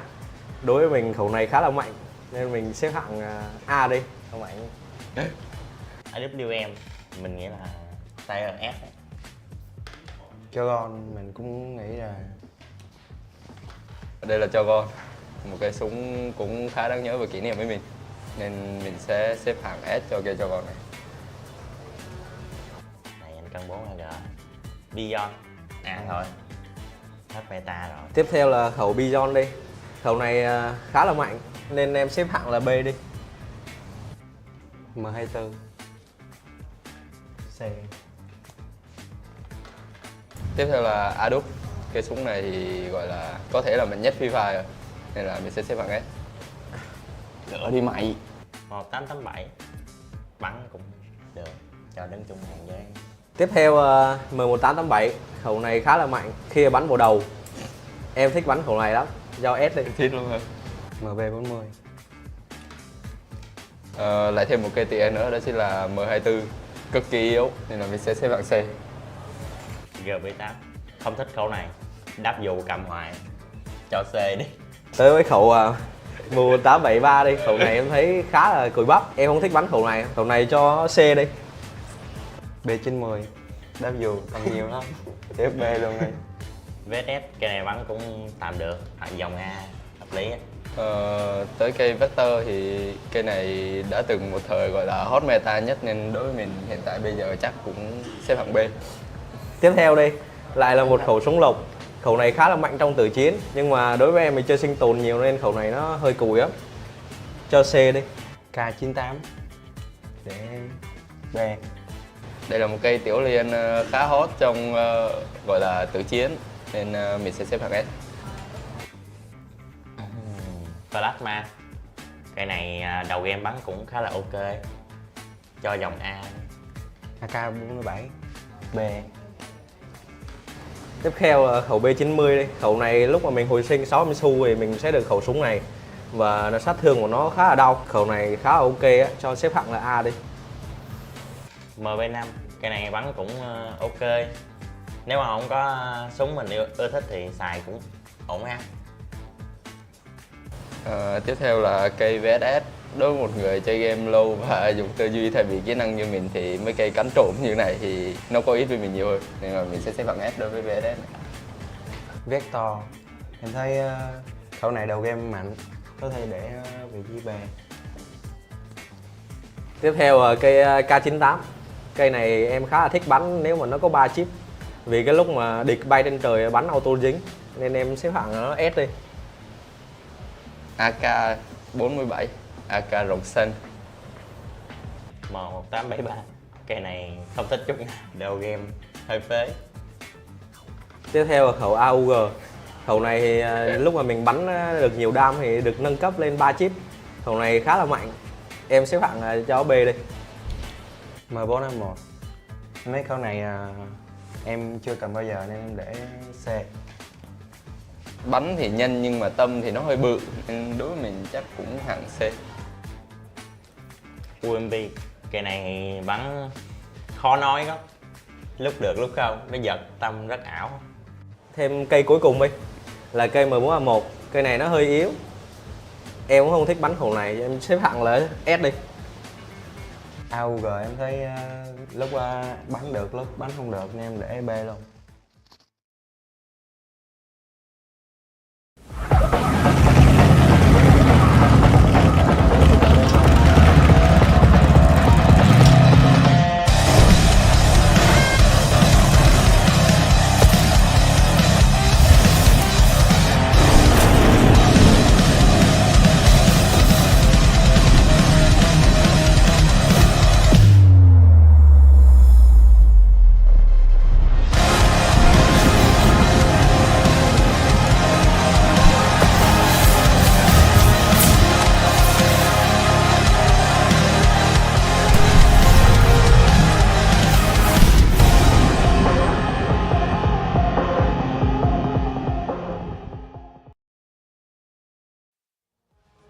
Ladies and gentlemen, welcome back to the show. This is the Free Fire World Series Southeast Asia Fall 2025 Battle Royale. 6 matches has ended and only 2 teams has the potential to be able to end it with just 1 booyah. The only question is, who would it be? Whether it's Heavy, RRQ, or will they be denied? And the next one follows. I am Neptune the Gentleman Garcia, joined by the one and only Mustachio AJ, and we'll be your casters for today, as well as we are powered up by Red Bull, the true energy of this competition with Red Bull Zinc and vitamins from Thailand that supplements us with zinc, B3, and B6 with that wild taste, plus keeps you highly focused to seize opportunity to get those stylish booyah. Absolutely. Stylish booyahs like the one Heavy just walked away with. The most, I would say, the strongest booyah of the day and the most impactful booyah of the day to activate a champion rush condition for themselves. But now comes the harder part, closing the competition out, denying the championship from anybody else out there. Buriram Falcons, AGAL, and EVOS are so close. In fact, even GOW is close enough to activating Champion Rush if we get another game.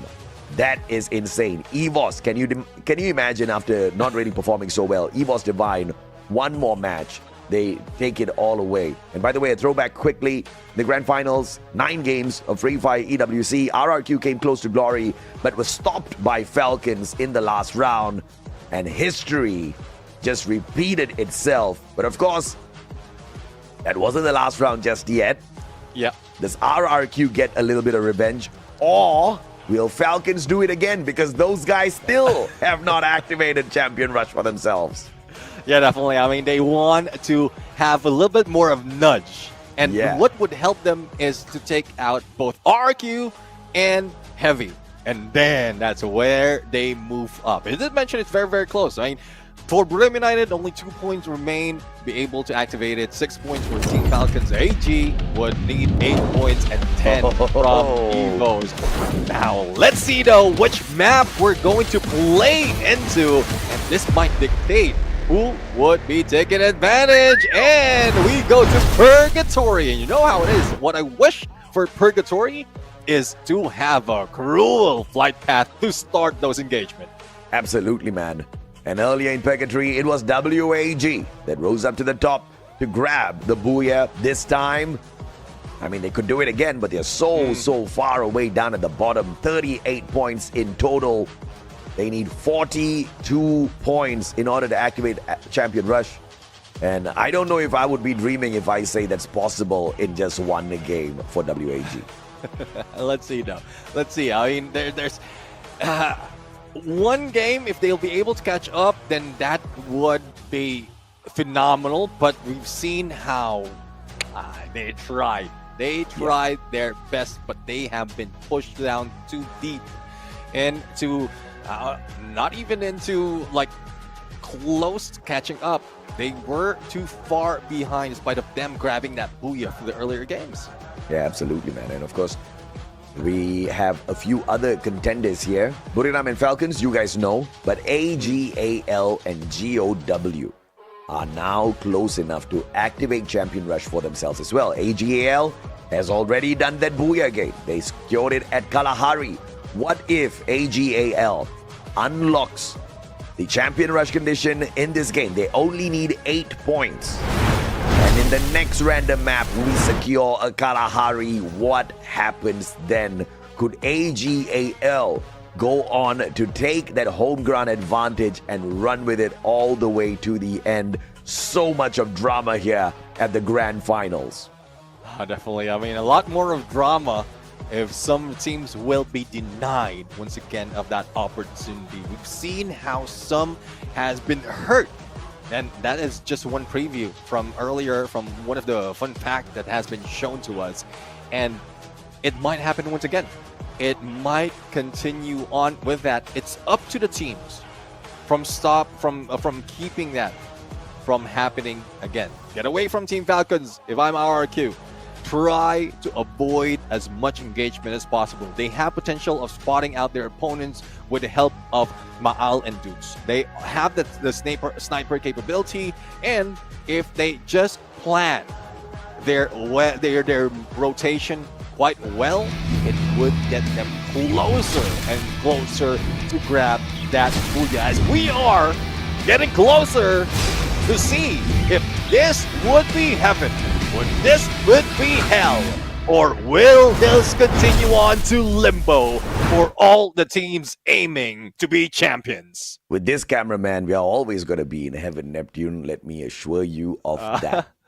Man still deserves a race. We'll get back to him in a little bit as we head on into game number 7. The first ever game number 7 we are seeing here at FFWSC Fall. All thanks to the fact that our RQ just couldn't close the game off. And now we've got Buriram, who are hot on their tails to find that activation alongside Falcons, AGAL, EVOS, GOW. Big fight for Twisted Minds up against Heavy. Do we see the fall of Heavy early here? They just activated Champion Rush, for heaven's sake. Oh, it seems like the only time that they're expecting Twisted Mind to falter is not happening. And Mufasa, despite of knockdown, still couldn't finish it. It's a good thing that one of the players managed to pull away in here, and the vehicle could have been used at that point. But don't cry. Well, not crying just yet. They will be able to gather a few more coins, survive a little bit longer, because Twisted Mind is not on a roll to go for the hunt. Now, it is RRQ and Team Falcons in a potential fight. I saw them earlier in the drop spot near Central, and this is where everything might falter for RRQ once again. If Team Falcons, though, decides to move away, then that is good news for the team waiting to be champions. Falcons really trying to make history repeat itself again and again and again. And they are the defenders in this particular situation. Let's see if or not they try to take their chance up against RRQ in a little bit. If fate just has it to happen in that way, then so be it. RRQ, of course, not going to be leaving their compound because of that vending machine and lumber mill held by Falcons here. as they have 2 compounds to loot up. They're not going to be running away just yet. Mufasa, on the other hand, a timely revival as he's about to get snuffed out. And Mufasa, what a dash! But it comes to an end either way. And Don't Cry instantaneously returns the favor as Mufasa makes his way back. Well, let's see though on how that's going to work out in a bit as we look at PE Sports as well as AG Global. Barros already on the ground and shots from above. Even Chinoy is faltering from the tenacity of PE Sports. And despite of them being pushed down, they want to get back up. They want to get into the same spot as where Heavy is. And it seems like this is the beginning of that journey. They did try their best from the earlier battle, but unfortunately for them, pushed down to 8 despite of having a booyah. Similar story from what we mentioned for WAG. Like rock it in the beginning and then falter towards the mid.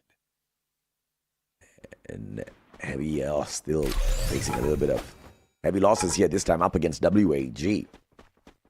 Maybe a little bit bitter that they have not activated the champion rush condition for themselves just yet as the prime team out of Vietnam. But of course, such is life, Dew. Stepping away from that Riptide Rhythm in a timely manner, setting up the double glue wall for themselves. And Dew manages to find the first connection, but another Riptide Rhythm rips him away from the map, putting him back in the lobby to wait for a revival. Let's see how revival can be done. If it would be in time, then that would be great.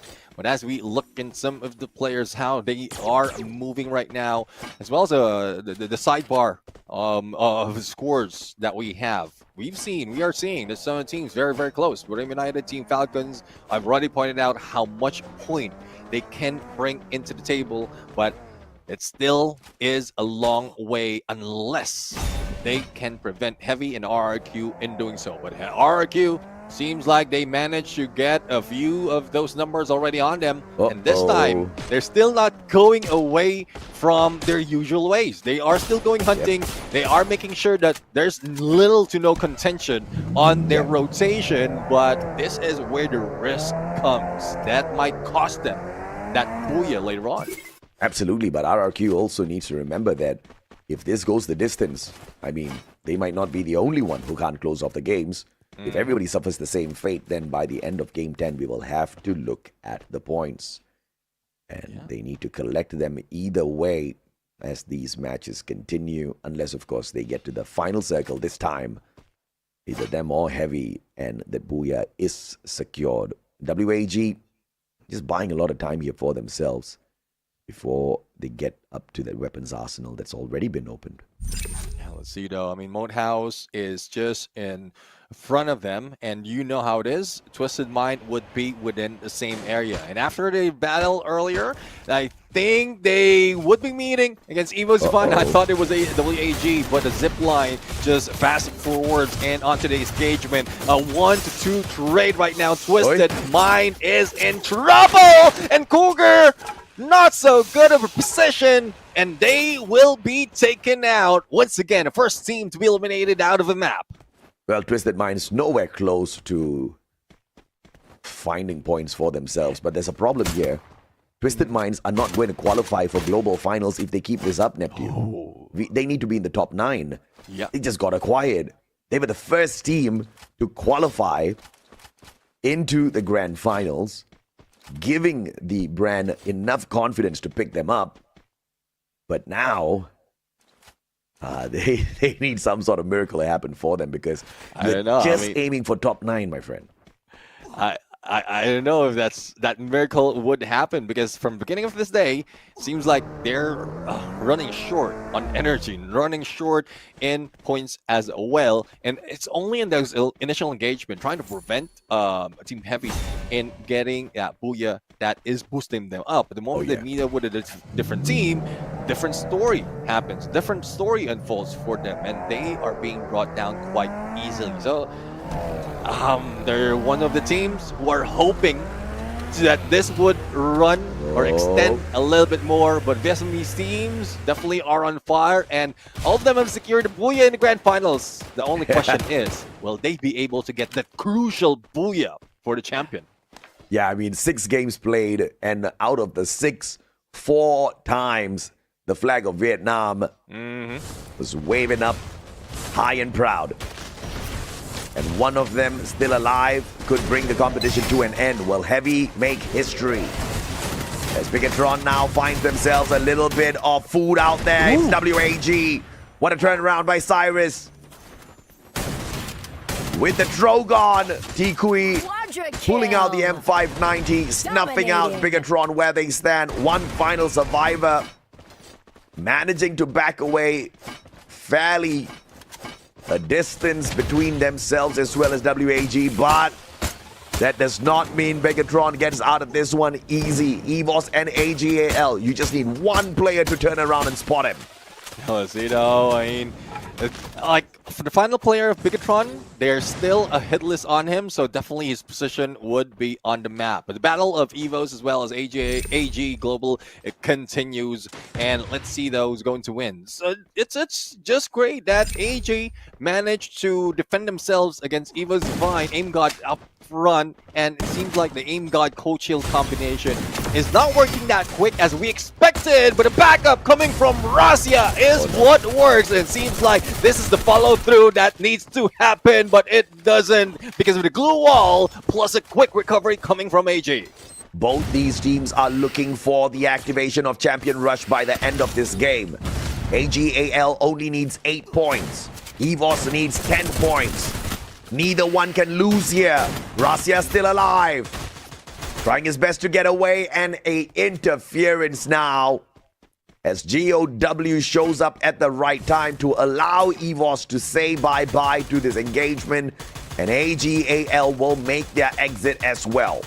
Oh, GOW jumping in onto the fight, putting a lot of pressure. Only battles remain right now, but does have an MP5, might be able to stop them. EVOS Divine being eliminated right here, right now. But GOW would be able to take down another player from AG, and AG also being taken down. And it is just because of GOW, the pressure that they have put in after the engagement of EVOS and AG is about to end. Look, GOW can definitely activate Champion Rush here as well. All they need for themselves is 14 points. If they keep this up, maybe they stand a solid chance of getting it done. Falcons now, the next prey of GOW.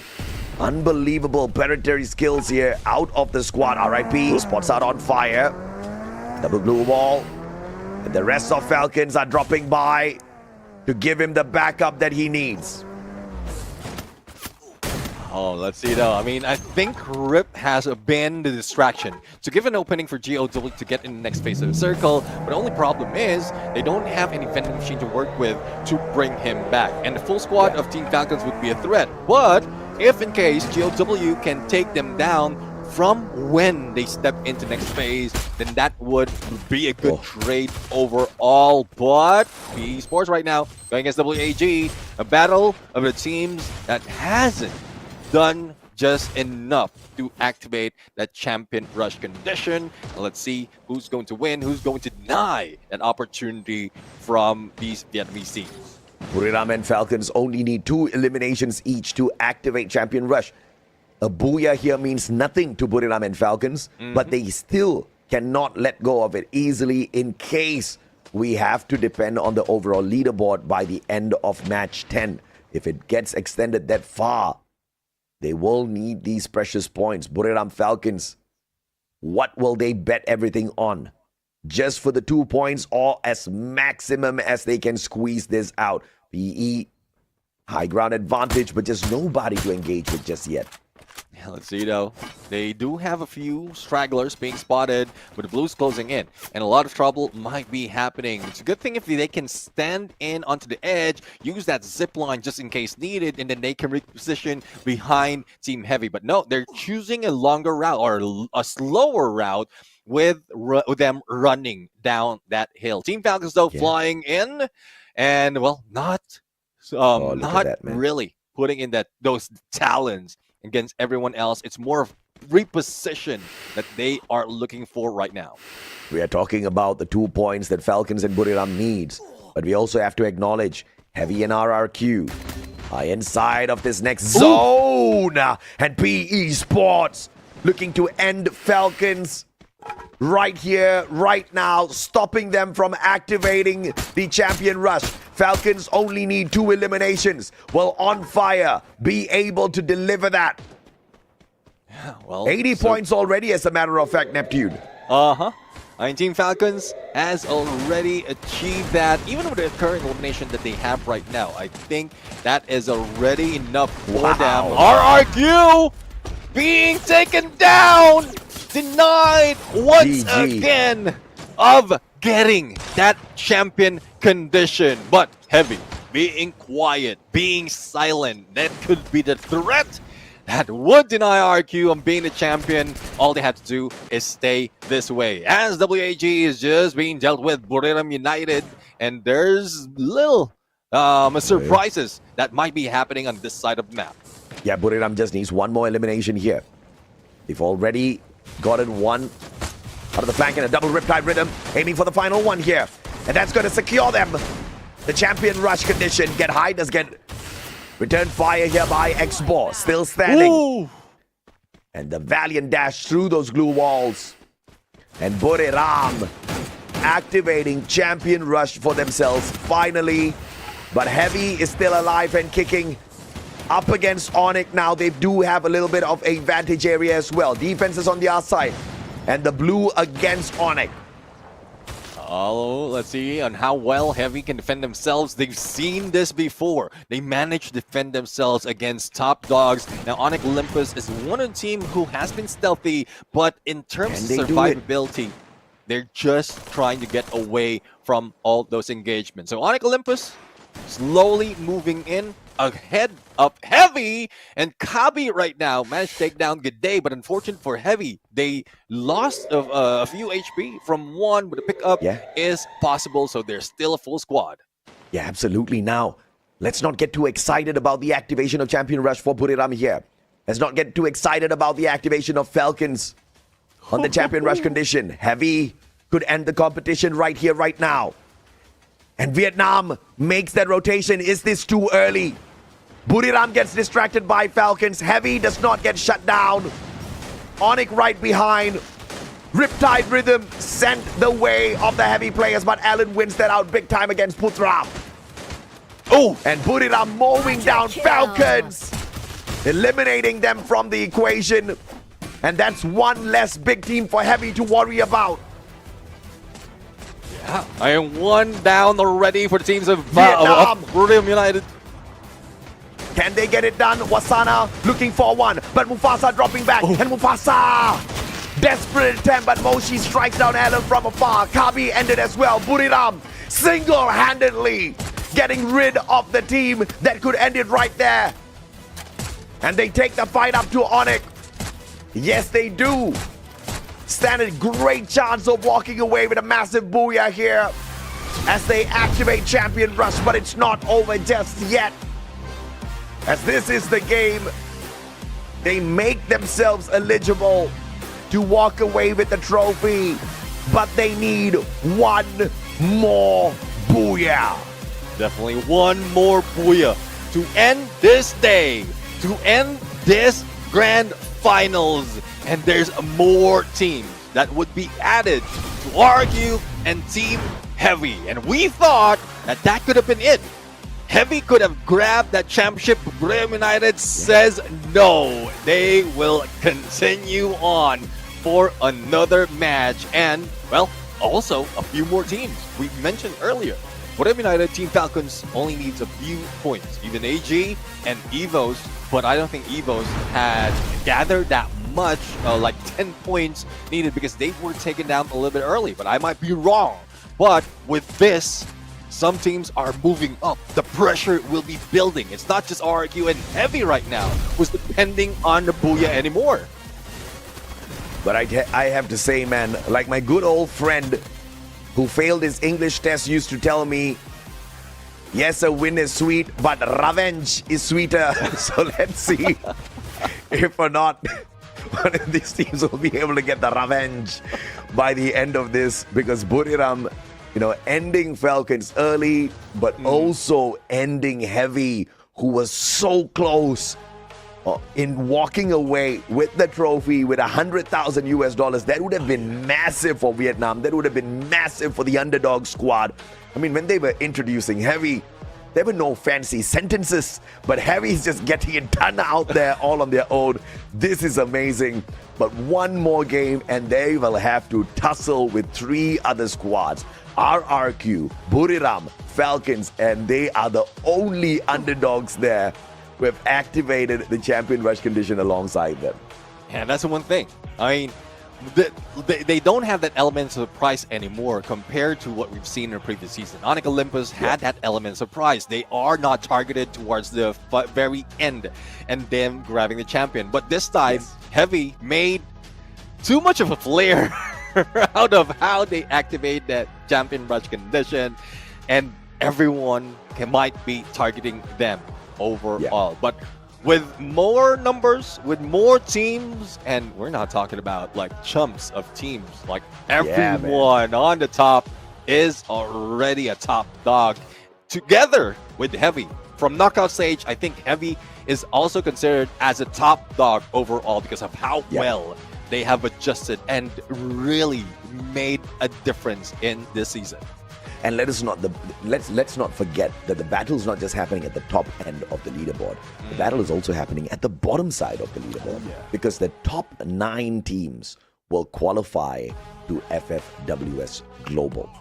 They get to play for the big bucks. Like, Southeast Asia is big money, but that is a whole other level. I cannot wait. Neptune, you and I are sure as hell gonna have a lot of fun during the grand finals together. But this one out here just shows why Southeast Asia is the most popular of them all. Because of how tight the competition is, because now you see, spread out across the board, Buriram's the only one to get a double booyah from the day. Yeah, definitely. I mean, the double booyah, and they were a little bit too late in activating that champion rush as well. Now, you did mention about top 9, and for those viewers who might be confused, I know it's the top 8 that everyone's targeting, but let's not forget, Evos Divine has already qualified themselves because of being the champion of EWC. So if they're part of the top 8, it pushes the threshold a little bit lower. So we will be looking at top 9, unless Evos falls off the grid, and that's the only time that we go back to top 8. But it excites me even more on how this is ending up. I want to see how many points that they have, but because of how close it is, before that game started, we have an idea on how many teams have activated that champion rush condition. Even AG has put in so much of early engagement that could have also breached that, but that is yet to be seen. Now, AJ, if in case earlier we were looking at heavy RRQ, denial can be done by both Buriram United and Team Falcons. But now that Buriram United and Team Falcons are there, who's going to deny all 4 of those?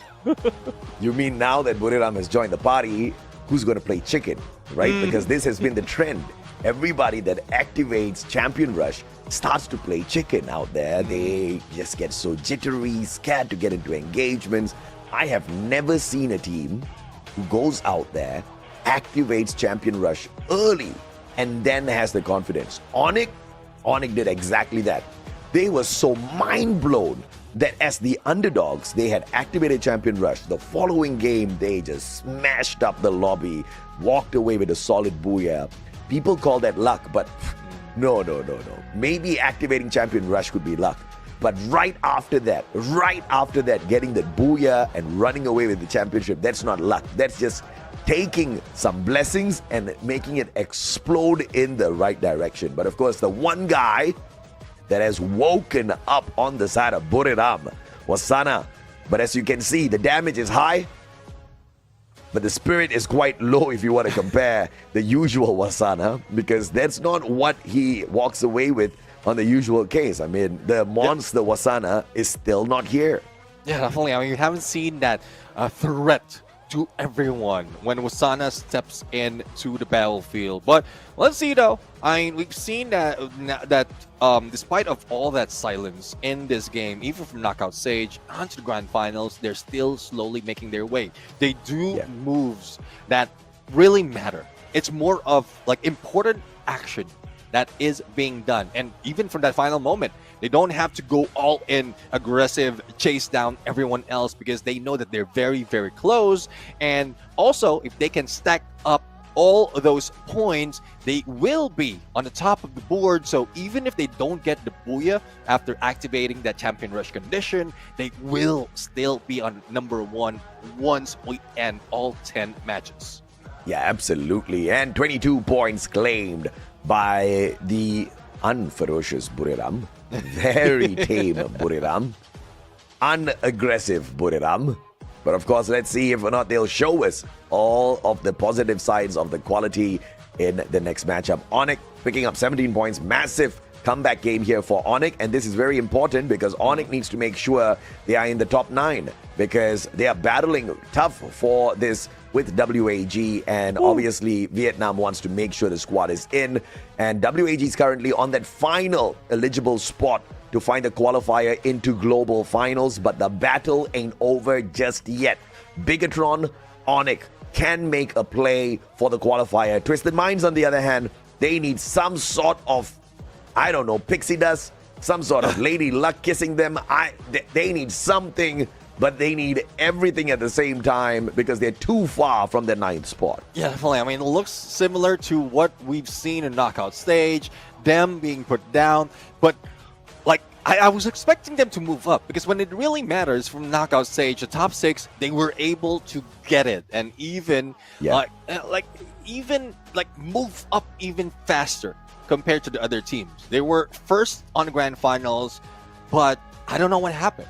I don't know what happened with that energy coming from Twisted Mind. Probably it's just nerves. Everything is just a little bit too strong in terms of pressure, in terms of the fans out there, as well as the opponents that is slowly showing up. But we'll have to see, though, because we're going to find out which out of the 5 remaining maps would be our playing field on this game number was it game number 6, game number 7.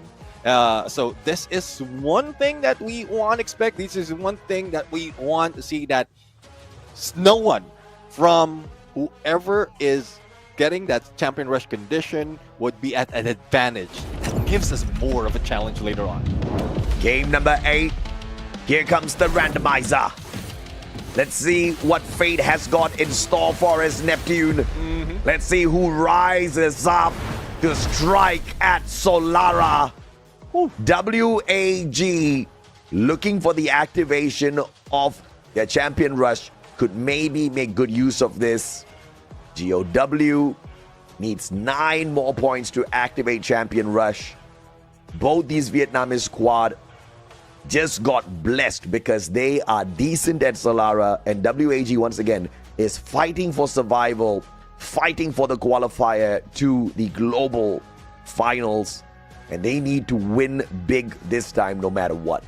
Yeah, definitely. I mean, a lot of targets for the team. A lot of teams would want to get in, not only to be champions, but a bigger piece of the prize pool right now before the day ends, before all the matches ends, and also getting that spot. So, like, good on Bigatron if they'll be able to catch up with the points that's needed for them to get into the top 8 or top 9.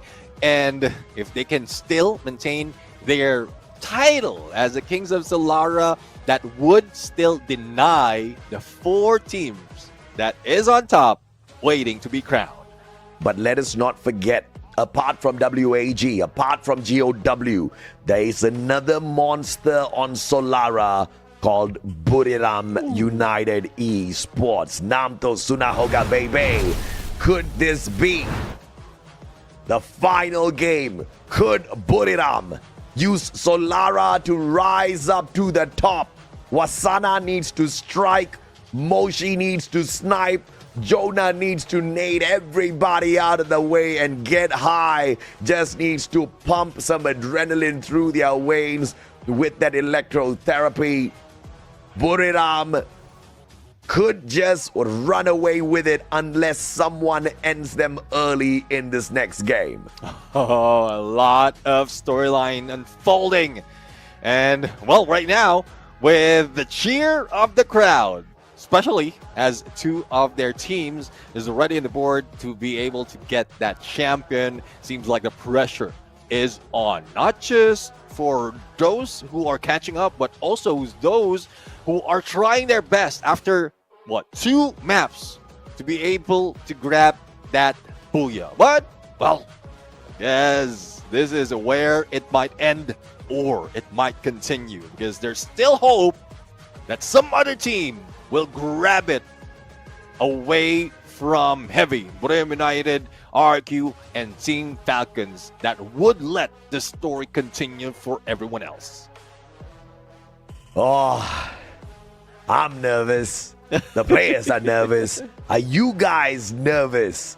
Audience, let us know in the comment section if or not you think Buriram's gonna run away with this.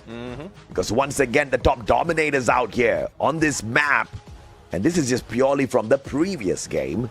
GOW walking away with a booyah. Falcons reached up to the top, close but not close enough. Onyx did manage to visit that final circle as well. And guess what, Falcons?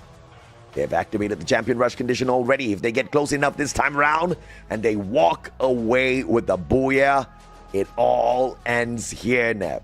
Yeah, let's see though on how it ends. And, well, let's see, because for today we have seen GOW did get a booyah in Solara with 13 elimination. If they can do it once again, it elevates their chance of not only activating champion rush condition, but denying everyone extending our games and helping WAG to move up even further to the top 8 or top 9. So that is one thing that WAG would be hoping for, so that they will still be part of the list of getting in onto global finals. And with what they've done previously, I was expecting that they were like already washed, they already done, but no, they haven't slowed down. There's still more potential for this team. And, well, that battle on the bottom of the leaderboard would be tight, similar to what we have on top. Yeah, no doubt at all. And of course, everybody is nervous out there.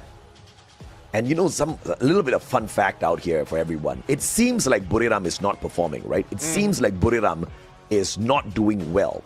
Yeah. But Buriram is second on the overall leaderboard, just 4 points behind Heavy, who's number 1 on the overall leaderboard, and they've got the most number of booyahs today. How the hell does Buriram, your 2-time world champs, almost 4-time world champs, make it look like they're having a bad day, but still have a damn good day? They just know how to do it. They understand the game that much, and it's just the conditions that is not working for them, especially in the closing and being the champions. But if that condition, like a few of those conditions align, similar to what we've seen earlier, then that might be the chance. This might be a chance that Buriram United will take the trophy away from everyone else and go into the global finals with a little bit more pride to steal away that global finals trophy against the other teams who has been holding it, the other region has been holding it for quite so long. Yeah, absolutely, man. And of course, first of all, before they can steal that away from any of the other regions, they got to steal away the 100,000 US dollars.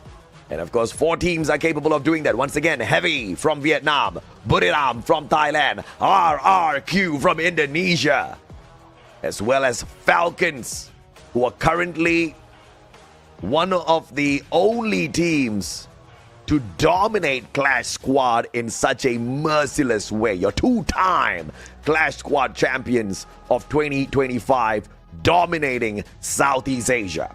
Yeah, well, the heat is rising. The suspense is building up. And I question why we haven't jumped in just yet, but I guess this is part of that story. We don't want to start it off just yet abruptly. We want that momentum. We want that build-up to shake the arena, to shake the battlefield, because this might end right here.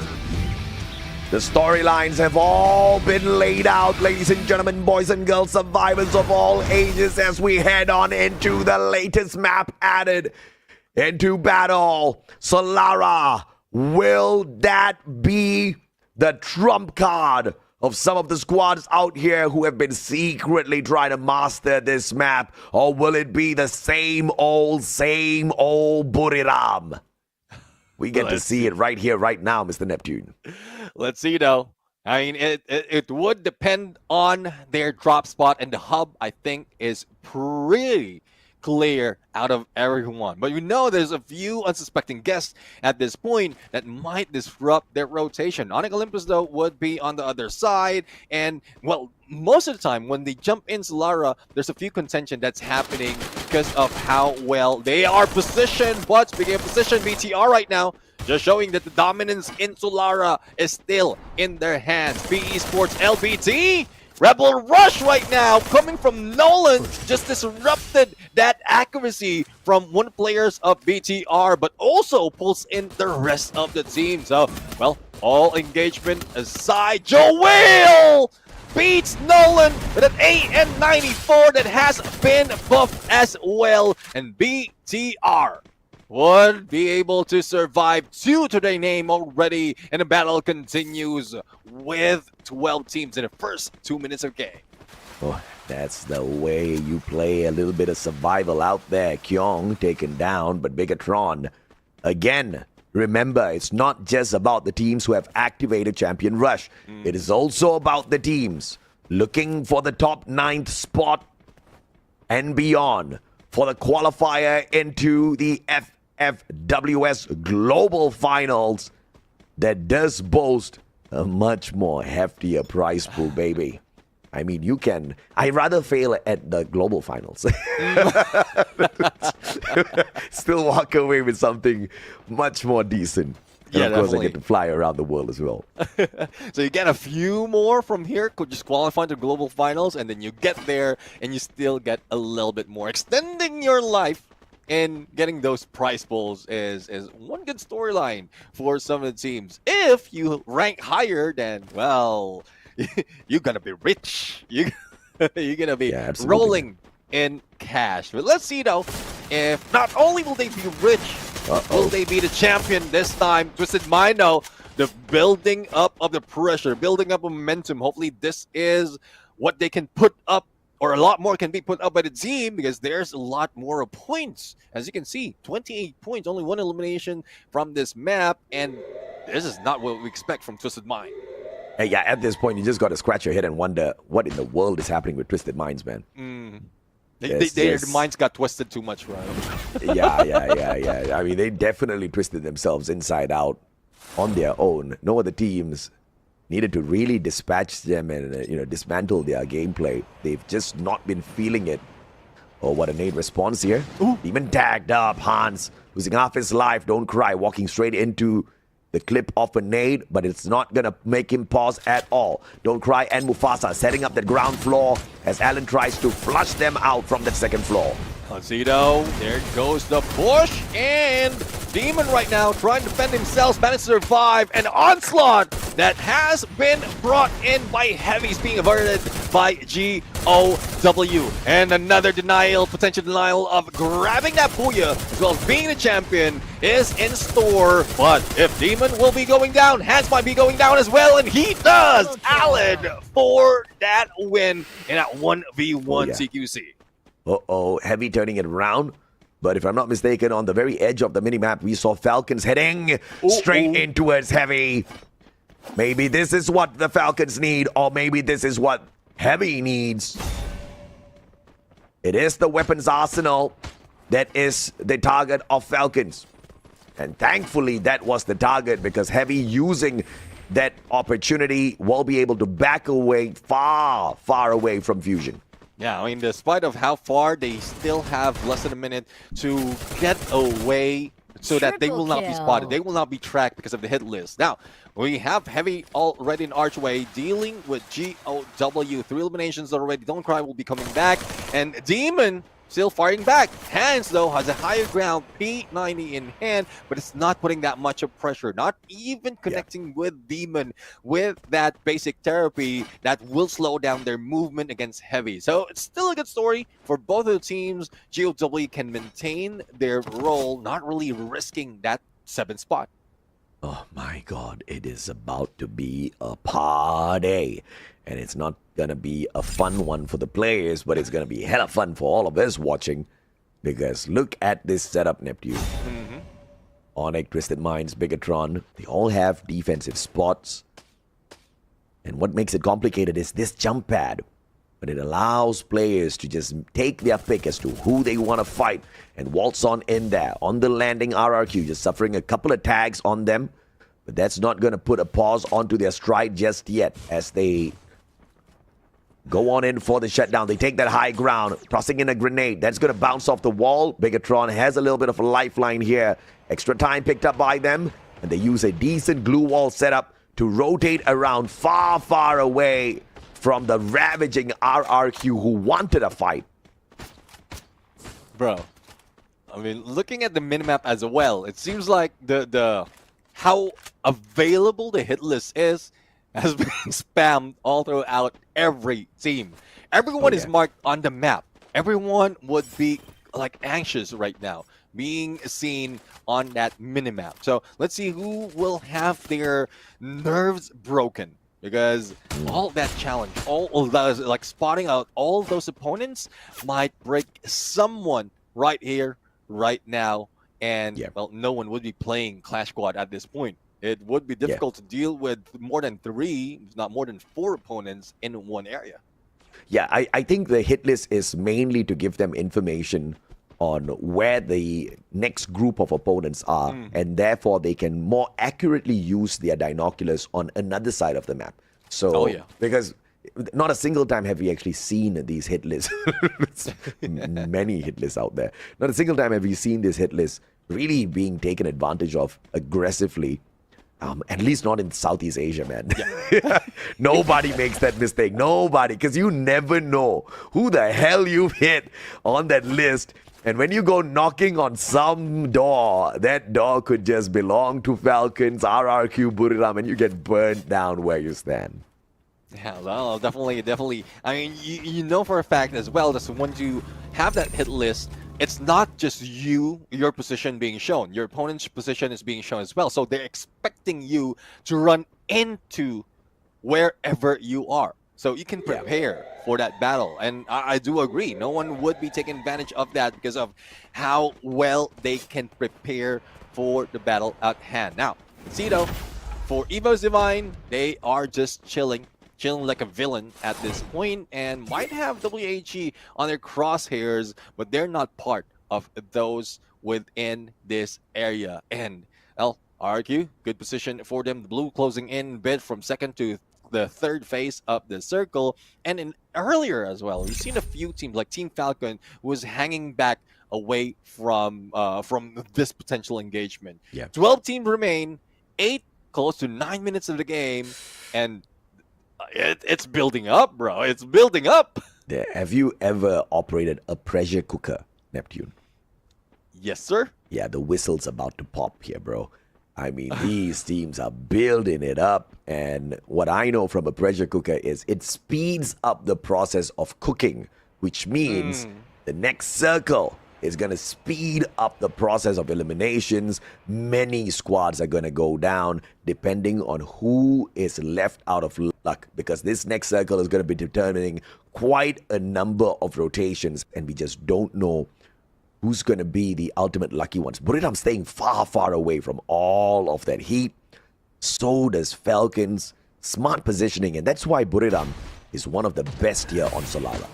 Yeah, definitely. I mean, this is one thing that they practice in different maps, and Solara is one of those that they remain silent first 10 to 15 minutes, and they're not even getting close compared to what we are seeing right now in Bloomtown. Because Bloomtown, similar to your analogy of the pressure cooker, the moment that someone opens that lid, everything explodes, and it seems like they're slowly peeking in, and it's about to explode because battle after battle, engagement after engagement is happening all throughout. Yeah, the secret about a pressure cooker is, first of all, you need to be Indian. Second of all, you need to know, you need to wait for it to cool down before you remove that lid. Or it's going to just explode in your face, man. Oh, yeah. Doesn't happen in an Indian household. Problem is, none of these teams are Indians. So they're about to get burned. Heavy up against AGAL. Oh.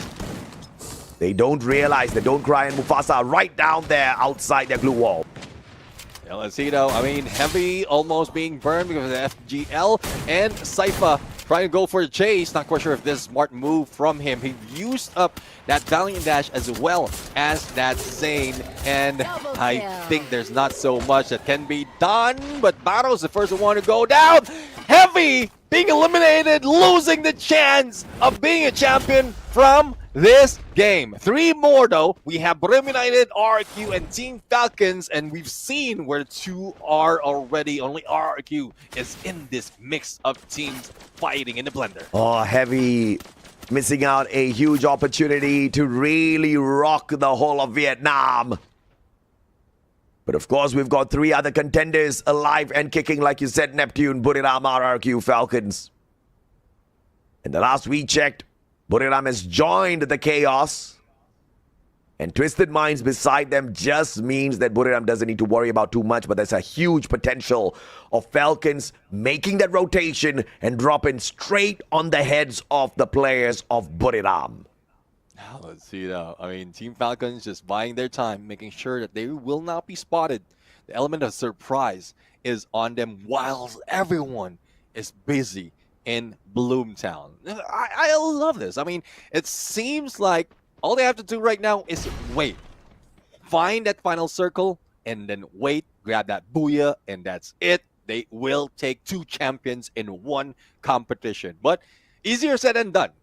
How? As we go, fly above everyone, no one's moving an inch. They're just waiting for that next phase of the circle to show up before they make any move at all. Oh my goodness, what a tensed up situation here in Bloomtown. The flowers may be blooming, but some of these heads about to be popping. GOW deep freeze in there first.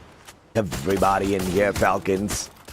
Undisturbed, but the next circle won't go straight to Falcons. Buriram needs to travel, but that means putting themselves out in the open grounds. This is that pressure cooker moment. This is where it explodes. This is where multiple teams will now fall. Now let's see if they'll be able to take advantage of the situation, especially the position they have right now, because most of the teams who will be flying towards that safe circle would be heading to where Team Falcons are. Imagine having high ground, better cover as well, and this is what Twisted Mind is trying to do. But unfortunately for Twisted Mind, not only do they have to deal with Team Falcons, a lot of teams is trying to clear the area, and that is RRQ's doing as well as Buriram United. And what surprises me, because of how close BRU and RRQ is, they're not engaging against each other. They're just looking far away. Absolutely, and RRQ taking shots up against Twisted Minds and Falcons both, but not managing to put anyone down on the ground just yet. The battle between the other squads who are trying to desperately survive has already broken out. AGAL finding the players on the side of GOW as well, calling in the monster truck, hoping to bust through some of those glue walls in a little bit. But they got to focus on their defensive gear first, barricading themselves in through those glue walls, making sure Onyx does not reach them, as well as the fight just drags in more of these teams, but they could not avoid Onyx. Barros put down onto the floor. GOW buying a lot of time, but now they're going to get stuck and tagged up by the blue. Oh, let's see though. I mean, blue will be damaging them, plus the gatekeepers would add more to that damage. GOW will try to play and dance around all those glue walls, as well as the Riptide Rhythm, as well as the zone, and it would not be easy. And GOW slowly trickling down. RRQ denied. Only 2 remains. Britam and Team Falcons, both coming from Thailand. And will Team Falcons take advantage of this situation right now? They haven't dealt with Twisted Mind, another threat to their survival. Yep, and Falcons though still in a great position.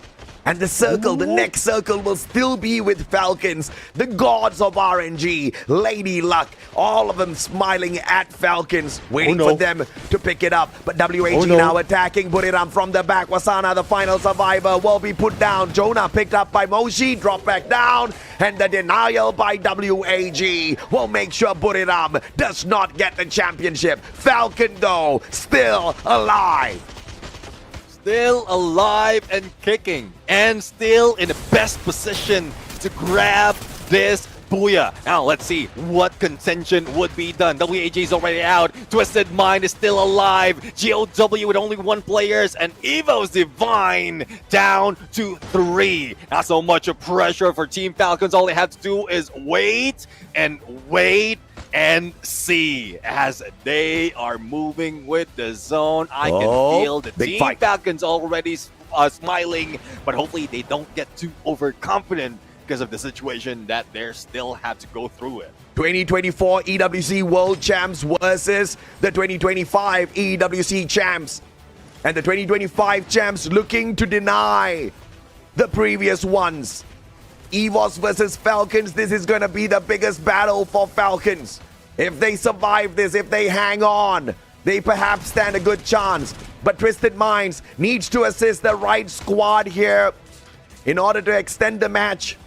If they knew they wouldn't choose Falcons, they would shut down the White Tigers to allow their own Thai squad to pick up the home ground advantage and championship. And what a rotation by Falcons, using the beautiful boulder placed right there as if it was put on the map for Falcons themselves. Definitely. I mean, they have natural cover. They don't have to waste all those glue walls, and they have a good vantage point against Evos. Now, let's see if there's something that Team Falcons can survive. And Riptide Rhythm Ray is down. Aim God trying to go for the push. Keroro not out just yet. And Evos will be meeting with some players of Twisted Mind from behind. It seems like Falcons is on their way through. It's a 4v4 against the Thailand teams. Well, Twisted Minds actually prevent Falcons from running away with this from the very bottom. Can Twisted Minds do it? Can they keep the competition alive? Zenzi with the M590. Drogon in hands as well. Cougar smartly breaking down the defenses. Pina makes a mistake. The champ is out from the side of Falcons. On fire. Desperately trying to flank around from the left-hand side. But Limit and Kororo saving the day. Cougar with the Mag 7. Still up on his feet. On fire drops him. One final player from the side of Twisted Minds. 3v1. Make that 3v0. Falcons, your back-to-back Clash Squad and Battle Royale champions. The dominators of Thailand. The dominators of Southeast Asia. The true champions. They have stayed low for the longest time after getting that EWC 24 championship.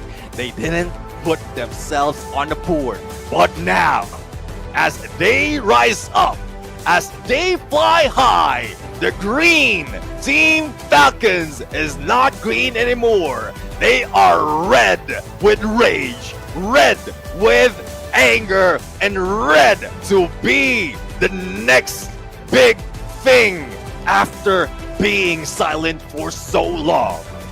Silence just means they were preparing for this very moment.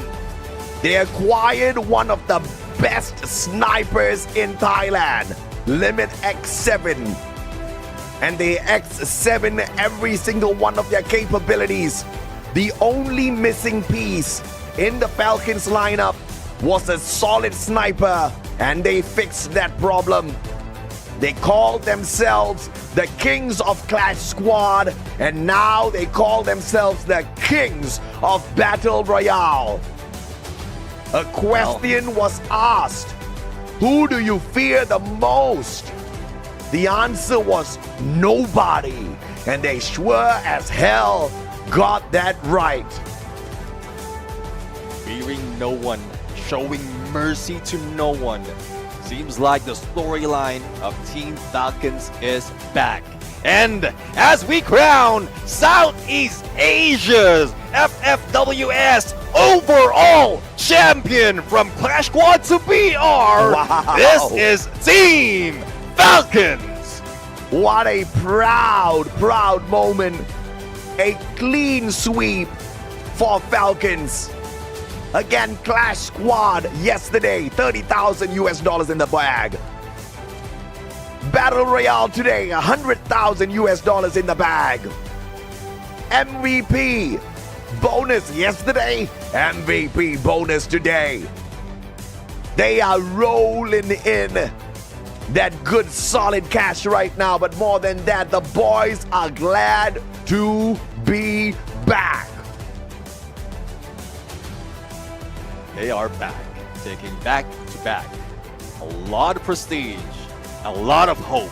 The energy of Thailand is on them right now, and they are still on. Team Falcons always on for this fight. The prestige, the tenacity, the stealth, and aggression is them. And let's give it up to the host right now to present our champions. Are ready to be crowned.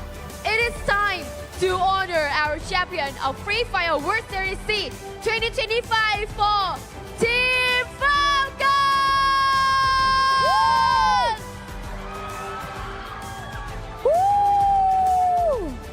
ขอแสดงความยินดีนะคะกับทีม Falcon ด้วยค่ะแชมเปี้ยนของ Free Fire World Series Southeast Asia 2025 Fall ในโหมด Battle Royale นั่นเองค่ะ And now it is time for the award ceremony for our champions. I would like to invite Mr. King Sadidara, head of Free Fire product and eSport team, to the stage and present the award. และในตอนนี้นะคะขออนุญาตเรียนเชิญการมอบรางวัลนะคะให้กับแชมป์ของเราค่ะขออนุญาตเรียนเชิญคุณคีนนะคะสริดาราค่ะ Head of Free Fire Product and Esport Team นะคะขึ้นบนเวทีเพื่อมอบของรางวัลค่ะ And finally, the champions of the Free Fire World Series C 2025 Fall, taking home the grand prize of $100,000. และแน่นอนค่ะว่าแชมเปี้ยนของเราสำหรับ FFWS 2025 Fall ของเราค่ะจะได้รับเงินรางวัลมูลค่า 100,000 เหรียญสหรัฐค่ะ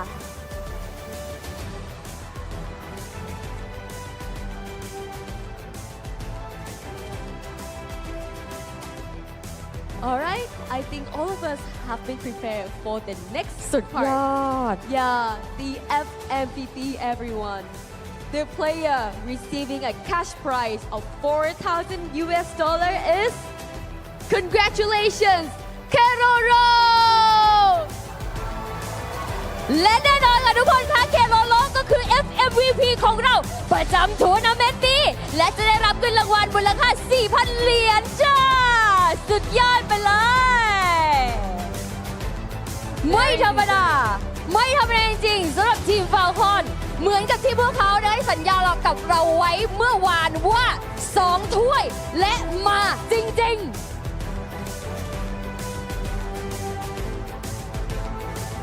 และในตอนนี้นะคะเราก็จะเป็นโมเมนต์ที่จะเก็บภาพความทรงจำดีๆค่ะทุกคนคะนี่ Thank you, Mr. King Sayidara. And now let's interview with our champion. ก็ต้องขอบคุณพี่คีนมากๆนะคะที่ขึ้นมามอบของรางวัลนะคะให้กับทีมแชมป์ของเรานั่นเองค่ะ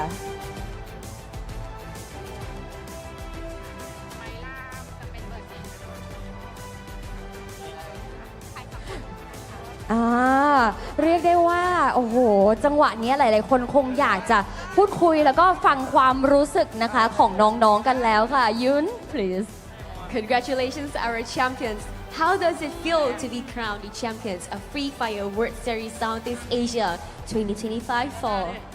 นาทีนี้ก็ต้องถามเลยว่า วินาทีที่ชูถ้วยแชมป์อะมันรู้สึกยังไงบ้าง เพราะคุณสัญญากับพวกเราไว้ว่า2ถ้วยแล้วมันมาจริงๆก็รู้สึกดีใจมากครับ แล้วก็รู้สึกว่าที่ทำมาที่ซ้อมมาทุกวันนี้ก็คือหายเหนื่อยเลยครับ So we really happy to get this champion and have to say that Team Falcon practiced so hard. So when they got the trophy, it's like all of the exhausting and tired is gone. Very well deserved. Alright, so as you can see in our tournament this season, right? 2 of the cup, even the Clash Squad, and today they all made it. So which moment in the tournament was the turning point for your team?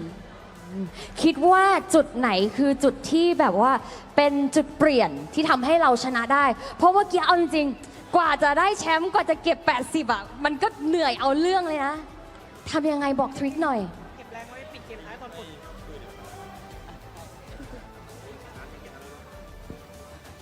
จังหวะไหนที่เป็นจุดเปลี่ยนที่แบบมาแล้วแชมป์มันต้องมาแล้วจุดเนี้ย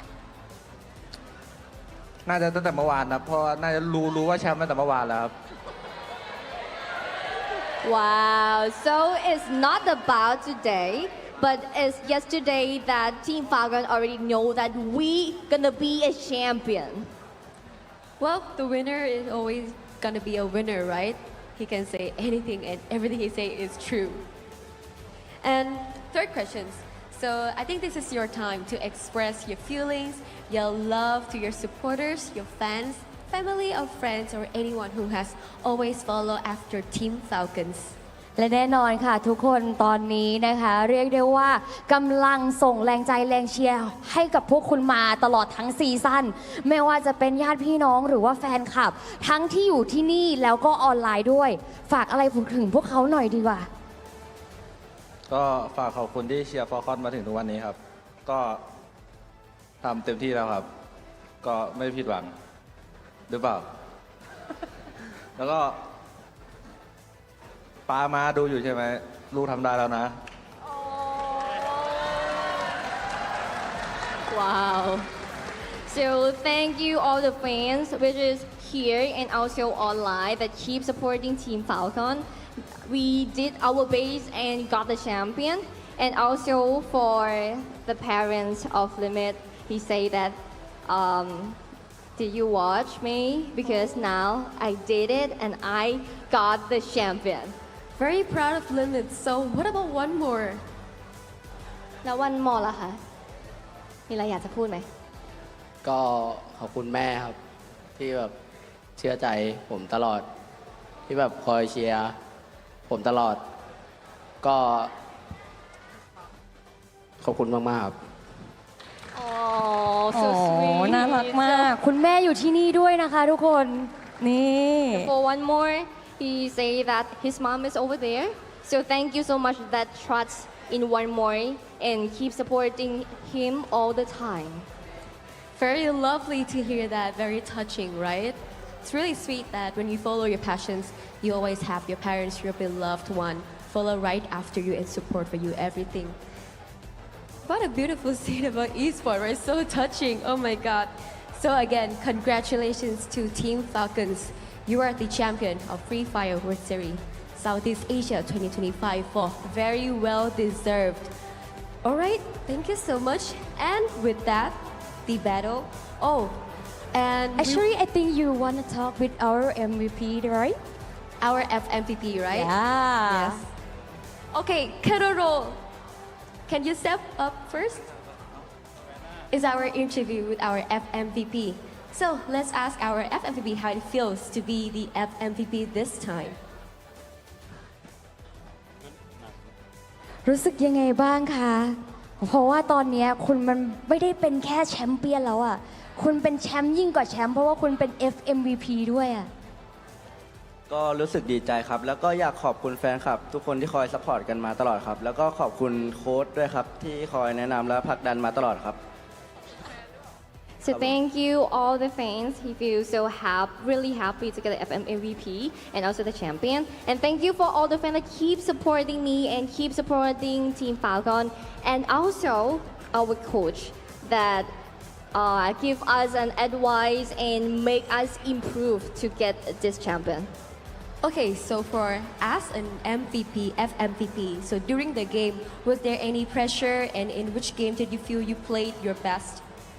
พี่เชื่อว่ากว่าจะมาจุดนี้ได้อะมันไม่ง่าย มันจะต้องมีจุดที่รู้สึกว่าโคตรกดดัน มันมีเกมไหนไหมที่เรารู้สึกว่ามันกดดันเอามากๆจนลุ้นแล้วแบบมันอาจจะทำเราใจแป้วไปสักนิดนึงว่าเกือบแล้วจะไม่ได้ปะวะหรืออะไรอย่างเงี้ย ก็ตั้งแต่เล่นมาก็ไม่รู้สึกกดดันครับ ก็รู้สึกไว้ใจเพื่อนร่วมทีมครับ แล้วก็คิดไว้แล้วว่าต้องแชมป์ให้ได้ครับ So he didn't feel any pressure at all because he trusts his teammate and yeah, they have a lot of confidence that we're gonna get this champion for sure.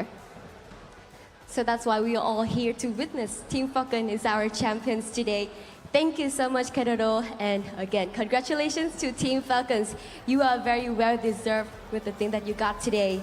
And with that, the Battle Royale competition of the Free Fire World Series C 2025 fall has now concluded. Congratulations once again to our famous team, Team Falcons, and a huge thank you to all the teams that competed in the tournament.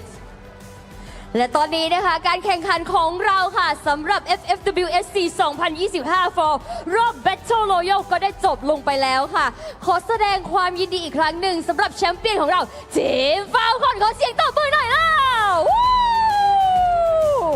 และต้องขอบคุณทุกทีมมากๆเลยนะคะที่ร่วมเข้าแข่งขันกับเราในครั้งนี้ค่ะ And now we have to say goodbye, so let's meet up again next time, shall we? And now let's back to the casters. และในวันนี้พวกเราทุกคนต้องขอตัวลาไปก่อนแล้วนะคะจนกว่าจะเจอกันโอกาสหน้าสำหรับตอนนี้ขอสวัสดีและขอส่งเวทีนี้ต่อให้กับชาวแคสเตอร์ตบมือหน่อยแล้ว So delighted with their victory. They went for the clean sweep. They went for the jugular. They activated it and they got the job done. They personally put a stop to RRQ. They personally put a stop to Heavy as well to claim the throne finally for themselves. Falcons truly deserve it after dominating Clash Squad yesterday. You would think that that's all they wanted to get. That's all they're good at. But today they have proven everybody who is the best squad out there. Yeah, definitely. I mean, despite of them being denied from last year's fall season, they end up second place. They are hungry. They have tried their best in so many cases, and now they have succeeded in both. And salute to Team Falcons right now. Had to change my background to green just to give prestige to our champions. Absolutely, man. And of course, we still need to see where did the other squads drop on the overall leaderboard. We still need to see who's in our top 9. We need to see which are the squads that managed to find the qualifier into the global finals. That is the next destination. That is the next goal for all of the squads out here. Yeah, let's see though. I mean, this is one thing that excites me to see which team was able to cross over, because now the threshold has been moved. Even Divine is still part, I believe, of that top 8, and we will be looking at the top 9. So Team Falcons, Evo Divine, sure enough, they will be part of global finals. But how it ended up down the bottom was BTR able to catch up with the previous season's champion, was able to get as much point to be able to put themselves on that board, or would it be any different team that would be seen in a bit. I'm really excited. I mean, my heart is still racing right now, because despite of like seeing that wonderful Booyah as well as that the finisher in this game, there's still a lot more at stake from some of the teams. A lot more that might make them question, have they done enough to secure their spot on the global finals? And Twisted Minds just not lucky enough to work themselves out of the 12th spot. They had a rough start today, and they end the day rough. We do not need any prizes for guessing whether or not Twisted Minds will make it to the global finals, because they just could not get a good spot out there. Let's take a look at the overall standings now. Finally, to find out if or not Vietnam managed to save a couple of their squads. WAG and PE Sports will make it to the global finals alongside GOW and Heavy. Every single Vietnamese squad that got here to the grand finals will be there at the global finals as well. Unfortunately, we say goodbye to Bigatron, Onyx, as well as Twisted Minds down at the bottom. They will not be joining us at the global finals. Yeah, they might not be joining us, especially with Bigatron as well as Onyx Olympus, but I'm pretty sure being in the same region, we might be seeing some of them, especially for those going in Indonesia. But again, all efforts has led to this, and despite of how much they tried, those who want to get that #1 spot has been denied by Team Falcons. Finals MVP, once again, prestige overall from Keroro, well-deserved 20 elimination, 14,264 on the damage, and we've seen his dominance not only in Clash Squad and now Battle Royale. Overall MVP, I would say, not just for BR. Yeah, the only thing missing from this whole equation was the Deagle. And of course, the top 9 teams that move on to the Free Fire World Series Global Finals 2025 will be EVOS. And the one and only RRQ representing Indonesia, Falcon, Buriram, AG Global from Thailand, and Vietnam, sending the most number of representatives out of them all. Heavy, GOWP Esports, and WAG will be there at the global finals. I am loving this. We did mention that Vietnam has the potential to be that great, and then more to come for them. More chances to show up at this point. And it's not just one, it's not just two, but all 4 of them are in the mix. And I'm just happy to see all of this unfold for us right now, AJ. Yeah, absolutely. Unbelievable effort. Unbelievable tenacity by the Vietnamese squads. And of course, you think that WAG is hungry. But what Heavy did out there today, it's just a total wild card. When Vietnam steps up onto the field, you don't know which one of them is going to go absolutely crazy, but one of them surely will. Sometimes it's PE Sports. Sometimes it's WAG. You know, sometimes even GOW have managed to threaten a situation like that. But what Heavy did out there today as the first team to activate the champion rush from Vietnam and the only team to get there when it mattered, it's unfortunate they could not close it off for the final spot. But of course, Neptune, it has been an absolute wonder casting with you the grand finals in here today. It was definitely fun. Ladies and gentlemen, boys and girls, survivors of all ages, thank you so much for joining us. We will catch you guys at the global finals.